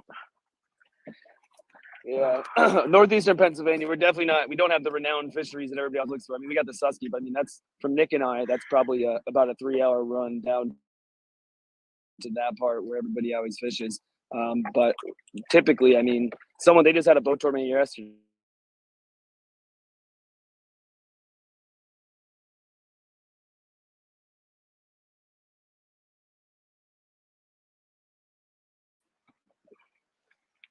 yeah, how big is that lake, guys? Nick, I don't know the acreage. Do you know what the exact acreage is? It's pretty big. We might have lost him. Yeah, but yeah, it's a pretty size. I don't know the exact acres, but it is it's one of our bigger lakes in Pennsylvania. Yeah, I've been down that way. You know, when you go down through the Poconos, and it seems like you just see signs for the lake for like miles and miles and miles. Yep. Well, it's located in the Pocono Mountains, and yep. For those who don't know, I mean, obviously, a lot of the people that are here are actually from New York. So a lot of New Yorkers have vacation houses up here. So they have the Pocono Raceway. So I mean, it's a big resorty vacation town. Yep. So unfortunately, not as good of a fishery, it seems today as it can be sometimes. Yeah, no, we're going to go ahead. Let's do this. Let's do a rundown of the scores real quick before we get ready to do a commercial break. The PA bronze backs are sitting at 69.25 to the Rhode Island Rebels at 46 inches. Massachusetts Maulers are ahead at 175 inches to the Motor City Ambassadors 141.75. The Washington Warhawks are ahead of the Arkansas Hawgs at 76 inches to 65 inches. And the Southern Slay at 187.5 inches to the Palmetto Punishers 48.75 inches. So that is our current leaderboard right now. We are going to take a quick commercial break. Go get your refills on your coffees and your drinks, and we'll be ready to rock and roll for the next half.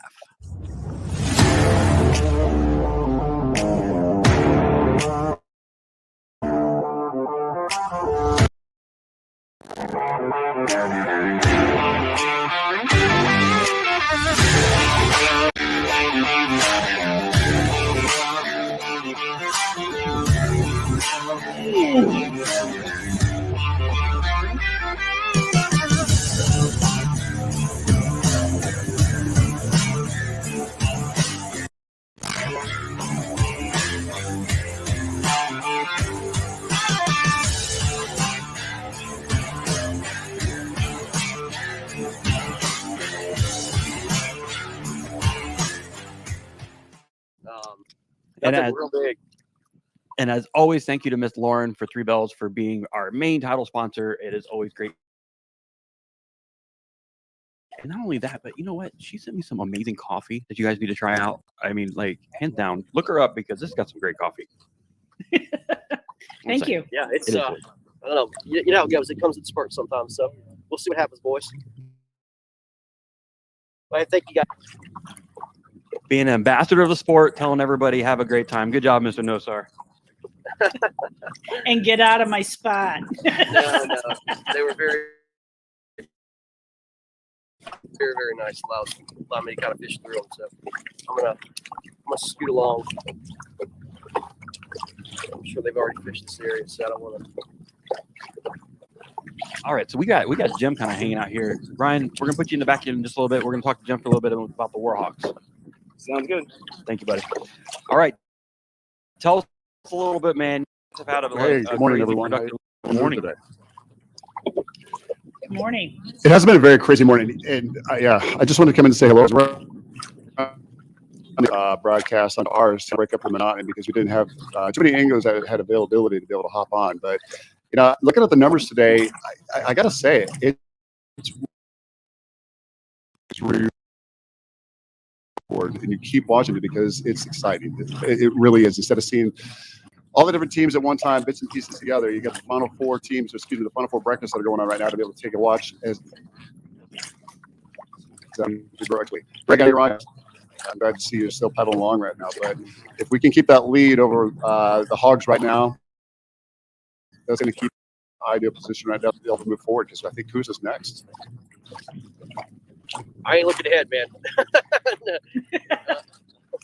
We got a long day ahead of us still. I mean, we still have a couple hours here, man. So Yeah, it is going to be a grind and push out, especially as that day moves on. But there's always a possibility to be able to, and there's always that dead space that you have, that area where the bite will turn off after the early morning bite, and then it slowly start to pick up slowly after. So maybe, I don't know. Who knows? Yeah, it's man. I just fear that you got guys like Garrett and Drew Gregory on their team, man.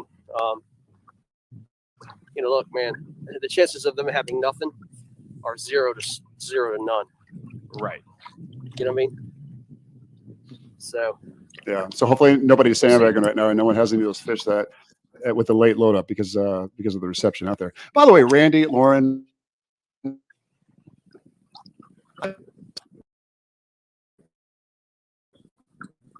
How come I didn't get any coffee, Lauren?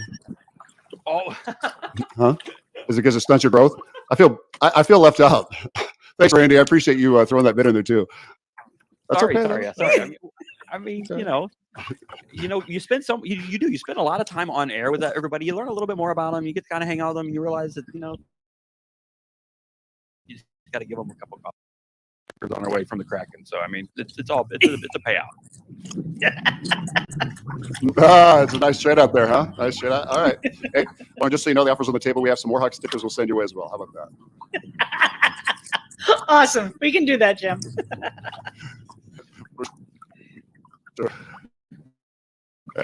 Yeah. So tell us a little bit about. I mean, I didn't want to come on and try to monopolize anything. You did great, man. Don't worry. You've been on air. You've been on air all morning. So I mean, I've been watching you guys periodically in between painting a bathroom. Well, go ahead.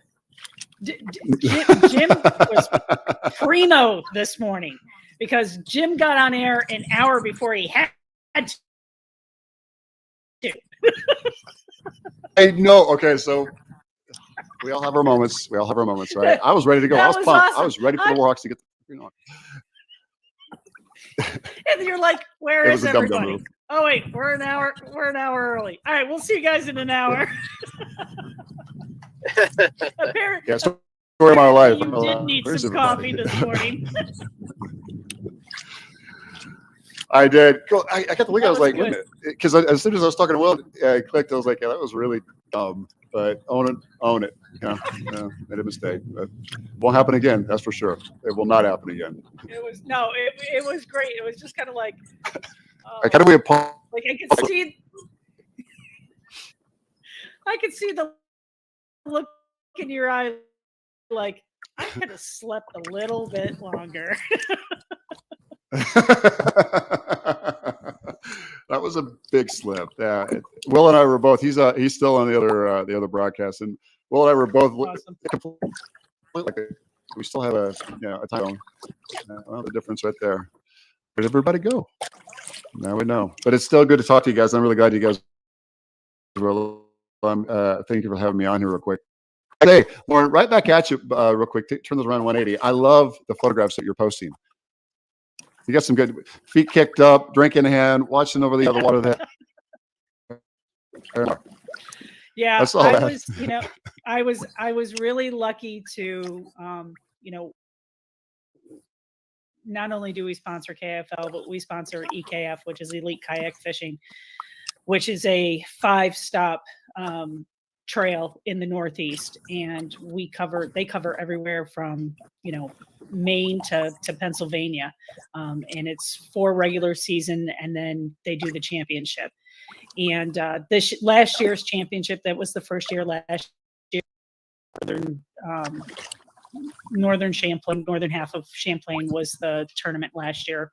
And this year they did a 2-day southern Champlain this year, so it was awesome. And I try to make sure that I'm at every event that we do, because we do the awards afterwards. So I try to make sure that I'm there, which is great because it allows me to know all the anglers and really connect with them and form a bond. And it's one of the things, like I said to Greg when I came on, when we came on to do KFL, one of the things that I said to Greg is I want to change the way that sponsorship is done. There's so many people just, they donate stuff, but they have no idea who the anglers are, what they've done, what they've gone through to get to where they are. Nick Gowdy is a perfect example. Nick won Angler of the Year for EKF, and he was the EKF champion. I mean, this kid was walking around with 2 hunks of hardware last weekend. That's why I asked him if he's I think each one of those. Congratulations to Nick Gowdy. Congratulations. Yeah.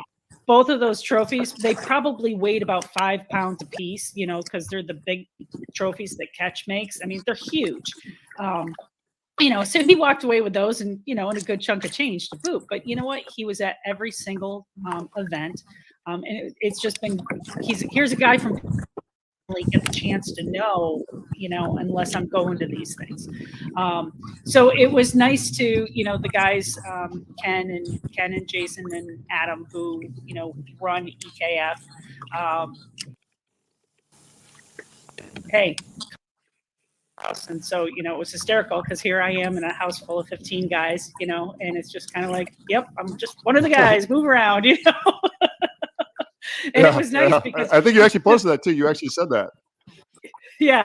The thing that was beautiful about it, well, that goes back to my birthday from a couple of weeks ago. So I officially got indoctrinated as one of the guys when I got my bar mitzvah birthday card.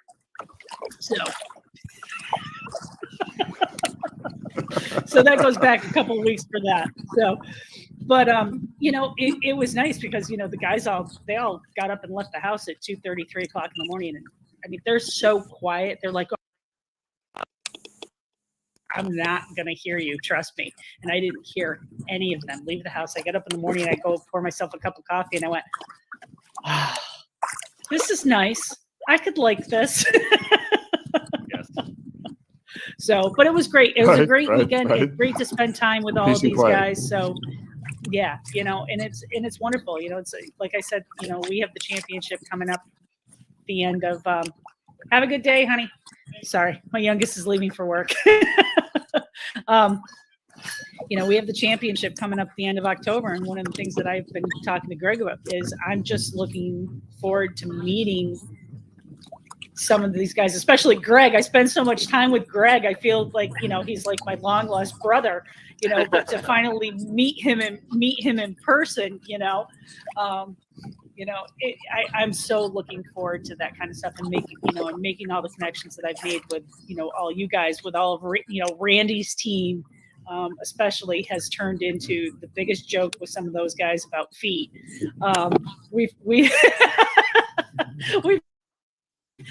We've had an awful lot of a lot of fun with that. So Wait, I think I got a lag. What was that last part? Did you say it was about feet? Yeah. And my feet tan. There is a ton of stories with that. I got you. Ton of stories. I'm sure there is. I'm sure. Well, you know, it doesn't. Go ahead.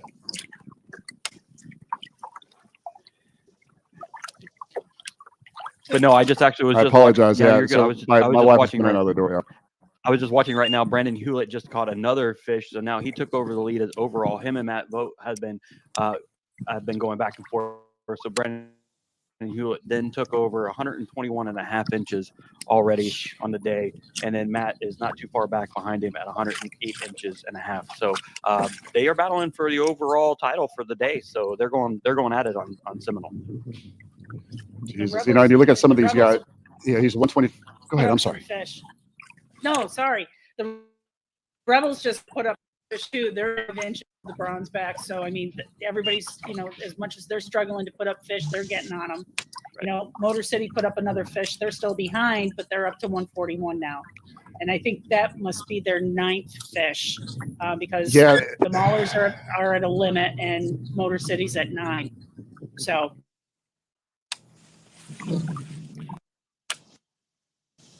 And Greg's slacking, so he just needs to. Yeah, I think for Motor City to be able to catch up. We're trying, man. We're trying. He definitely does. So, real quick, I'm only just. Oh, I didn't. Yeah, okay. I want to make sure I didn't hit the. Only because it was releases. For 1 second, Greg, I'm only going to mute you. So, real quick, going back to the scoreboard, if we're talking about the Massachusetts and the Ambassadors game, right? So 175 to 141 3/4. For them to even make up any kind of ground, they're going to have to start putting 20s up, significant numbers to be able to either make up their 10th fish, like you were talking about, Lauren, right, or take out and start. I mean, obviously, there's nothing that's impossible when it comes to fishing like this. But if we're talking smallmouth, oh man, that's going to be tough. And Zach Sawyer, and that's Matt exactly Winston, it. I mean, they were. Go ahead. Go ahead, Jim. Lady first, please. No, I mean that was exactly that was the other thing. I know we have a lag, and that's what happens. Yeah, the Maulers were at 175, and Motor City was at 125, and so that was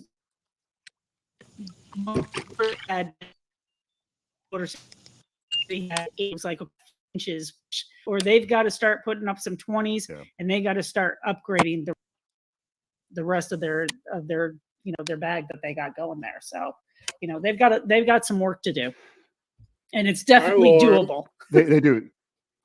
It is doable. There's nothing impossible. So when you find that right rhythm and cadence for what those fish are biting on, and you can turn it around pretty quickly. It's just that it's going to be very, very difficult for them. Looking at the Rebels game, I mean, they're really not too far off. They're nipping at their heels. The Rebels are nipping at their heels of the Bronzeback, 69 1/4 over the 64 inches. And the same thing is to be said about our game. The Warhawks and the Hawgs, 76 to 65, very, very, very close tournament. So you look at both teams, you look at the strengths that they can play.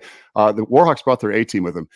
We made sure that we had to send not only Victor, but Greg himself, because Greg he's the pre-fishing king. You know what I'm saying? So when you see great angles like this, and you see the slower days that we're having as a whole, it really does talk about the tough conditions.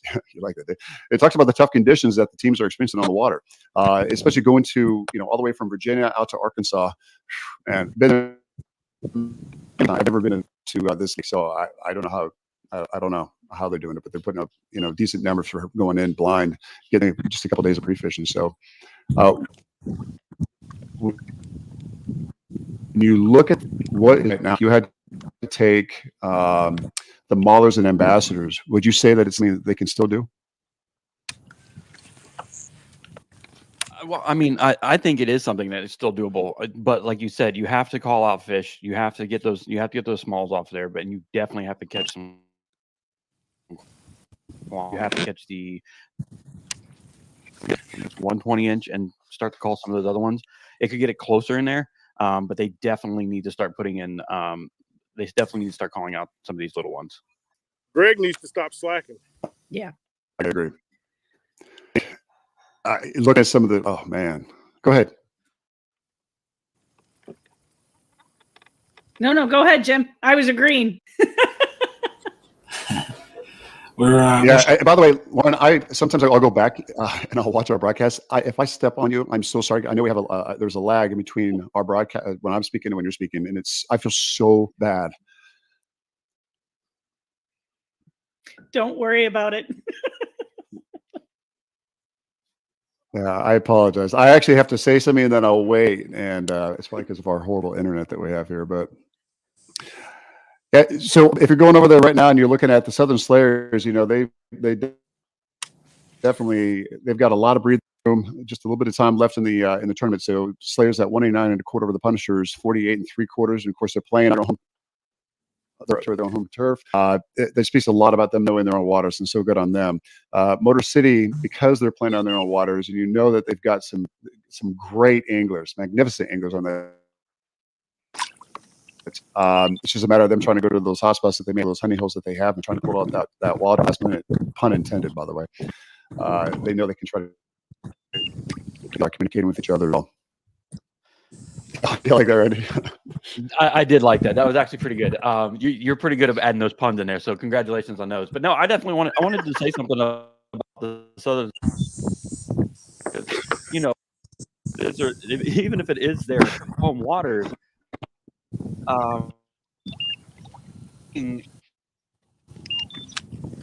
they're just things love. They're going around searching through the wall. They're doing a great job. Punters don't have got some fish, hopefully, kind of hanging out between Matt and Brandon on their own team, just kind of see who's going to get the overall between those two. But they're putting up 20.5-inch fish, 20 fish, 19 and a quarter. I mean, they're all big fish. So I mean, they're doing what they should be doing when it comes to. And by the way, I had Greg muted only for a second. Greg, I apologize, man. If you were trying to say something and you were muted, I apologize. It was only because in my in my head when I had you, brother. No, it's okay, man. It's okay. I didn't say anything anyway. Oh, you're a puppy. Just trying to get man. Super focused. This is my 70-pound lap dog.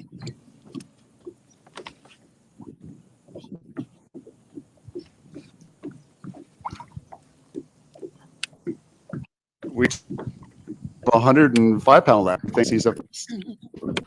My velvet. Tell me your thought process here. You've been with us all throughout the entire season. You got to have where there's been somewhere between trying to do a national show. Now you have 18. You're down to the playoffs. Tell me a little bit of like just going through that.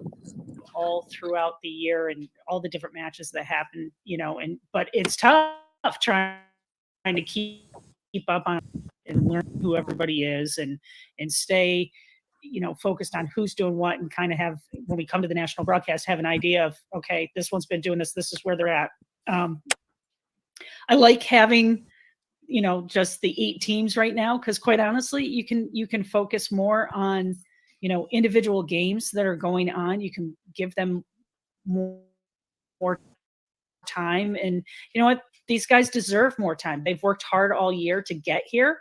And so it's nice to be able to kind of spotlight and spend some more time with these teams and get with the anglers, get them on. I'm going to interrupt you real quick, but Kenwood actually just caught another one going on the board. So we'll see what this goes for the scores, but he definitely just pulled another fish on right now. Nice. Go ahead. Your thoughts. Sorry. Go Ken. But here's the thing, here we were on last weekend, right? And, with the All-Star game and the fishing was just so tough. And it was so tough all across the country. from Champlain, where we were doing the championship, all the way down to, Guntersville was tough, unless you, but it was tough all across the country. And now here we are a week later, and you can tell how conditions have changed. And how there's more fish being put on the board, so it's great. It's my favorite thing is to be able to spend a little bit more time and focus on these teams now, now that, we only have 1 or 2 matches at a time. And, today we have 4. Next week we'll still have 4 next week. But I'm trying to do the math in my head. It's like, how's this bracket work again? But it's awesome just of what we have, and quality of anglers that we have in the league as a whole is just, it's great. It's great to give these guys this format. I think they've enjoyed doing it in this format. But the matches themselves have been great. And I love the format, just to be able to see what these guys do with them a lot, that, you guys are just out there playing video games, and but it's nice to be able to see what they're doing out there, how they adjust to things, what their thought processes are when you can watch them live. And so it's great when they are on live, and it's just been fun. I think seeing them as a team and work together as a team and come together as a team is one of my favorite things. And, kudos and credit given to the KFL to be able to bring this concept of a team sport, like actually an individual angler sport, come together and make it a team sport. That's actually what makes it so much interesting. A lot of turmoil and and I'll leave that alone because I don't want to touch that with a 10-foot pole. But what I'm getting at is you see how things have really evolved and what they are now. You already know where I'm at with that, right? So you're talking like with the Warhawks, we have reached out and met so many great anglers out there, like the Warhawks. The stream, we have Jim out on there. If we had, let's say that Motor City Ambassadors were not fishing and they were, on the side watching, we would have them on our show because we've established a good rapport with them. We've actually got a pretty close bond. And so now we're already talking about doing events together and be able to bring this into the next year in anticipation of what's going to happen. So it definitely is great. Oh, fish on.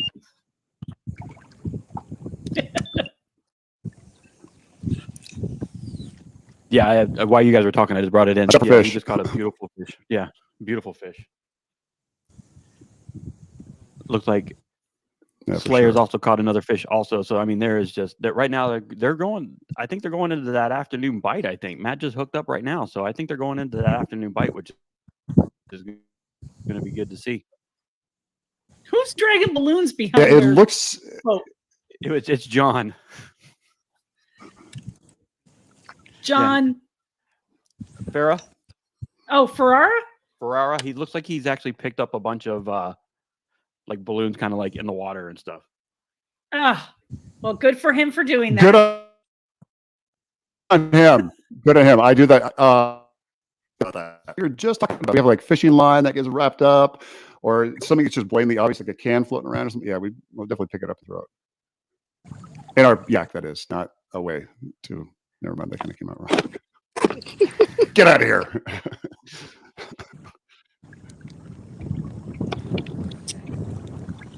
Pull up the other matchup here and see what they they bring him up. Looking at also some of the, as the waters become isotropic and you see them, they're going to start to flip eventually. I don't know which bodies of water right now have actually made it to that point. I know Virginia, we're not quite there yet. What about up north? To turn over last week, that was one of the things that they were talking about, was that it was starting to change over. I'm sure that, if Champlain is, I'm sure a lot of the other ones are too, just because that's a big body of water. I know the temperature dropped last week pretty good because we had 3 solid days of they had 3 solid days of cold rain up there. And I think when we were up there, the water temperature dropped to like 66 degrees. So for up there it was a Whoa. decent drop in the temperature. So, it's the weather that we've had. The weather is definitely, we've hit a cool spot. I get up to be maybe 72, 73 down here along the shoreline where I am in Connecticut. We still see temperatures are still warm and they stay warm longer. But we did have some good rains last week and this week. So I'm sure that it has driven, especially some of the smaller lakes, their temperatures, down. So I'm sure that we're going to start to see that change coming. Roger that.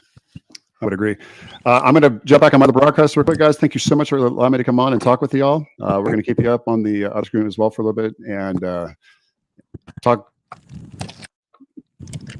about bring out a W on this current tournament that we have over there while we're visiting Arkansas. I don't want to jinx this, but you get it. Greg, I know you're doing the head paddle right there. Keep getting at it, buddy. We're trying, man. Dude, they just dropped the water.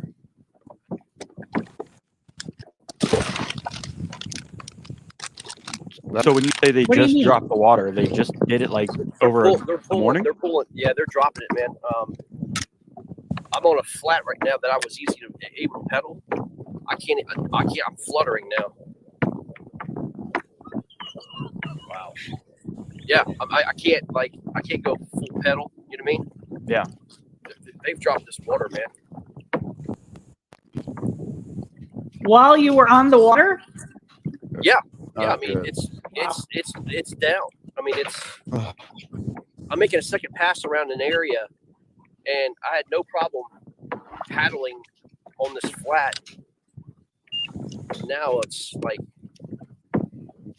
I got to flutter. You know what I mean? Yeah. So. Yeah, this water's dropping, man. That'll make your knees and your thighs burn later today. Oh, God. I wonder.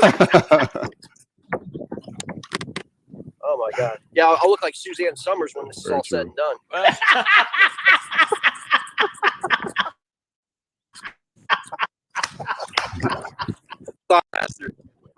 There you go.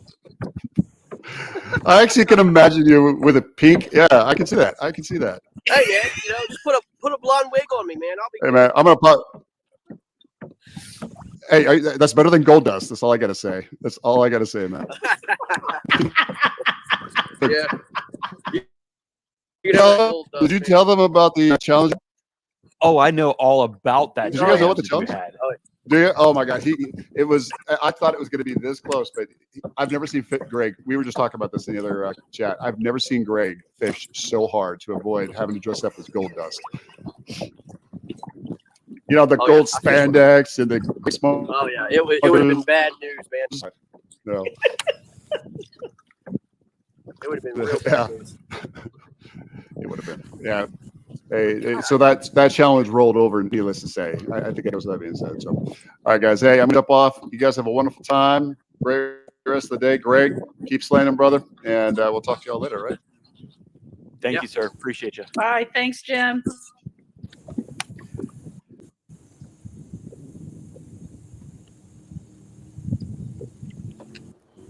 Oi. What's up, buddy? Rob. Hey, Bubba. What up, man? What you all giggling about? What are you talking about? I could hear you giggling in my headset on the other side. I was laughing at your goofy ass. I figured I gave you a special shout out, just so you know. Did you know? Always, brother. I always get you back, man. But what the hell just happened to the scoreboard? Is that right? How the hell they were sandbagging? Maybe I don't know, man. Let's see. Someone threw up 16 3/4 and another 16. Yeah, I see that. Garrett Morgan. Yeah, we can't do that. We got to get back on top. Yeah, he threw up 2 of them back to back. And we got 3, 4, 5. Yeah, so easily attainable. We just have to get our guys on it. Yeah, they have one more fish than us now. 1, 2, 3, 4, 5, 6. We have 1, 2, 3, 4, 5. So I mean, really, it's gotta catch some decent ones. They're anchored by Yes, sir. 1975. Yes, sir. So, I just hope that Joe, that he's just not that load. yeah. You know what I mean? Yeah.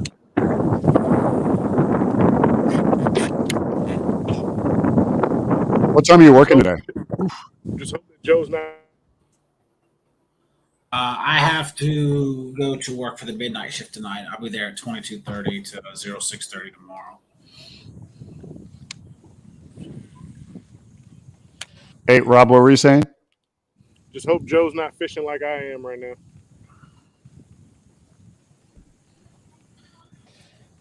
I don't think he is. Hopefully he's catching. You know, he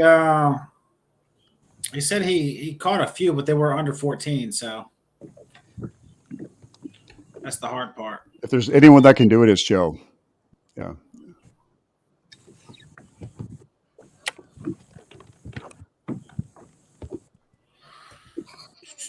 So Greg said he was on a flat, and they started to drain the water out of the reservoir, and so where he was able to paddle out.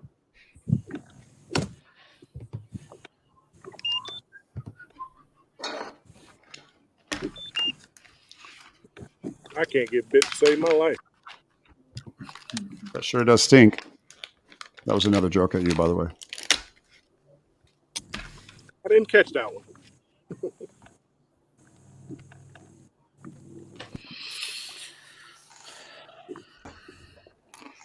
So I don't know about you all, but I'm ready for us all to hang out and have margaritas. You love your margarita, don't you, Jim? Oh, Don't yeah. be hating. Don't be hating. I am a seasonal drinker. So as we get to fall, after the first frost on the ground, that's when I switch over to my whiskey. Easy as that.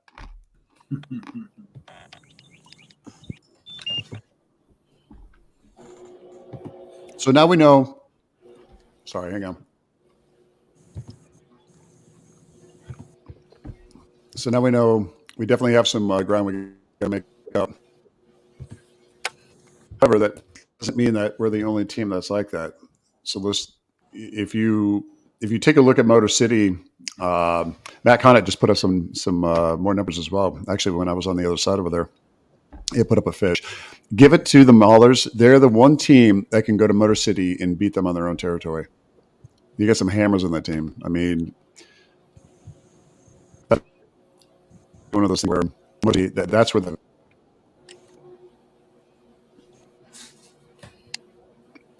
Oh yeah. You know, we got Mike Hogan and we have Joe, man. So I'm hoping that they can throw up some pretty good numbers here. Maybe like I said, Joe, he's trying to save his battery for his phone. So you never know, man. yeah. No, you don't. No. What I'm saying is, like, from the other teams, like from the perspective of the teams that are potentially going to be who are playing in the future, if we win this, you know, Massachusetts Maulers, it gives credibility to the people they have on their team, the anglers they have on their team. Matthew Conant up there in Motor City right now, just killing it.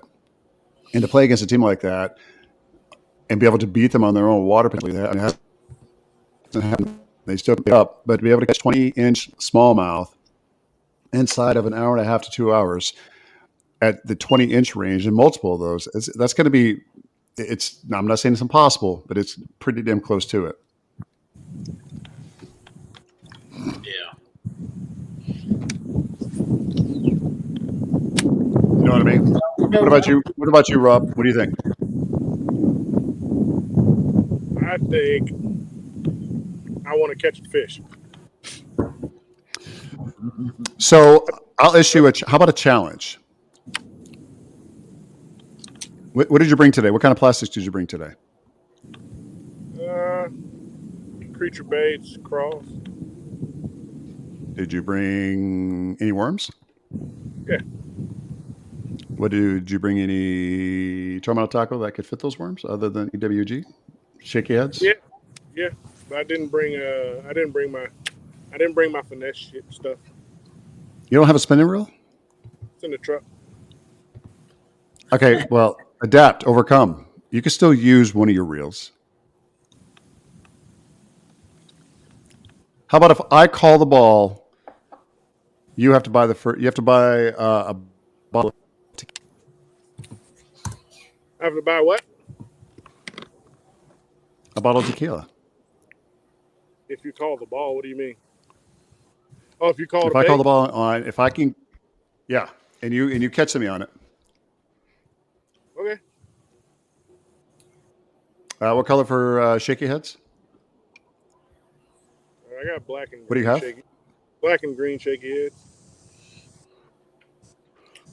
That's Talking it. about the actual. What's the water? Talking about the worms. Yeah, the worm. Sorry, I know black and green are the. Got it. So definitely going to be black. What do you have for the color of worms? What do you have? Do you have speed? You have a speed worm? Yeah. What colors you got? I got watermelon red, green pumpkin, June bug. You have any pumpkin seed color? No. I'm going to say June bug. That pumpkin 1/8 seed was ounce head. when we were fishing against you guys. Oh yeah, it was. That pumpkin seed color, man, they were slamming it, dude. I mean, I asked Jim. He asked what they were biting on. I handed him one within like 4 casts. He had fish on. See the color of this water? Yep. Yep. Pumpkin seed. Oh, That's exactly the color of the June water bug all day was. long. yeah, It's it was. weird. You wouldn't Not think quite your that. shirt. I'm sorry, brother. Go ahead. quite Go my ahead, buddy. shirt? I'm sorry. I didn't mean to cut you off. I was gonna say, I mean, that's exactly the color of the water was whenever we were fishing against y'all, and for some reason you wouldn't Yeah. think that pumpkin seed It was. would work in it, but man, they were just slamming it, dude. Well, it was Trick worm. It was that dark, like just nasty water. You know what I'm saying? Like it was like the bottom was like this. That can. You know what I mean? So that looks like it's more of the chocolatey soup water. So challenge accepted. Sure. Challenge accepted. June bug, 1/8 ounce shaky head, and super crawl against brush piles outside. Super slow retrieve, like a crawl, like you're just gonna slow super every pebble, every twig, everything, and then pop about every 6 or 7 inches.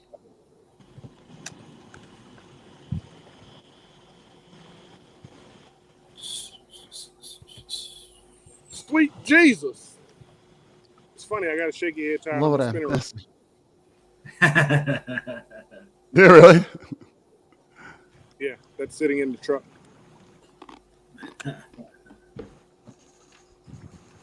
I'm about to leave the back of this creek though and head back out towards the main river though. You in No Name or what? I'm in Blackwater. Blackwater.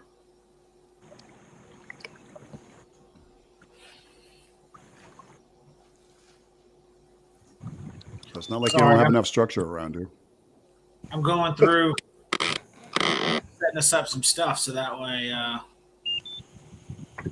so we can have some scrolling on the bottom. I'm new at this, so I'm like creating little banners here. No, it's all good, brother. It's all good. Hey, did you ever get a chance to post that Brew Republic when we were down there facing them, that photograph to our I did Instagram? not. No, I did not. I definitely need to. No, hang on, let me grab a bang. Anybody else want one? No. Okay.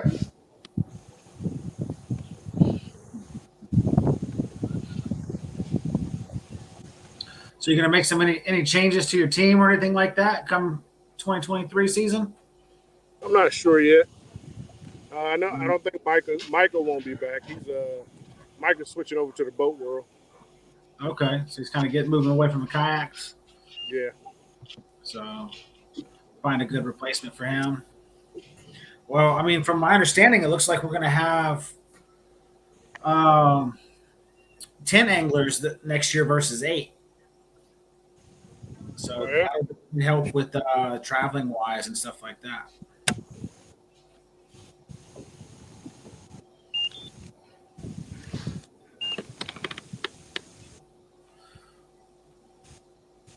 Ten versus 8, huh? Yeah, 10 versus 8, man.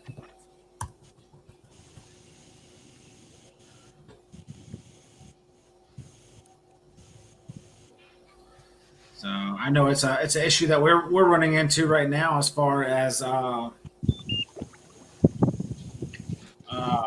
vacations and stuff like that. So moving into people running out of vacation time to fish just the playoffs and the championship.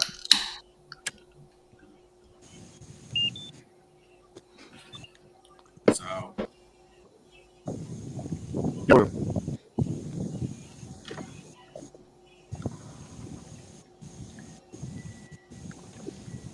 Rob. Yo. I said, if you had a swim bait, that would work too. That's your department, Big Jim.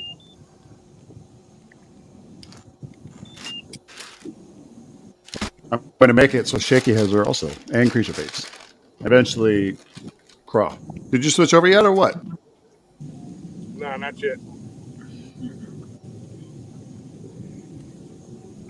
Okay, you're just delaying the inevitable. You have to have faith in your white brother from another mother. I got faith in you, big dog. I know you, Bubba. I know you do.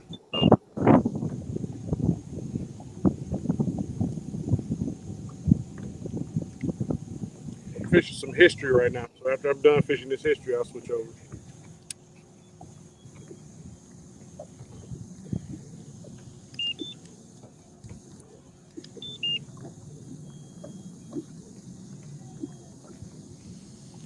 all right, let's see. See if we get some anglers from the game here.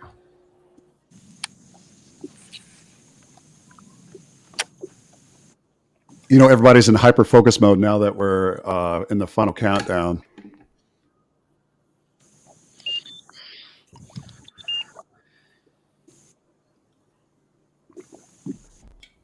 Hey, Rob. So, for a little bit of content moving into next year, what do you think is going to be changing when it comes to your team as a whole? Is it going to be anything to do with communication, your fishing styles,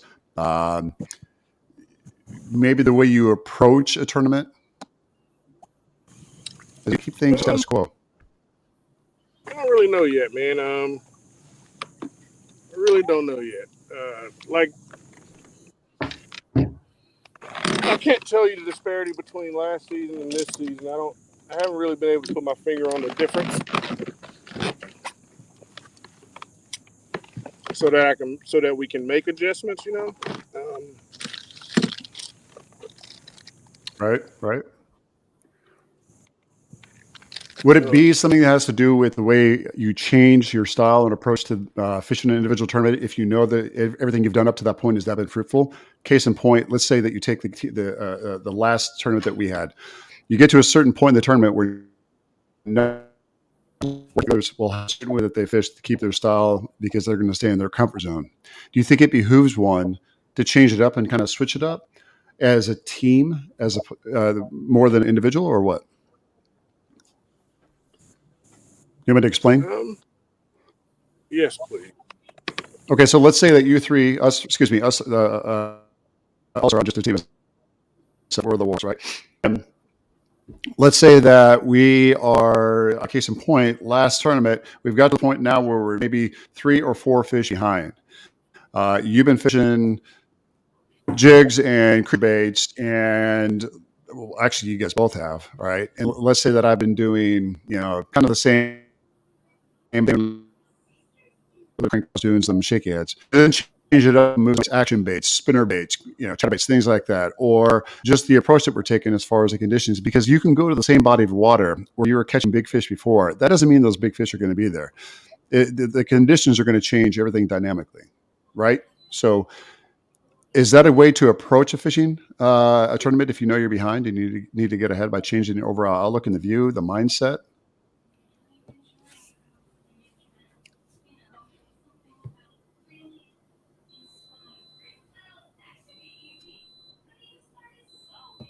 Oh, he's muted. Oh, he muted himself. Did you muted yourself? Yeah, I can't unmute him. I guess so.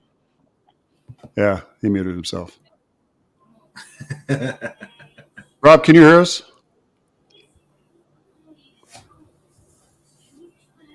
You got to unmute yourself, homie.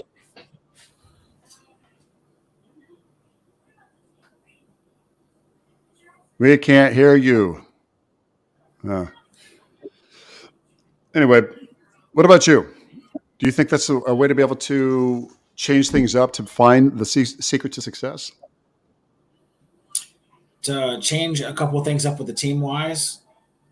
During a tournament, if you know you're not coming out on the top, right? Right. So during a tournament, if we know we're not coming out on top, what are some changes that we can make? No, so did you hear anything I just said? You didn't hear anything. No, You were tuned out. sorry. I was trying to work our sponsors' banners so that way. No, I see it actually. I like this.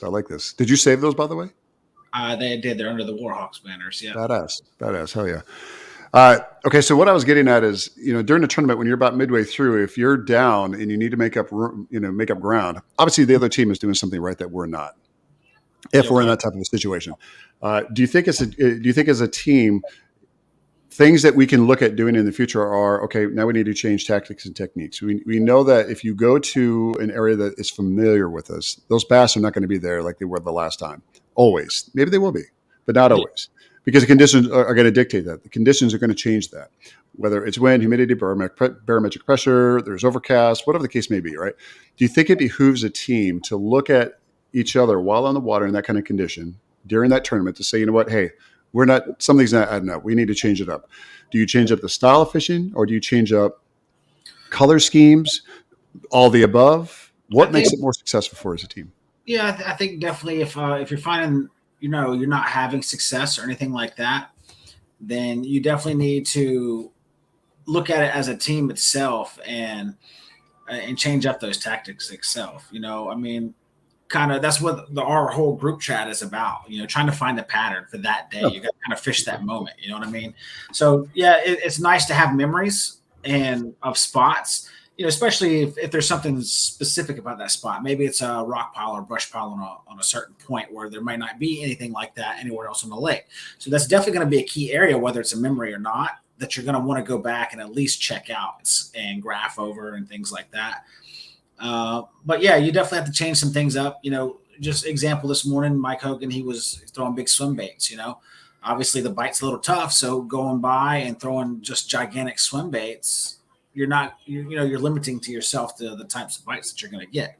You are trying to go for a little bit more of a quality fish, but at the same time, when you don't have a limit, you do need to downsize and finesse a little bit, especially if the bite is extremely tough. So you do have to adjust throughout the day. And be aware of that also. Or upsize. Yeah.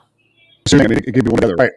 So this is kind of where I'm going with this. So like when we look to our next year in KFL as the Warhawks, it might behoove us to start.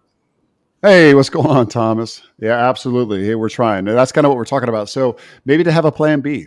If things are not really working for that time and we know we're past the halfway point, the point of no return, well, we talk about like, what's the fallback? Hey guys, it's not working. Plan B, we as a team, because maybe that's something that can help us define things by kind of working through cyclically, all right? Different types of baits, different types of colors. You, for example, throwing that pumpkin seed, all right? I didn't have pumpkin seed, but if you were going through that because if you knew none of the others working, then I was knowing, hey, if I got something in my bag that may match that color scheme, it may not be a pumpkin seed Ned rig, but it may be something like a pumpkin seed, some type of a trailer, some type of a creature bait, whatever the case may be. Does that make sense? Yeah, absolutely. Just making that slight little tweak, you know what I mean? So absolutely, yeah. Because it definitely makes a huge difference. from all kinds of Stick stuff. with the status quo. It does. Stick with the when it's not working. It's just the sensation of insanity, doing the same damn thing over and over, expecting a different outcome. Right. Yep. So we bring Victor back on to the stream. Pigmaster, we still can't hear you. Can't hear me. Victor, we got you, brother. Can't hear Rob.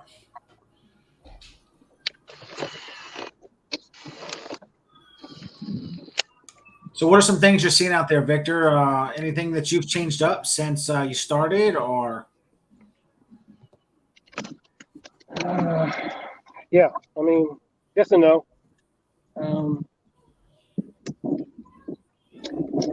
Can't really talk right now. So, okay. So, for example, I was pitching back in the grass, and I keep catching shorts back there. So I came back out to where the bait is, popping in the shallow over here, and that's pretty much how I caught my last 16 3/4. Mike's not too far from me now. He caught his a few minutes ago, probably 50 yards from where I caught my first fish. Hopefully how are we doing as far as numbers go? Right now, the Hawgs are up 91.5 to our 90.5. So we are catching up slowly but surely. Thank God. Okay, so keep putting them up, brother, because I didn't know that he had put a number up until you said that just now. I didn't know they. Okay, so 1, 2, 3, 4, 5, 6.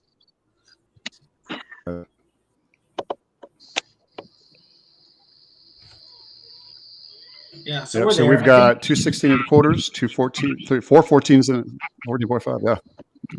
Yeah, we just need to either catch a limit or catch a solid kicker, man, to kind of cancel out their 19. How many do we have? Quarter. 6. How many do we have? 6. We Yes, got sir. an hour left. So it's 12:20 right now.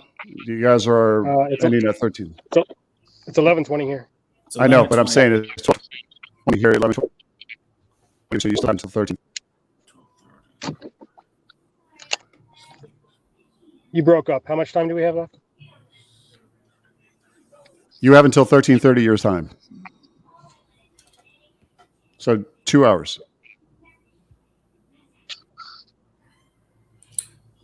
Yeah, it's almost going on 5 hours of streaming now. So yeah, about roughly 2 hours and 10 minutes, 9 minutes, something like that.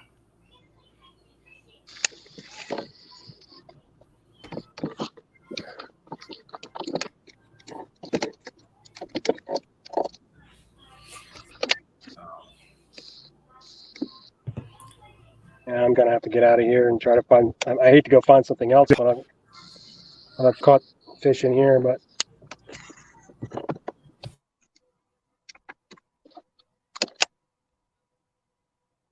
Yeah, whatever you got to do, brother. Hey, that's going to put a little bit more steam in the team as a whole when they see that.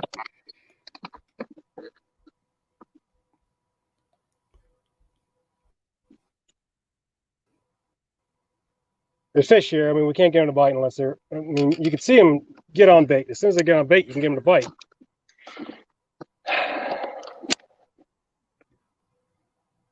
I got you.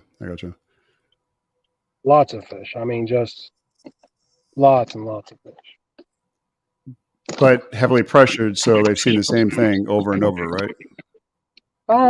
Yes and no. It seems like everyone I saw this morning was like right at the edge, which I didn't do until. I mean, I did a little bit of pitching here like a few minutes ago, but you know me, I'd like to fish away from the edge quite a bit, and nobody was doing that. But no boats. I would say there was 4 kayaks in here with me this morning, and we all had our spots, and nobody really got on anybody else's area. So I don't know if they've been pre-fishing this or not. The guy I talked to said he was here Tuesday, or on the lake Tuesday. I don't know if it was here Tuesday.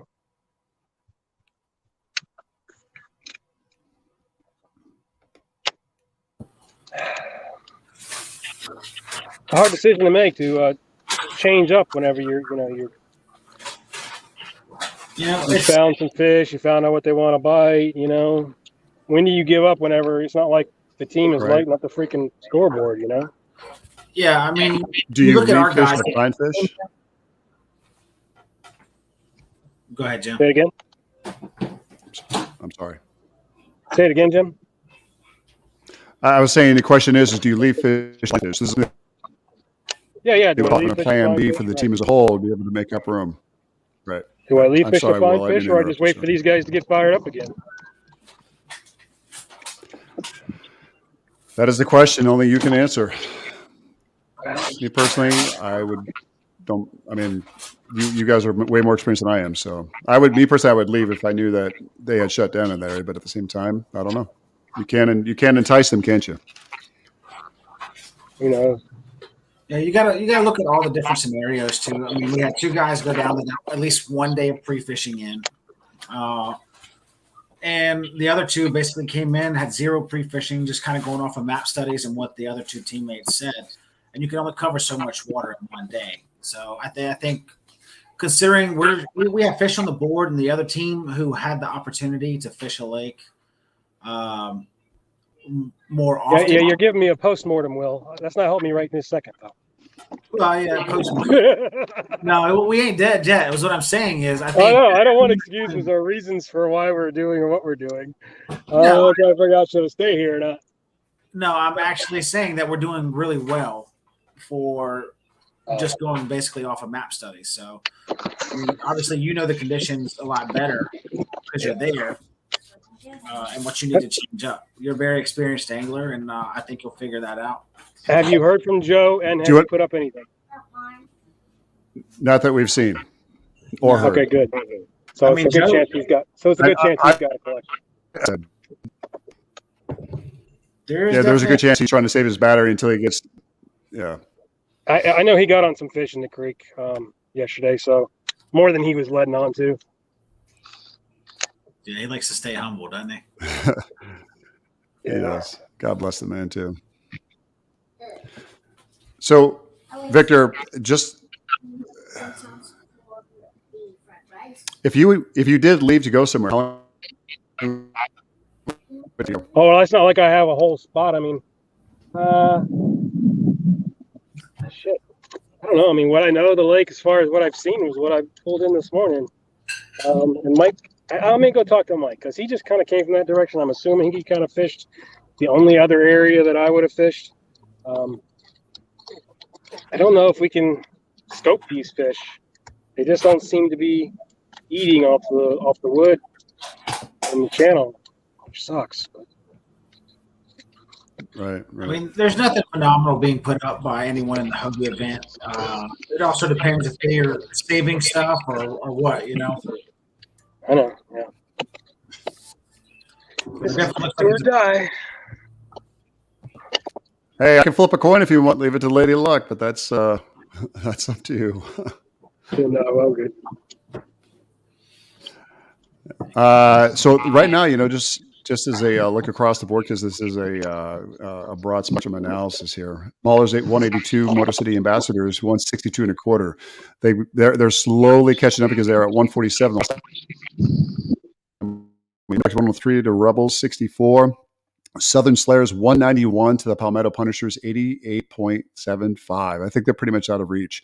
But hey, the talk right now, the focus is on the Hawgs and the Warhawks. 97.5 inches over the Warhawks, 90.5 inches. So it's anybody's tournament. Hopefully Victor and Greg Nozar and can all start putting these numbers up. We as a team, we win together, lose together, but either way, we're doing this together.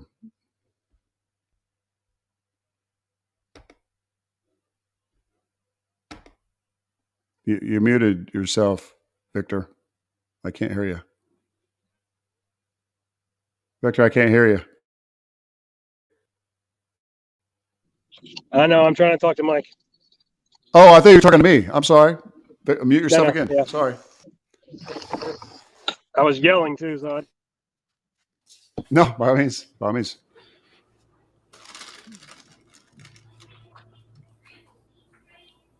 I see that.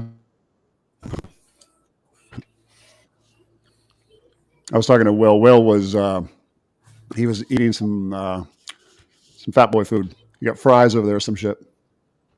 Drunken noodle. No, I'm sitting here eating apple crisps. Come on, give me a break. I didn't want to eat in front of our guys. They're out there slaying it. I'm not I'm taking. listening. I'm snacking. I'm eating. I'm snacking while they're smacking.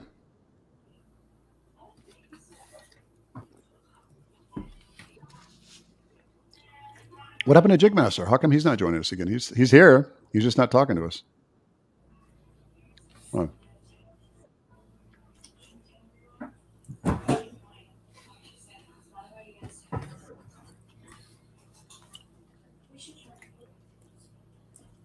Just keeping some of his cell phone's battery until he can submit all his fish. Hopefully, he's got some good ones to throw up there.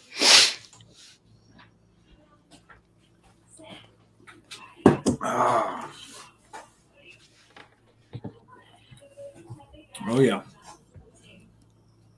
Let's see what we got on the other stream real quick. You're the one that fished the Hobie, Greg. You got nobody Yeah, to you blame didn't but have to- yourself on that one. You didn't have to fish the Hobie tournament. Hey, man, I'll try to support the community. Can you man, hear them? You know? Just to make sure, because I There can't. you go. There you go. Yep. I mean, I to can be hear. honest, when I fished the KFL game / the Hobie tournament on the Susquehanna, I felt the same way. It was like, oh, I'm pedaling upriver all day. It's ridiculous. Yeah. So that's actually a really good question, Nick. Maybe you can answer this. When you make a decision to fish both events, especially like a Hobie, because you can no longer use a motor, what does that do for you in your making? Kind of preparing, because you're used to using a motor everywhere else you go. So you do a Hobie event that doesn't allow motors, and now you've got to pedal everywhere. Well, I think it definitely changes the equation. I mean, when I have a Torpedo on the back of my that I'll use on the river when I'm fishing the river, and it just gives you access to so much more water. So like for that KFL game, that was also concurrent with the Hobie event, I knew that I wasn't going to be able to make the runs that I'm used to making. And it made me really try to just dial in one or two particular areas that I knew held the most fish and that I can actually maintain and stay there all day. And that it really does change the equation. And so as an angler, what makes you decide that you're going to go ahead and do both? You're going to double dip and you're going to do the KFL match and then also do the other match that's on that body of water. Well, I mean, I think it's a no-brainer just because, like, the Susquehanna, it's a local tournament for me when the Hobie was there. And we have most of our KFL games on the Susquehanna. The levels were a little high before this one, so we couldn't be there. But, I mean, if there's a Hobie tournament going on the Susquehanna, I feel like I definitely want to be fishing that. It's one of the premier events every year that we look forward to. It's actually great information. Yeah. Yep. I mean, the Susquehanna is so kayak friendly. It's because it's like you don't have the big boats ripping around just because it's so shallow. It's just really made for kayak fishermen. It's like the perfect body of water for that.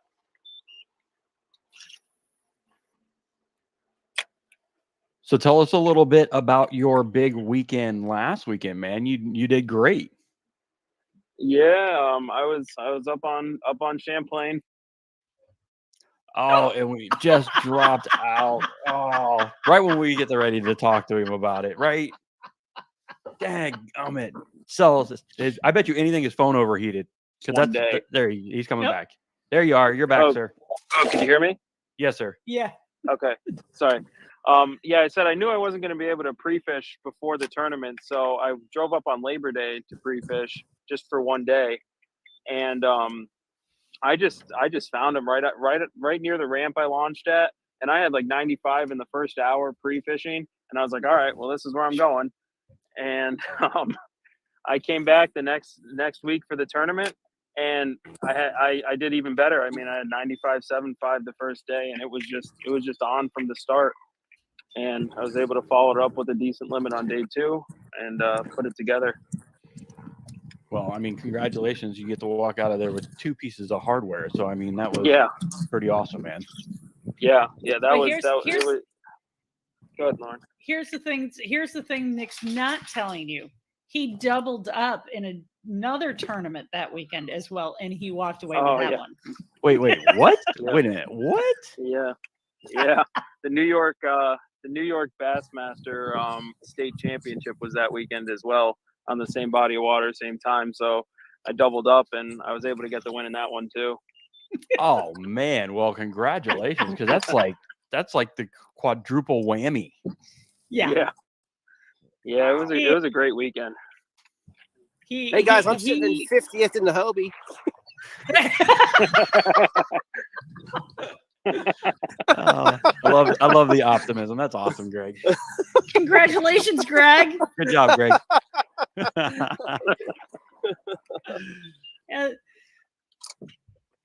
Go ahead, Lauren. How many anglers do they have, Greg? 141. That's not bad. That's not bad. I don't know where I'm sitting. I'll be honest with you. I have no clue. No clue. He has no clue. So He's just like lying, everybody else. He fishing. doesn't pay attention to that.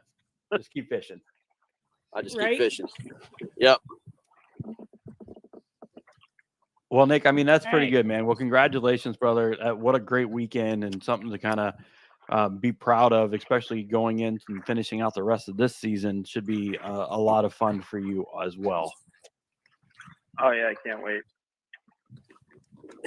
Nick, you don't have much time left. What time was lines in for y'all? We were lines in at 7, so we were lines out at 2. At 2, okay. Okay. Yeah. Yep.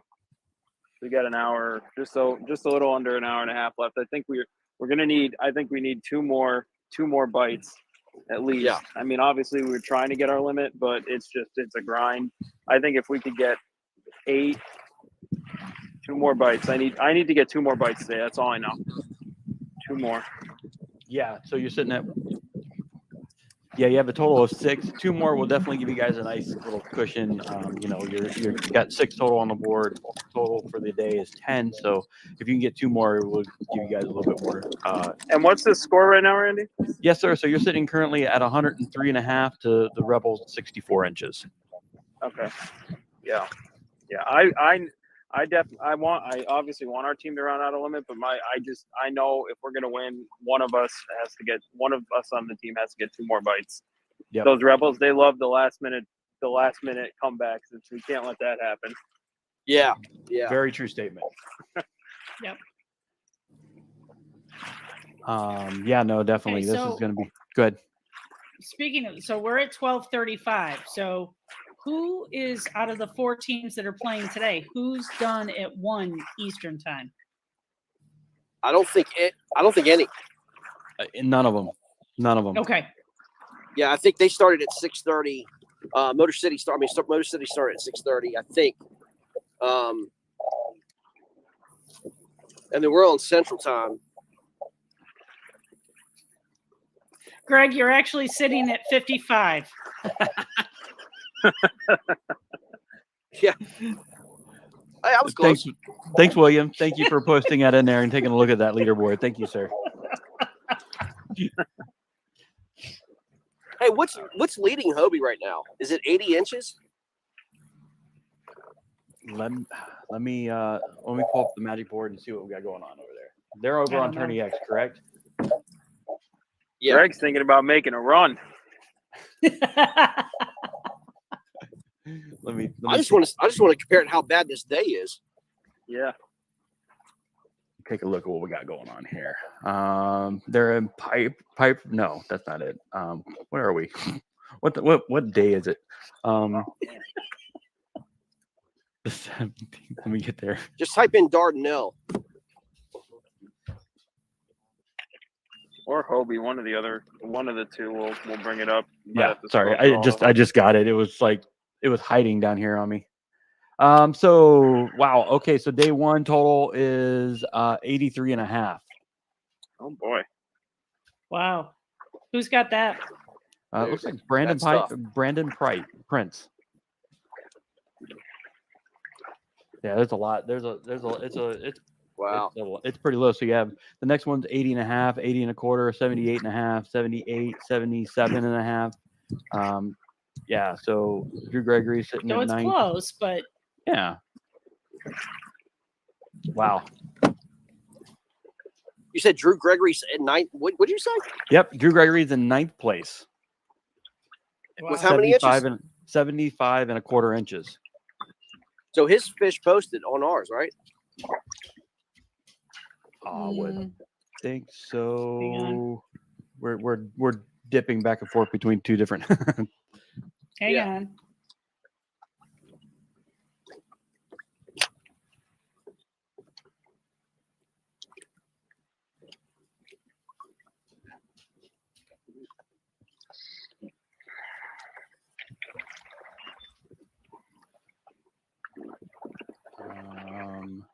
I'm not seeing them in ours. I'm not seeing them yet either. Okay, so then they have more fish. Yeah, I think you're correct, sir. Yeah. Actually, Unless Yeah. unless some So of his they're- aren't scoreable in KFL. True. True. You might be right about that, Nick. Unless it is Well, not a 75 scoreable fish. you would 75 would mean that there's at least 3 that are scoreable. It's like a 15-inch average, right? Yeah. Yeah.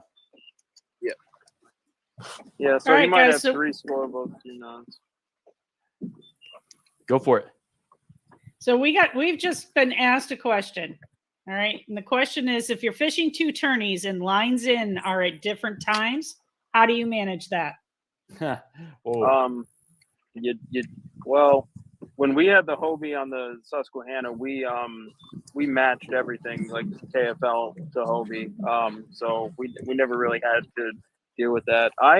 There was one tournament that I was fishing that was concurrent last weekend, or no, 2 weekends ago when we were on the Susquehanna against the Maulers, and I ended up just not fishing the local tournament because the lines in was half an hour later than our lines in.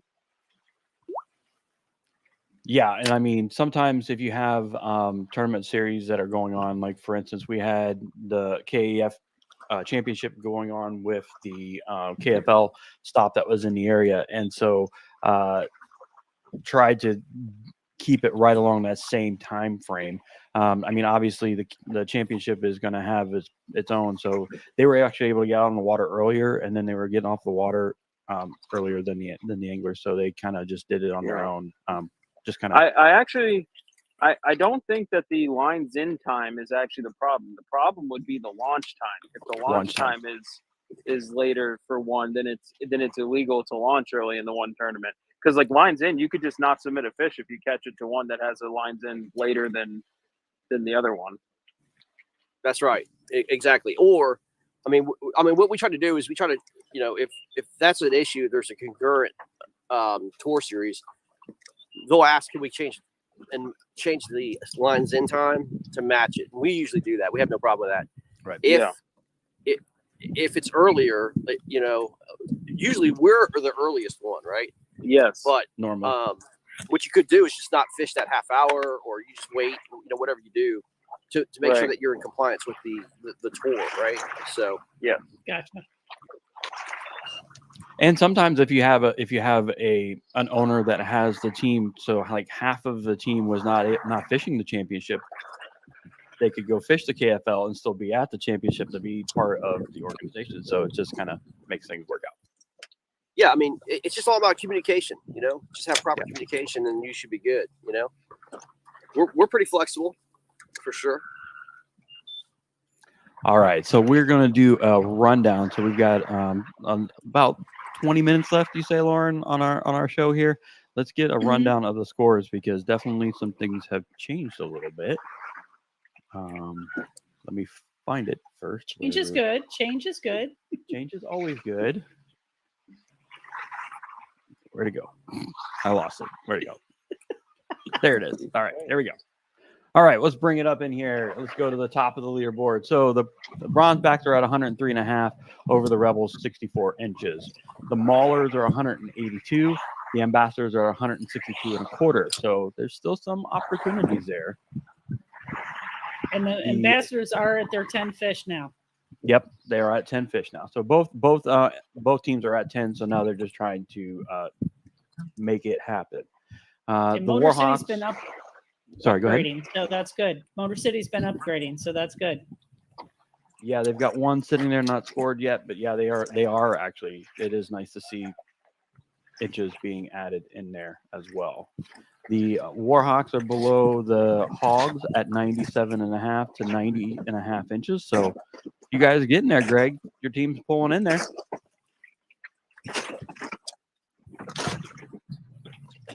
Yeah, so they're Trying, still, bro. yeah, Trying. they're Can't be losing 19s though. yeah, it's definitely you have 119 between the two teams, and then the rest are all 16s and 14s. So yeah, it's you guys are grinding it out there. I think the Slayers are trying to do it. They're going for it. Southern Slayers are now at 191 inches to the Punishers 88 3/4.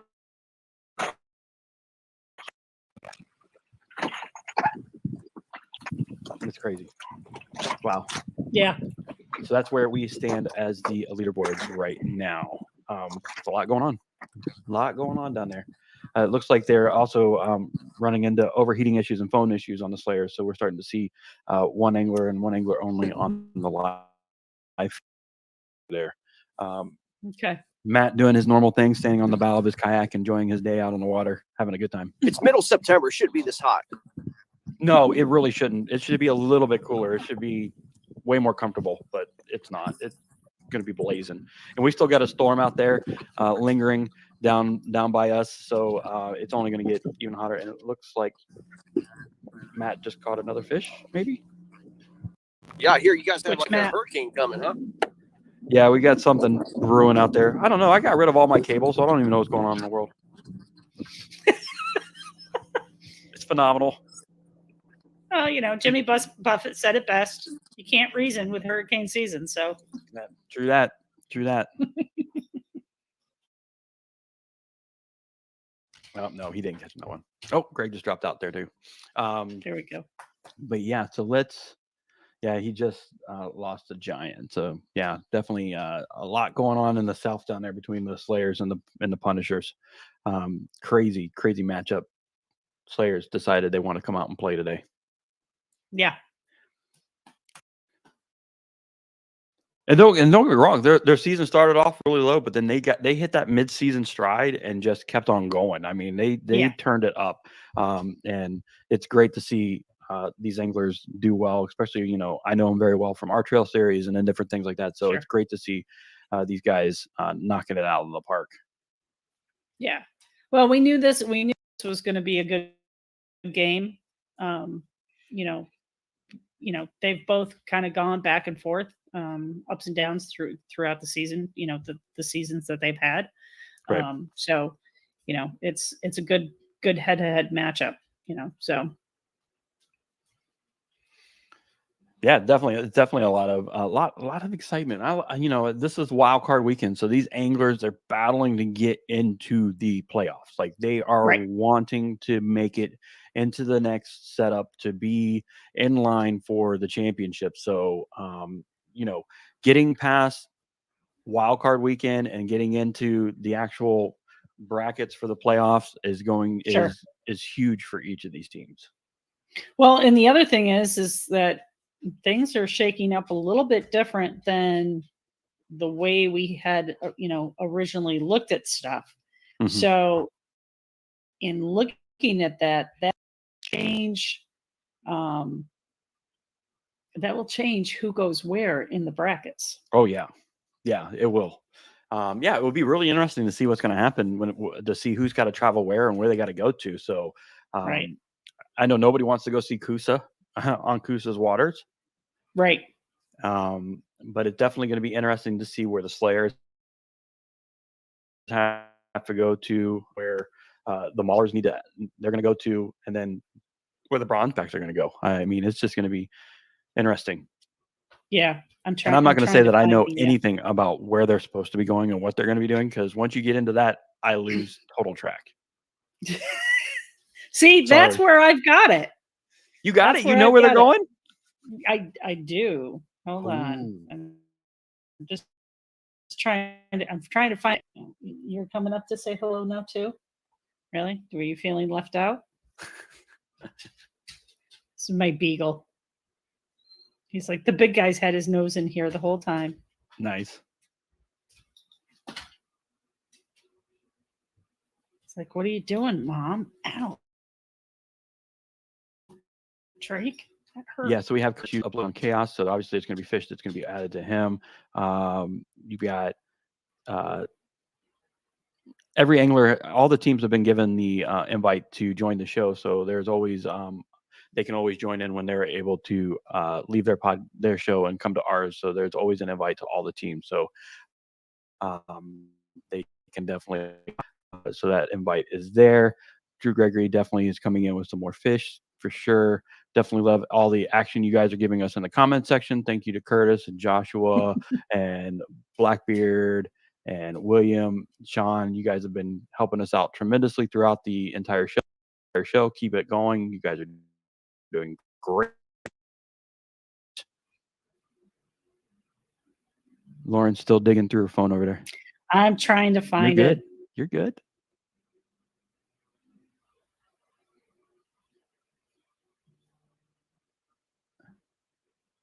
Because I can't find the bracket now. Of course I can't find the bracket. Nice. Uh-oh. Okay. Yep.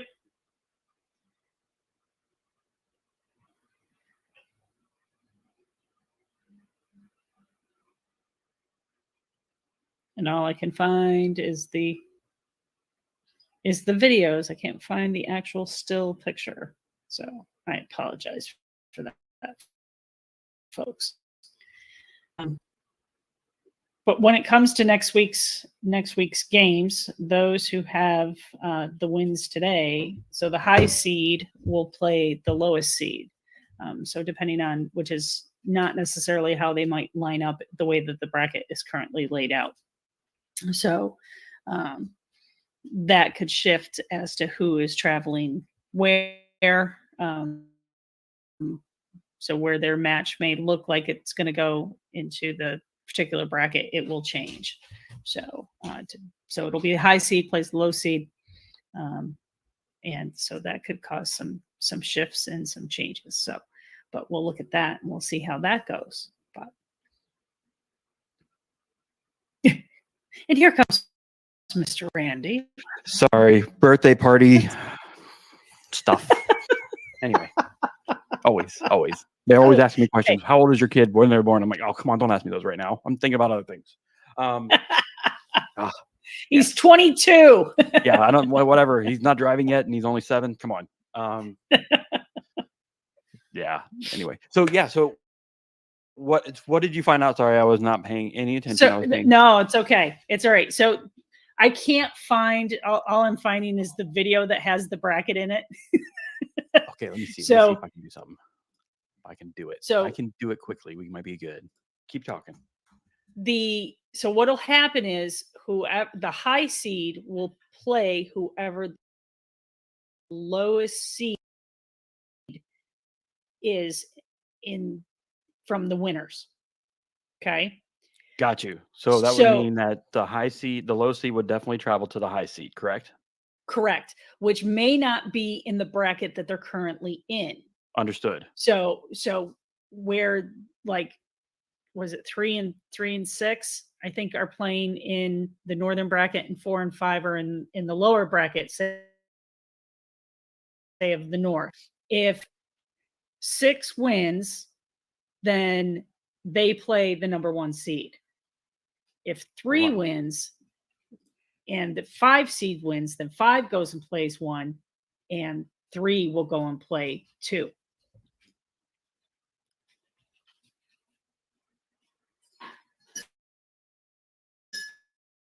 If that makes sense. It makes sense to us. No, you're correct. I think you're correct in saying that. So the low seed will definitely travel to the high seed. So for instance, like the bronze back right now are against the Rebels in the playoffs. Right. I just had the picture and I just lost it. Come on, you kidding? Bronze backs to the 3 seed, right? Correct. And Rhode Island is the 6th seed. Correct. Yep. It's so for some reason I had the older one. Dang, so it's all right. If Pennsylvania wins, then they go and play the 2 seed, which is Indianapolis. Right. That would wow. Now, whoever's your 4 seed and your 5 seed, which is the Maulers and Motor City, whoever the higher seed. So say if Motor City is the 4 seed and they win, then they play. It doesn't matter. Whoever's the winner of that lower bracket is going to go against whatchamacallit. The Kusa? No, the night Granite State. Granite State. Okay, gotcha. Wow. The only way they don't, the only way those two, the Maulers or Motor City, doesn't go against Granite State is if Rhode Island wins. Because then Rhode Island would go against Granite. Wow. Yeah. It's playoffs. It's the playoffs. I know that they do it like football style. So correct. One plays the lowest team, and then they kind of work their way down, and they work their way through their bracket system. So correct. It will be this week's playoff show will be very interesting to see where everybody has to travel to and where they have to go to, and how that's going to play out for their next week's game. I mean, there's no slowing down from here on out. It is playoff. So it's a lot of traveling, a lot of places that people are going to have to, put 18-hour drives probably to go and do these events. Here's where it gets a little right. So if the Maulers hold on and win, they go play Granite State next week. That's a rematch. Wow. Okay. If Pennsylvania, and both of those, that's not as big a travel for them as it would be for, let's see, how would that? Yeah. Otherwise, it's the Rebels. The Rebels would play Granite at home if they won. Mm-hmm. If Motor City wins, then they're playing Indy at home. Not that bad of a travel for them, but if you also look at like the Hawgs, they're going to have to travel. Correct. The Slayers. When you get to the south, it gets a little ugly. Just the North is not quite so bad potentially not so bad after week 1. Gotcha. Week 2 for the South stays ugly because you are all over the place, between those teams. Yeah. And depending on who gets in. It's going to be really interesting what goes and transpires out of this wild card. And it's the reason why it's called the wild card. They're all trying to battle to get into that playoff spot. Right. So they've put in a lot of work to get to this point, and now they're just trying to finish out the rest of their days. Why they have a chance on the water. Let's run down through the scores one more time because we've got about 5 minutes left on our actual broadcast. Wow, it's crazy. 5 minute time flies when we have fun. Yes. The Rhode Island, between the Rhode Island Rebels and the Bronzeback are at 103.5 to 64 inches against the Rebels. The Maulers are ahead at 182. The Motor City Ambassadors 164. I'm excited to see what's going to happen during the last little bit of their match that they have going on. The Washington Warhawks and the Arkansas Hawgs. The Hawgs are ahead at 146.5. To the Warhawks 90.5 inches, kind of grinding their way through that one. The Southern Slayers are now at 191 against Palmetto Punishers 88 3/4, and they have 35 minutes left in their match. So, we are rounding out our show here in a few minutes, but there's still matches going on. So if you get an opportunity and you want to pay attention to what's going on with the anglers,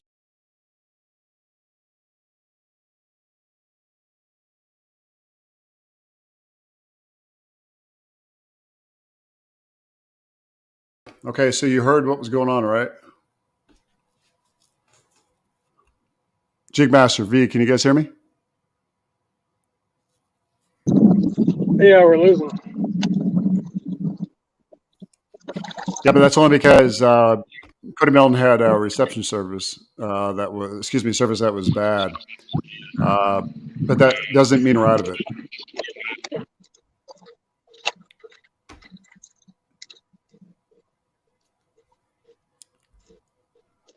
So,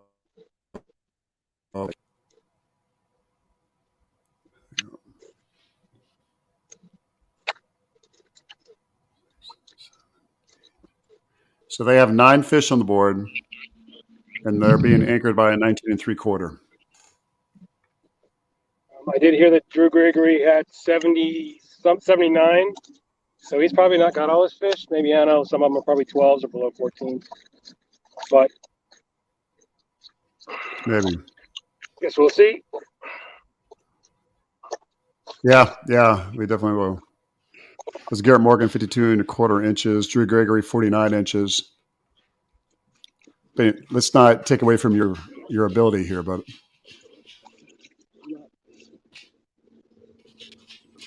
or take out of account that Joe could be also experiencing the same problem that he has right now. Yeah. Joe's fishing the same kind of stuff that Drew Gregory fishes. So Yeah, if anyone can do it, it's Joe. If anyone can do it, it's definitely Joe.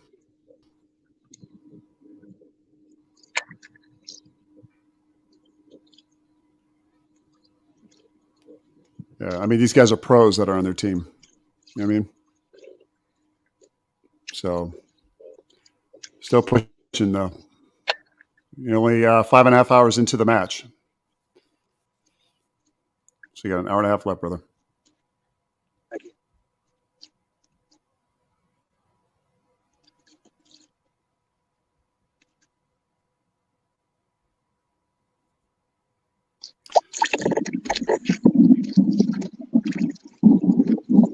Put up a quick score real quick.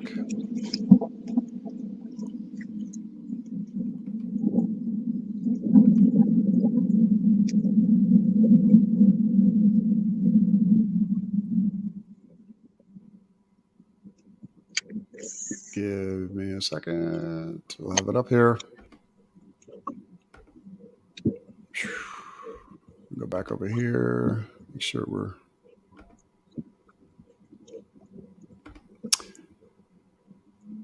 All right. So for. All right. So of the 4 different tournaments that are going on, Bronzebacks are leading the Rebels 103.5 to 64. Massachusetts Maulers 182 to the Motor City Ambassadors 164. Still a close game. Still have the ability. The Motor City has the ability to be able to turn things around. Want to just mute you? I'll mute you, V. Don't worry about it, brother. Okay. Let me go back over here. Motor City, like I said, they're on their own territory, so it's definitely possible for them to go to and find some more fish, quality fish. They're gonna be able to help jump those numbers up, even though they're both maxed out at 10. So they just have to cull for better fish, better quality of fish. Arkansas Hawgs taking a big jump up, at, whether it was because of service, the service they have in the water out there, but they're 146.5 over the Warhawks, 90.5. Southern Slayers 190 3/4 over the Palmetto Punishers, 88 3/4.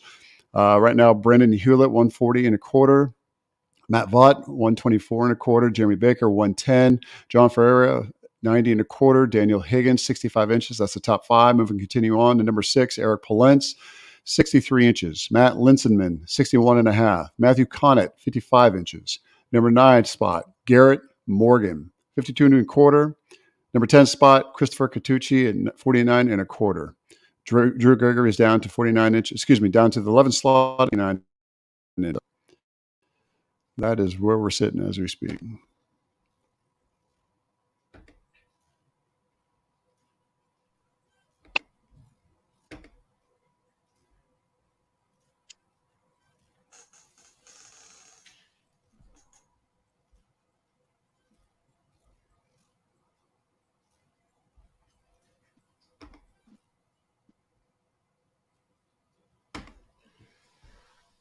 Excuse me.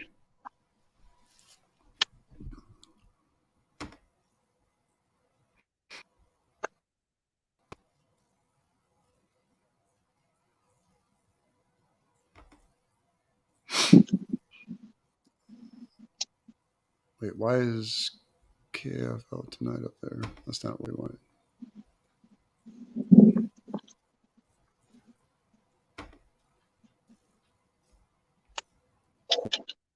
What's going this?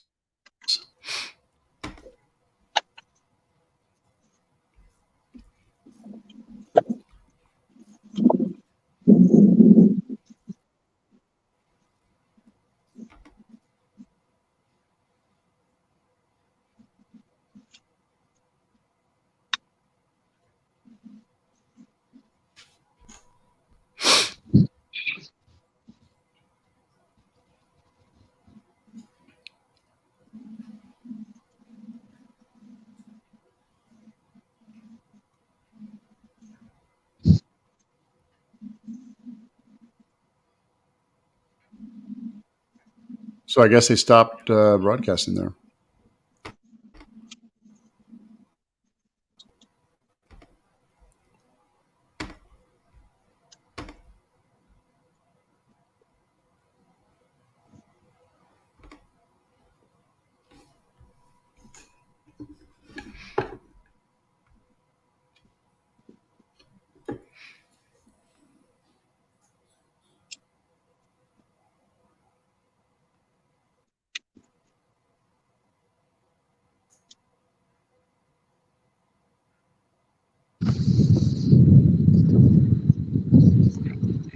Yeah, it looks like whatever fish were put up here recently, he caught them all within a matter of 6 minutes. He caught 3 fish.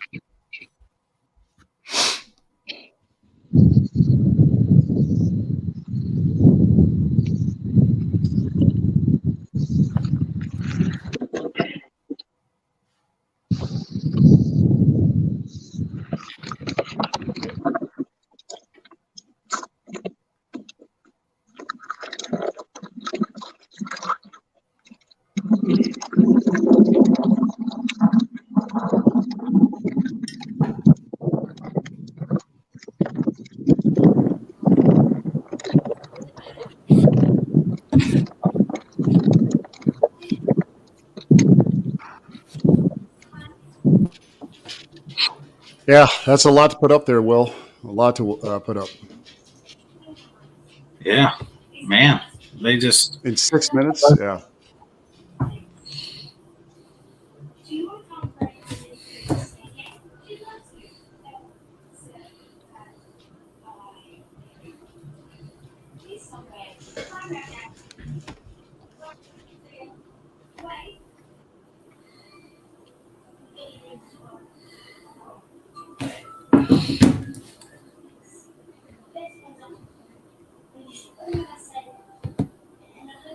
$146.5. Let's change this.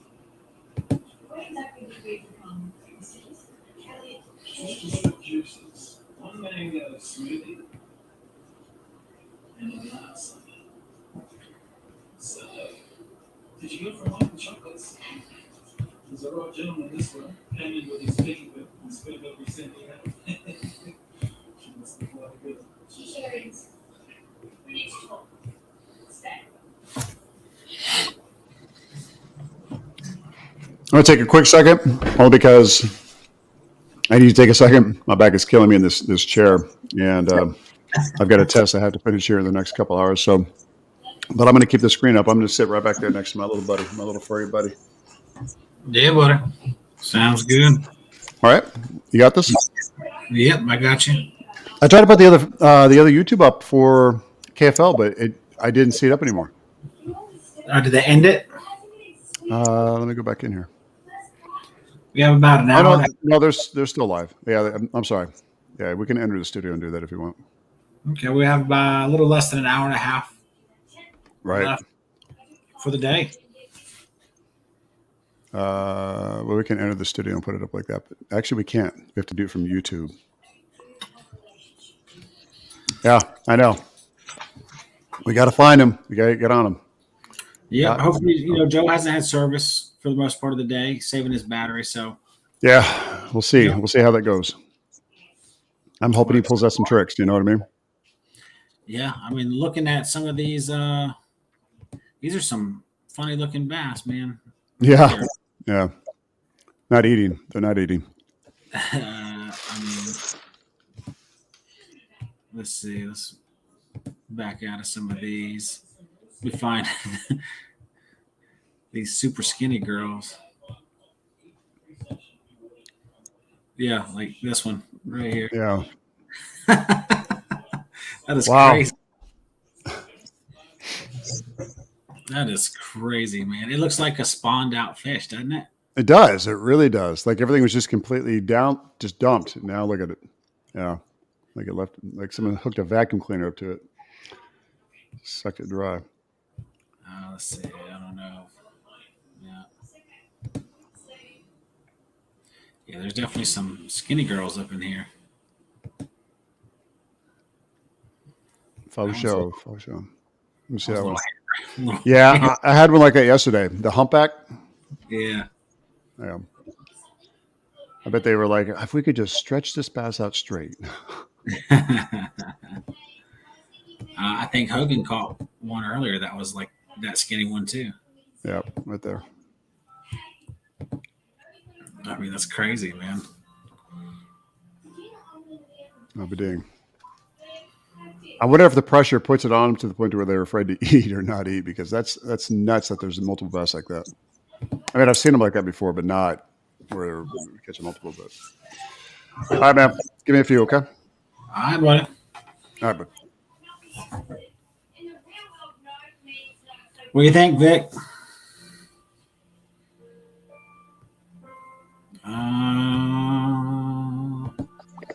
What do you think, buddy? I'm struggling. Nah, there's no such thing with you. You don't struggle. Well, I'm going to go look for a new bite. That's kind of where I'm at right now.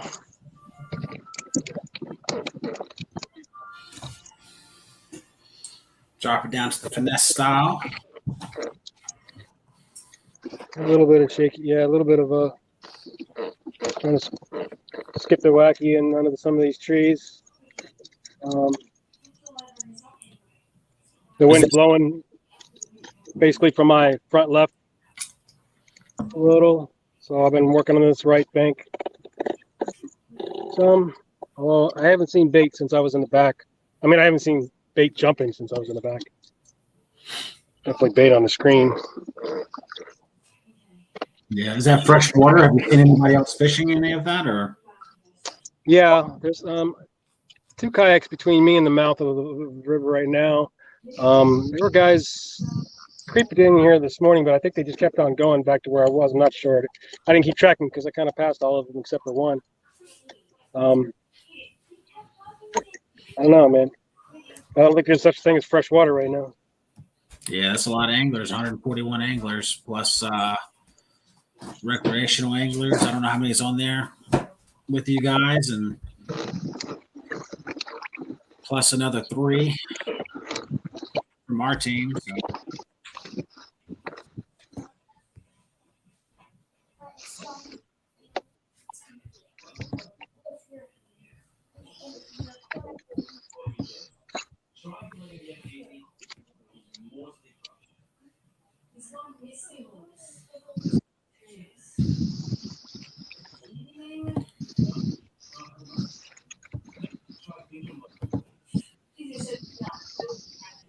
see. They have 3 more fish than us. A couple good kickers. An 18 and a 19. So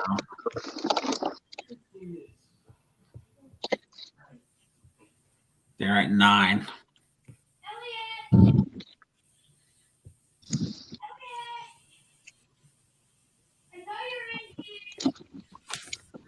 So we got a solid chance, man.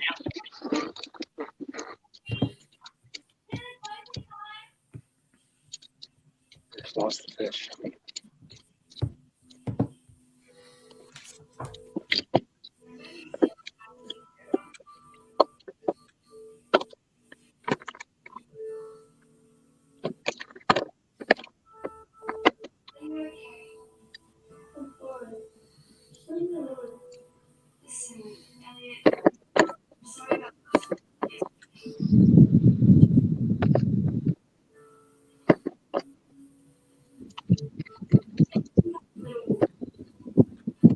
See, you missed one. No, I've just lost the fish where the fish are. Lost it. Felt like I was near fish, and now I'm not. But...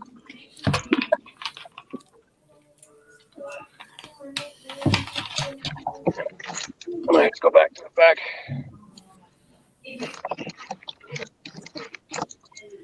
Mike went ahead and went out of the pocket, so maybe he'll get on something out on the point. Yeah. Been throwing that BFS underspin a little bit too much, I think, but we'll see. Oh, that looks fishy. Yeah, most of your bites they've been up in the water column or we were stuck towards the bottom. Second. I said, most of the bites have they been more toward the bottom, or they've been hitting on the fall, or what? My first bite, I'm not sure because I high sighted something at the same time I cast, and then I had a fish on. The second one, I mean, it was in 2 feet of water, so yeah, it's a quick fall. So you could call that the top, you could call that the bottom. In 2 foot of water, who knows?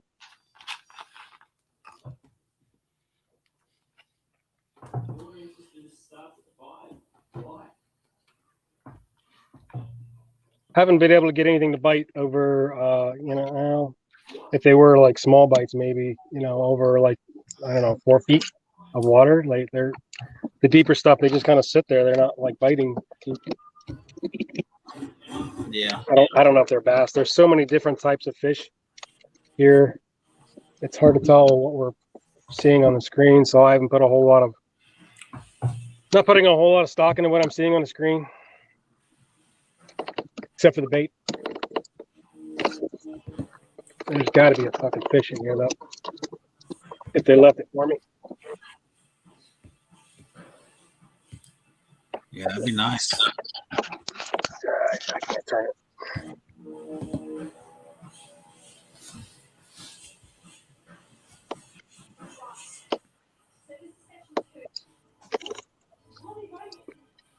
Some good looking water, at least. I mean, it looks fishy. Yeah, I got a shade pocket. You can't see it that way.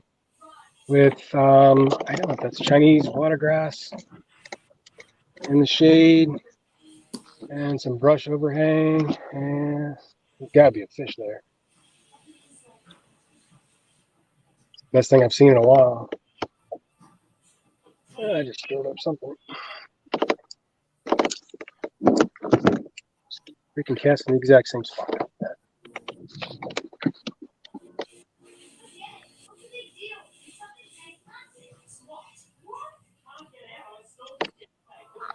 Seems like the bites kind of picked up here a little bit more in the evening time than it was this morning, for at least the other team. Yeah. Oh, well. Oh. Joey C. Can you hear me? Yeah, buddy. How you doing, man? I just lost a pretty good one. How's your day been going?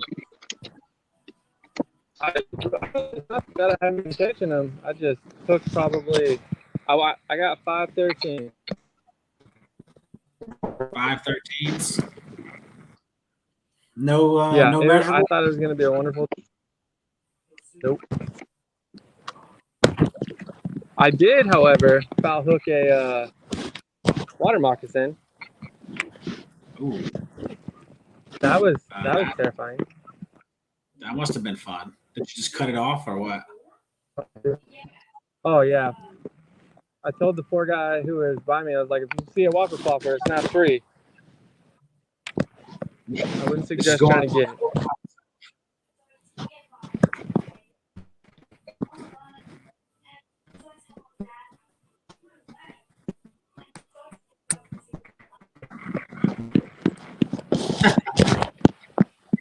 He was there, Vic. Yep. Not what we're looking for.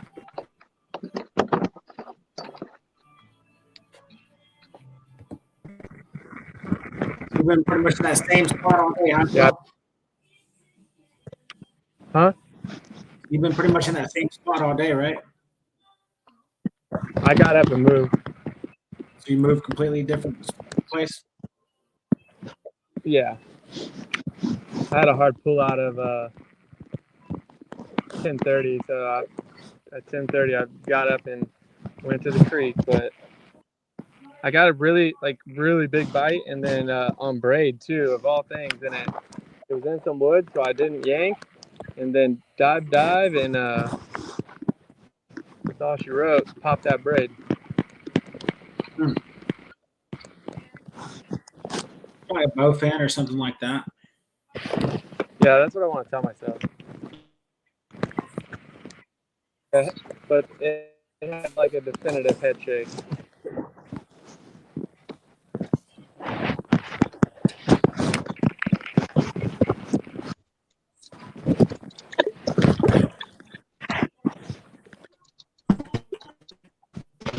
I didn't even. What's the score?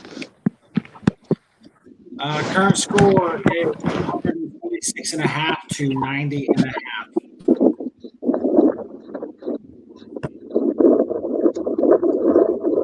Hawgs have 146.5.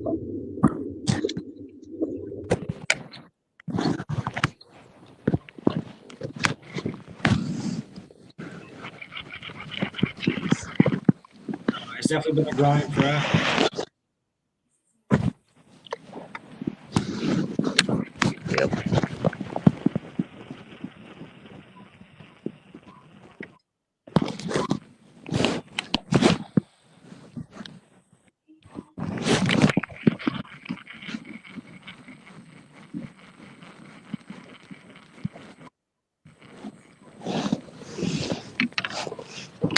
I got really bad reception. I can't get my audio up, or my video up. That's all right. How you looking on battery? Oh, I on my 20-minute ride, I had time to get some juice. I'm at like 60. Plenty. Okay.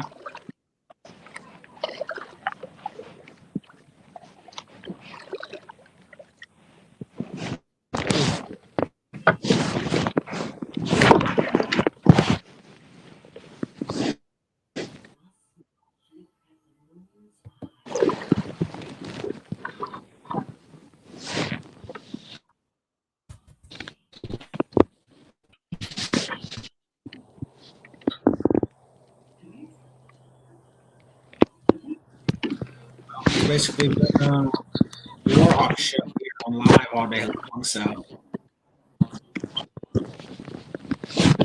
No, none of them got on. for like a split second, and then Kyle got on for a little bit.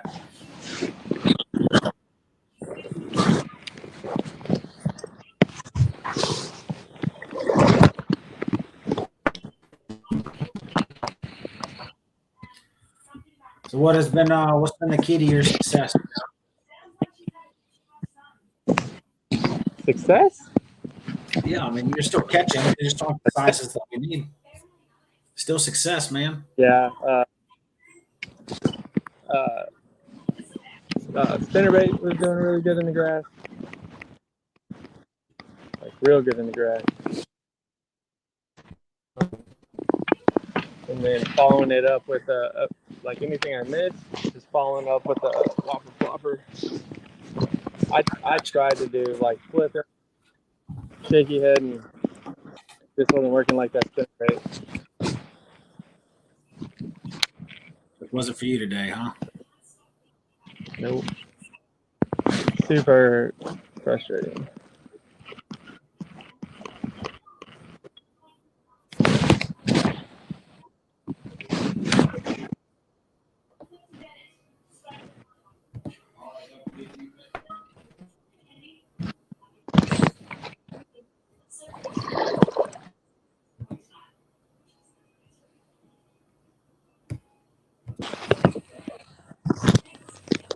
What time is it right now?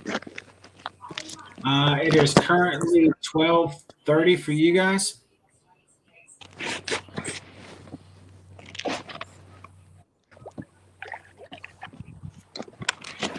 We have about an hour and 5 minutes left.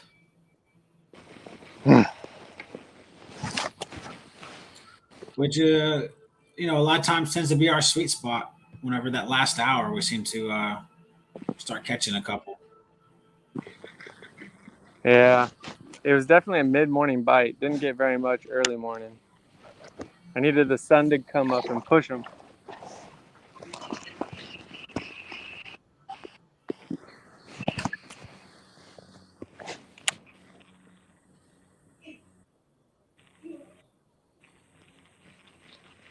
Watch a master at work retying.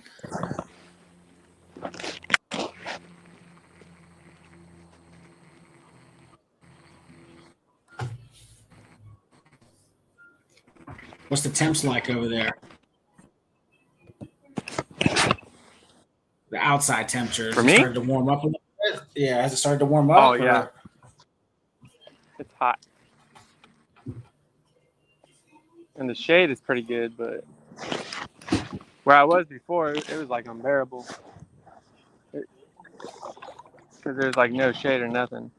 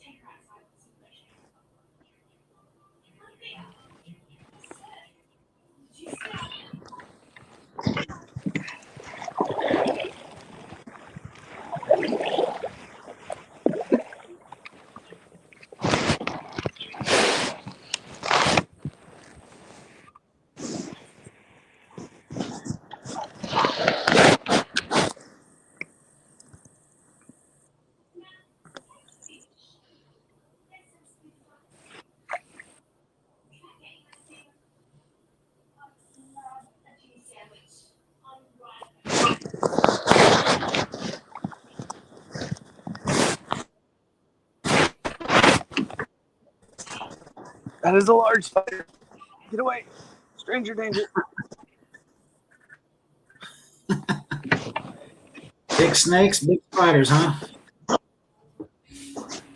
Yeah, I'm not. Talk to Keith there.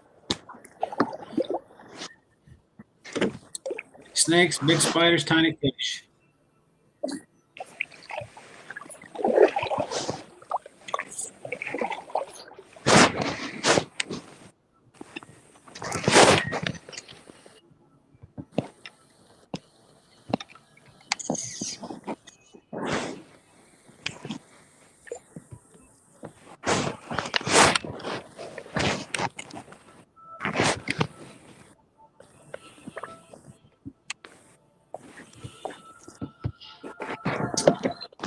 We'll go ahead and do a quick rundown, quick update, a couple score changes.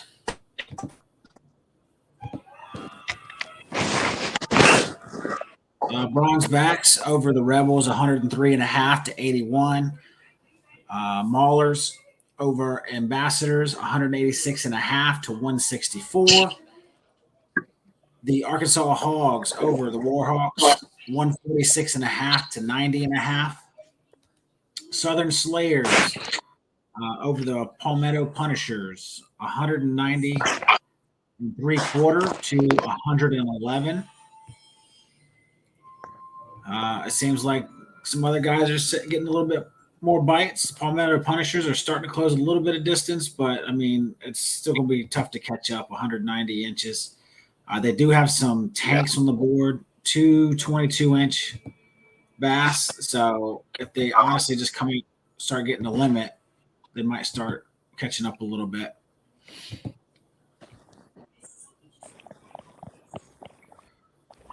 Top 5 overall: Brandon Hewlett, 140.25. Matt Vaught, 124.25. Jeremy Baker, 110 even. John Ferreira, 107.75. Ken Wood, 65.5. 5 anglers for KFL today.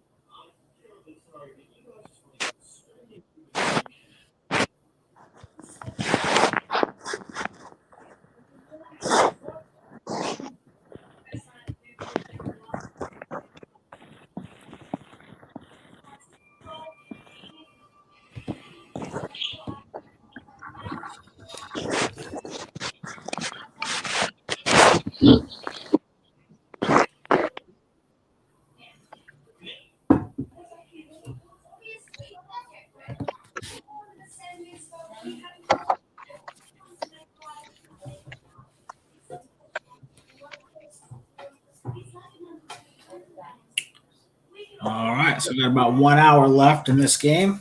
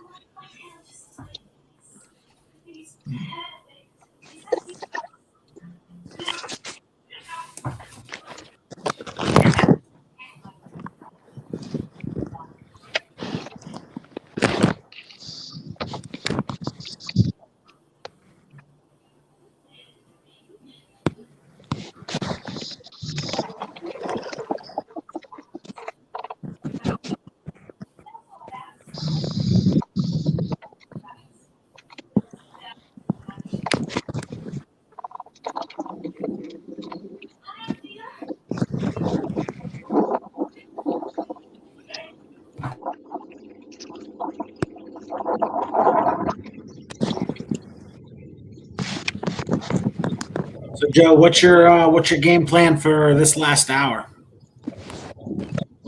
Hit every lay down I can. So you're trying to cover as much water as possible? Yeah, so I just went to the creek and hit one side of the wood.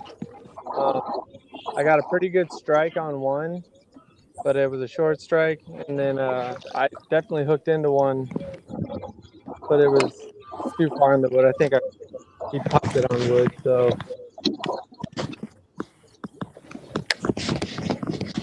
bypassing the straightaways, trying to get any wood and bend.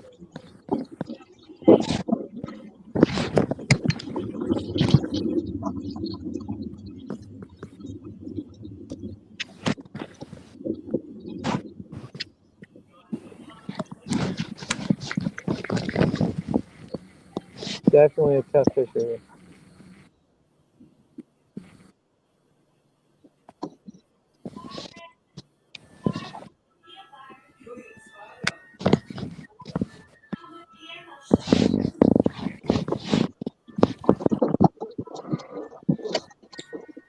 So how was the travel for you, Joe? I know that you decided to drive down to Lake Dardanelle. Uh, how was that for you, man? You got to be Long, pretty tired right now. long. I left at like 4 in the morning. Got in around 9. Um, super easy drive, pretty straightforward. Uh, yeah, I'm glad I didn't wait until later because once the sun went down, I was pretty over it. Yeah, you probably wish you had a little bit more sleep under your belt, huh? Yeah, having a bed and sleep, man, I'm doing it big.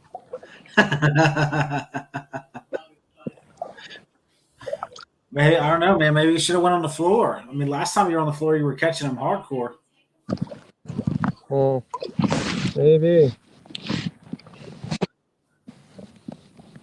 Yeah,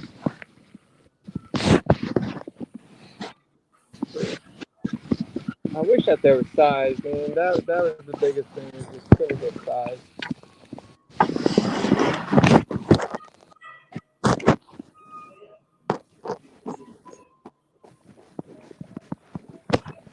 Definitely the bummer of it.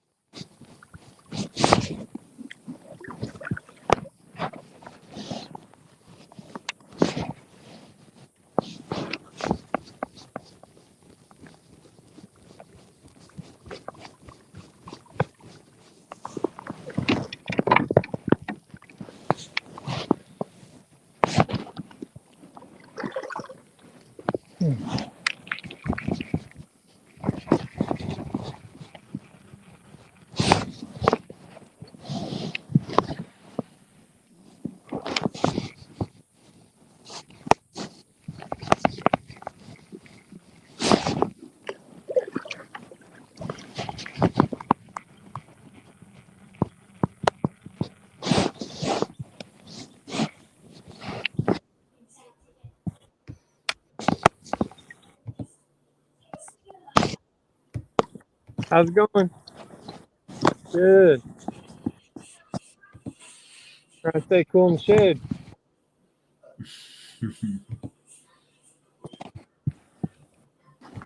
Let's see here. Broke off on the size one back there, but that's about it. That little pool back there, though, yesterday was a blast. On a whopper plopper, I put the pull over that riprap area. It's pretty fun back there. Yeah. Yeah. Yeah. Huh?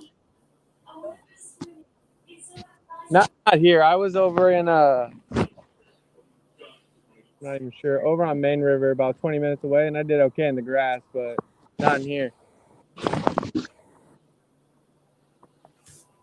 You guys too.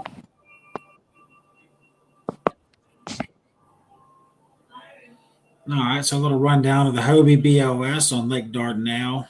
You got Brendan Prince. He's only got 83 and a half inches here on day one.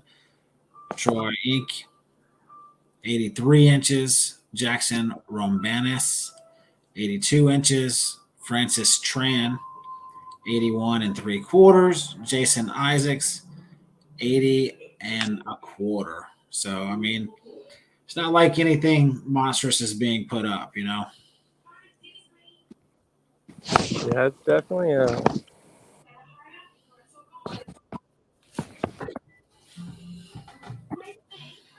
I think 10 degrees would be this morning, like the water was so warm. It. Like it was, I could feel the heat off the water.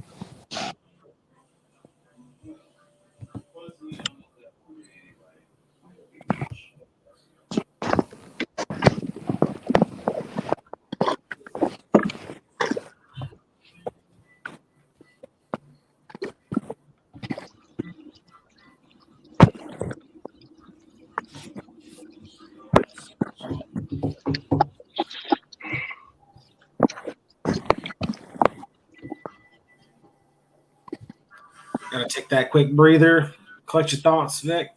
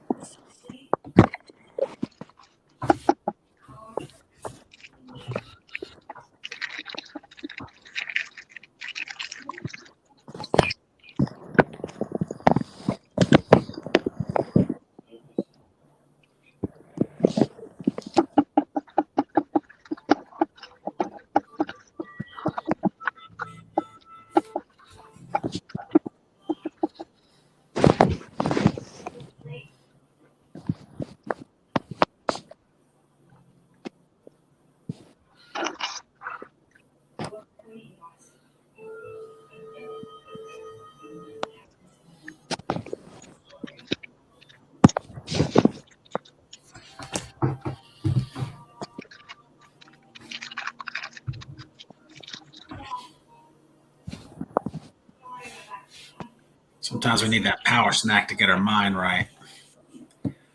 So we start throwing it to the big uns. I definitely 100% done packing up and hit the road and grabbing the gnarliest burger I can find. Driving where? Oh, like I'm just gonna go find a really good burger after this. Not using a motor really puts things in perspective for you. Yeah. But this morning I was through it so fast, and all those guys in Hobies were riding the old fashioned struggle bus.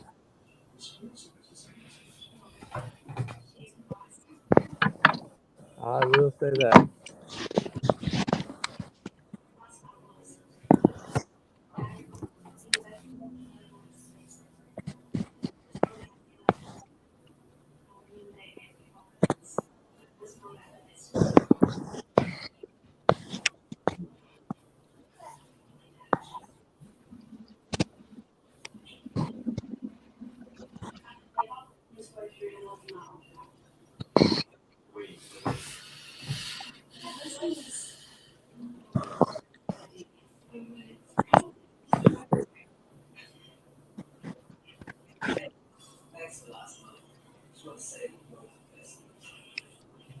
Oh.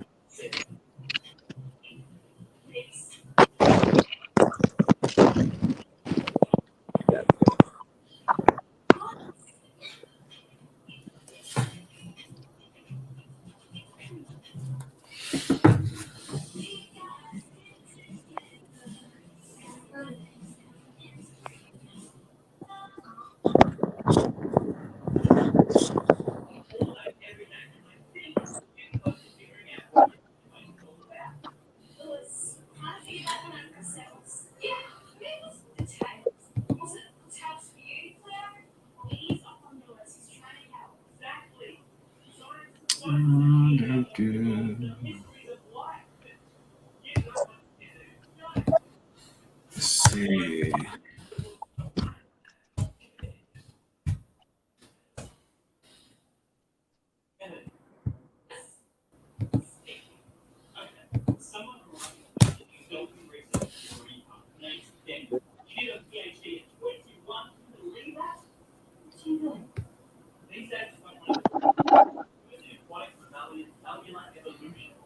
Let's see. Let's do KFN.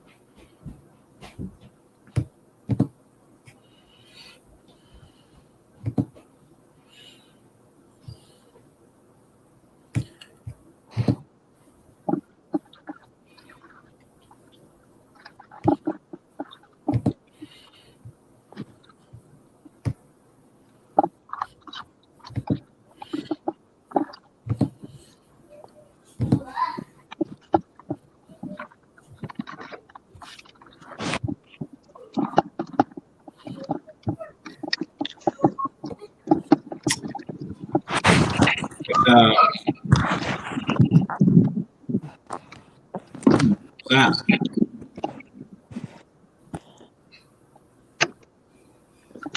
Sounds like somebody caught a fish.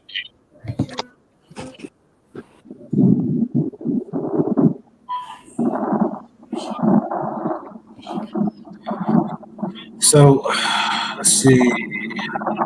Fishing cages.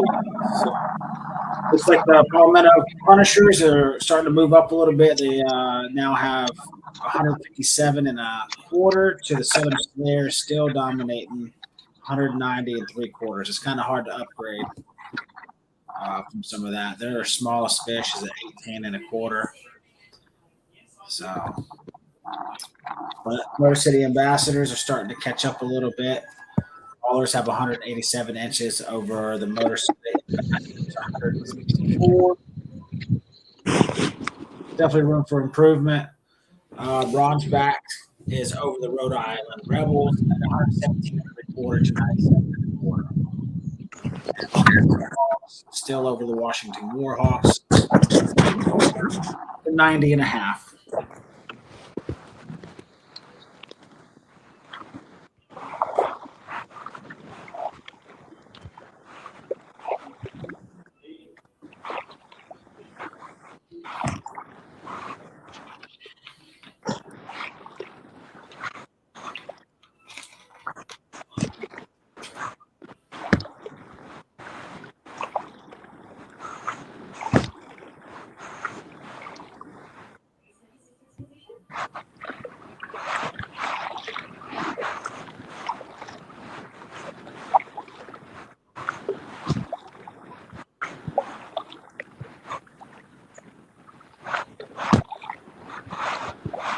How's it going?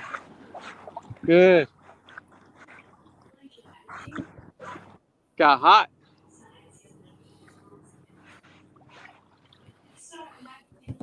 Huh? Not here yet. I broke off on a good sized one down there, but other than that, no. You?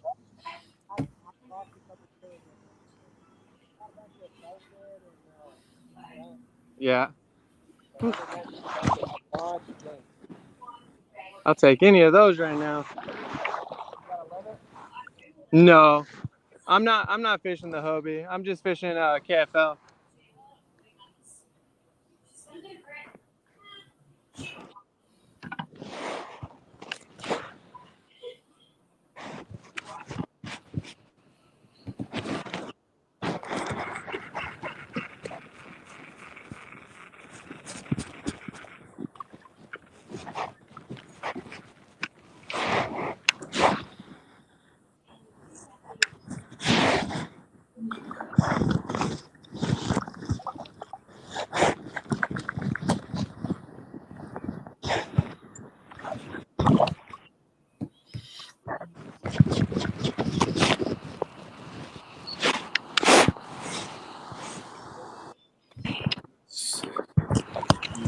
Nothing new.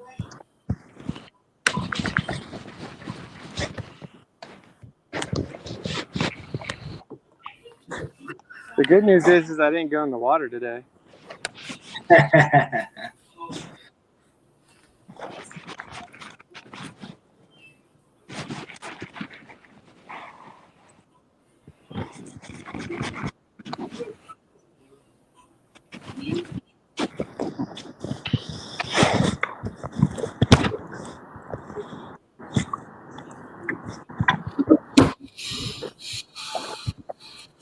That was definitely an experience right there.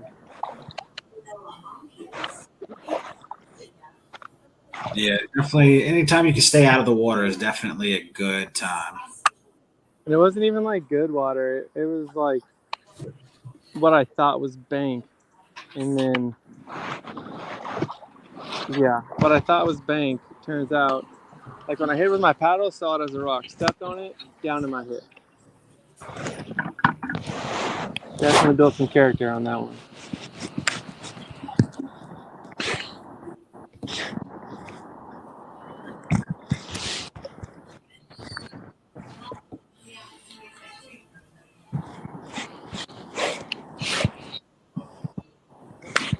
All right. It doesn't seem like we can get any more videos in here. So I think we're going to go ahead and we'll end our broadcast here Okay.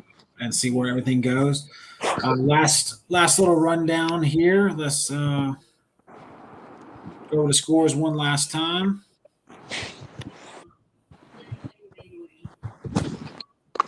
We have the bronze back over the Rebels, 117 and 3/4 to 97 and 1/4. Maulers, 187 over the Ambassadors, 164 inches. Arkansas Hogs over Warhawks, 146.5 to 90.5. Southern Slayers over the Palmetto Punishers, 190 and 3/4 to 157 and 1/4. It looks like we have about 40 minutes left to fish.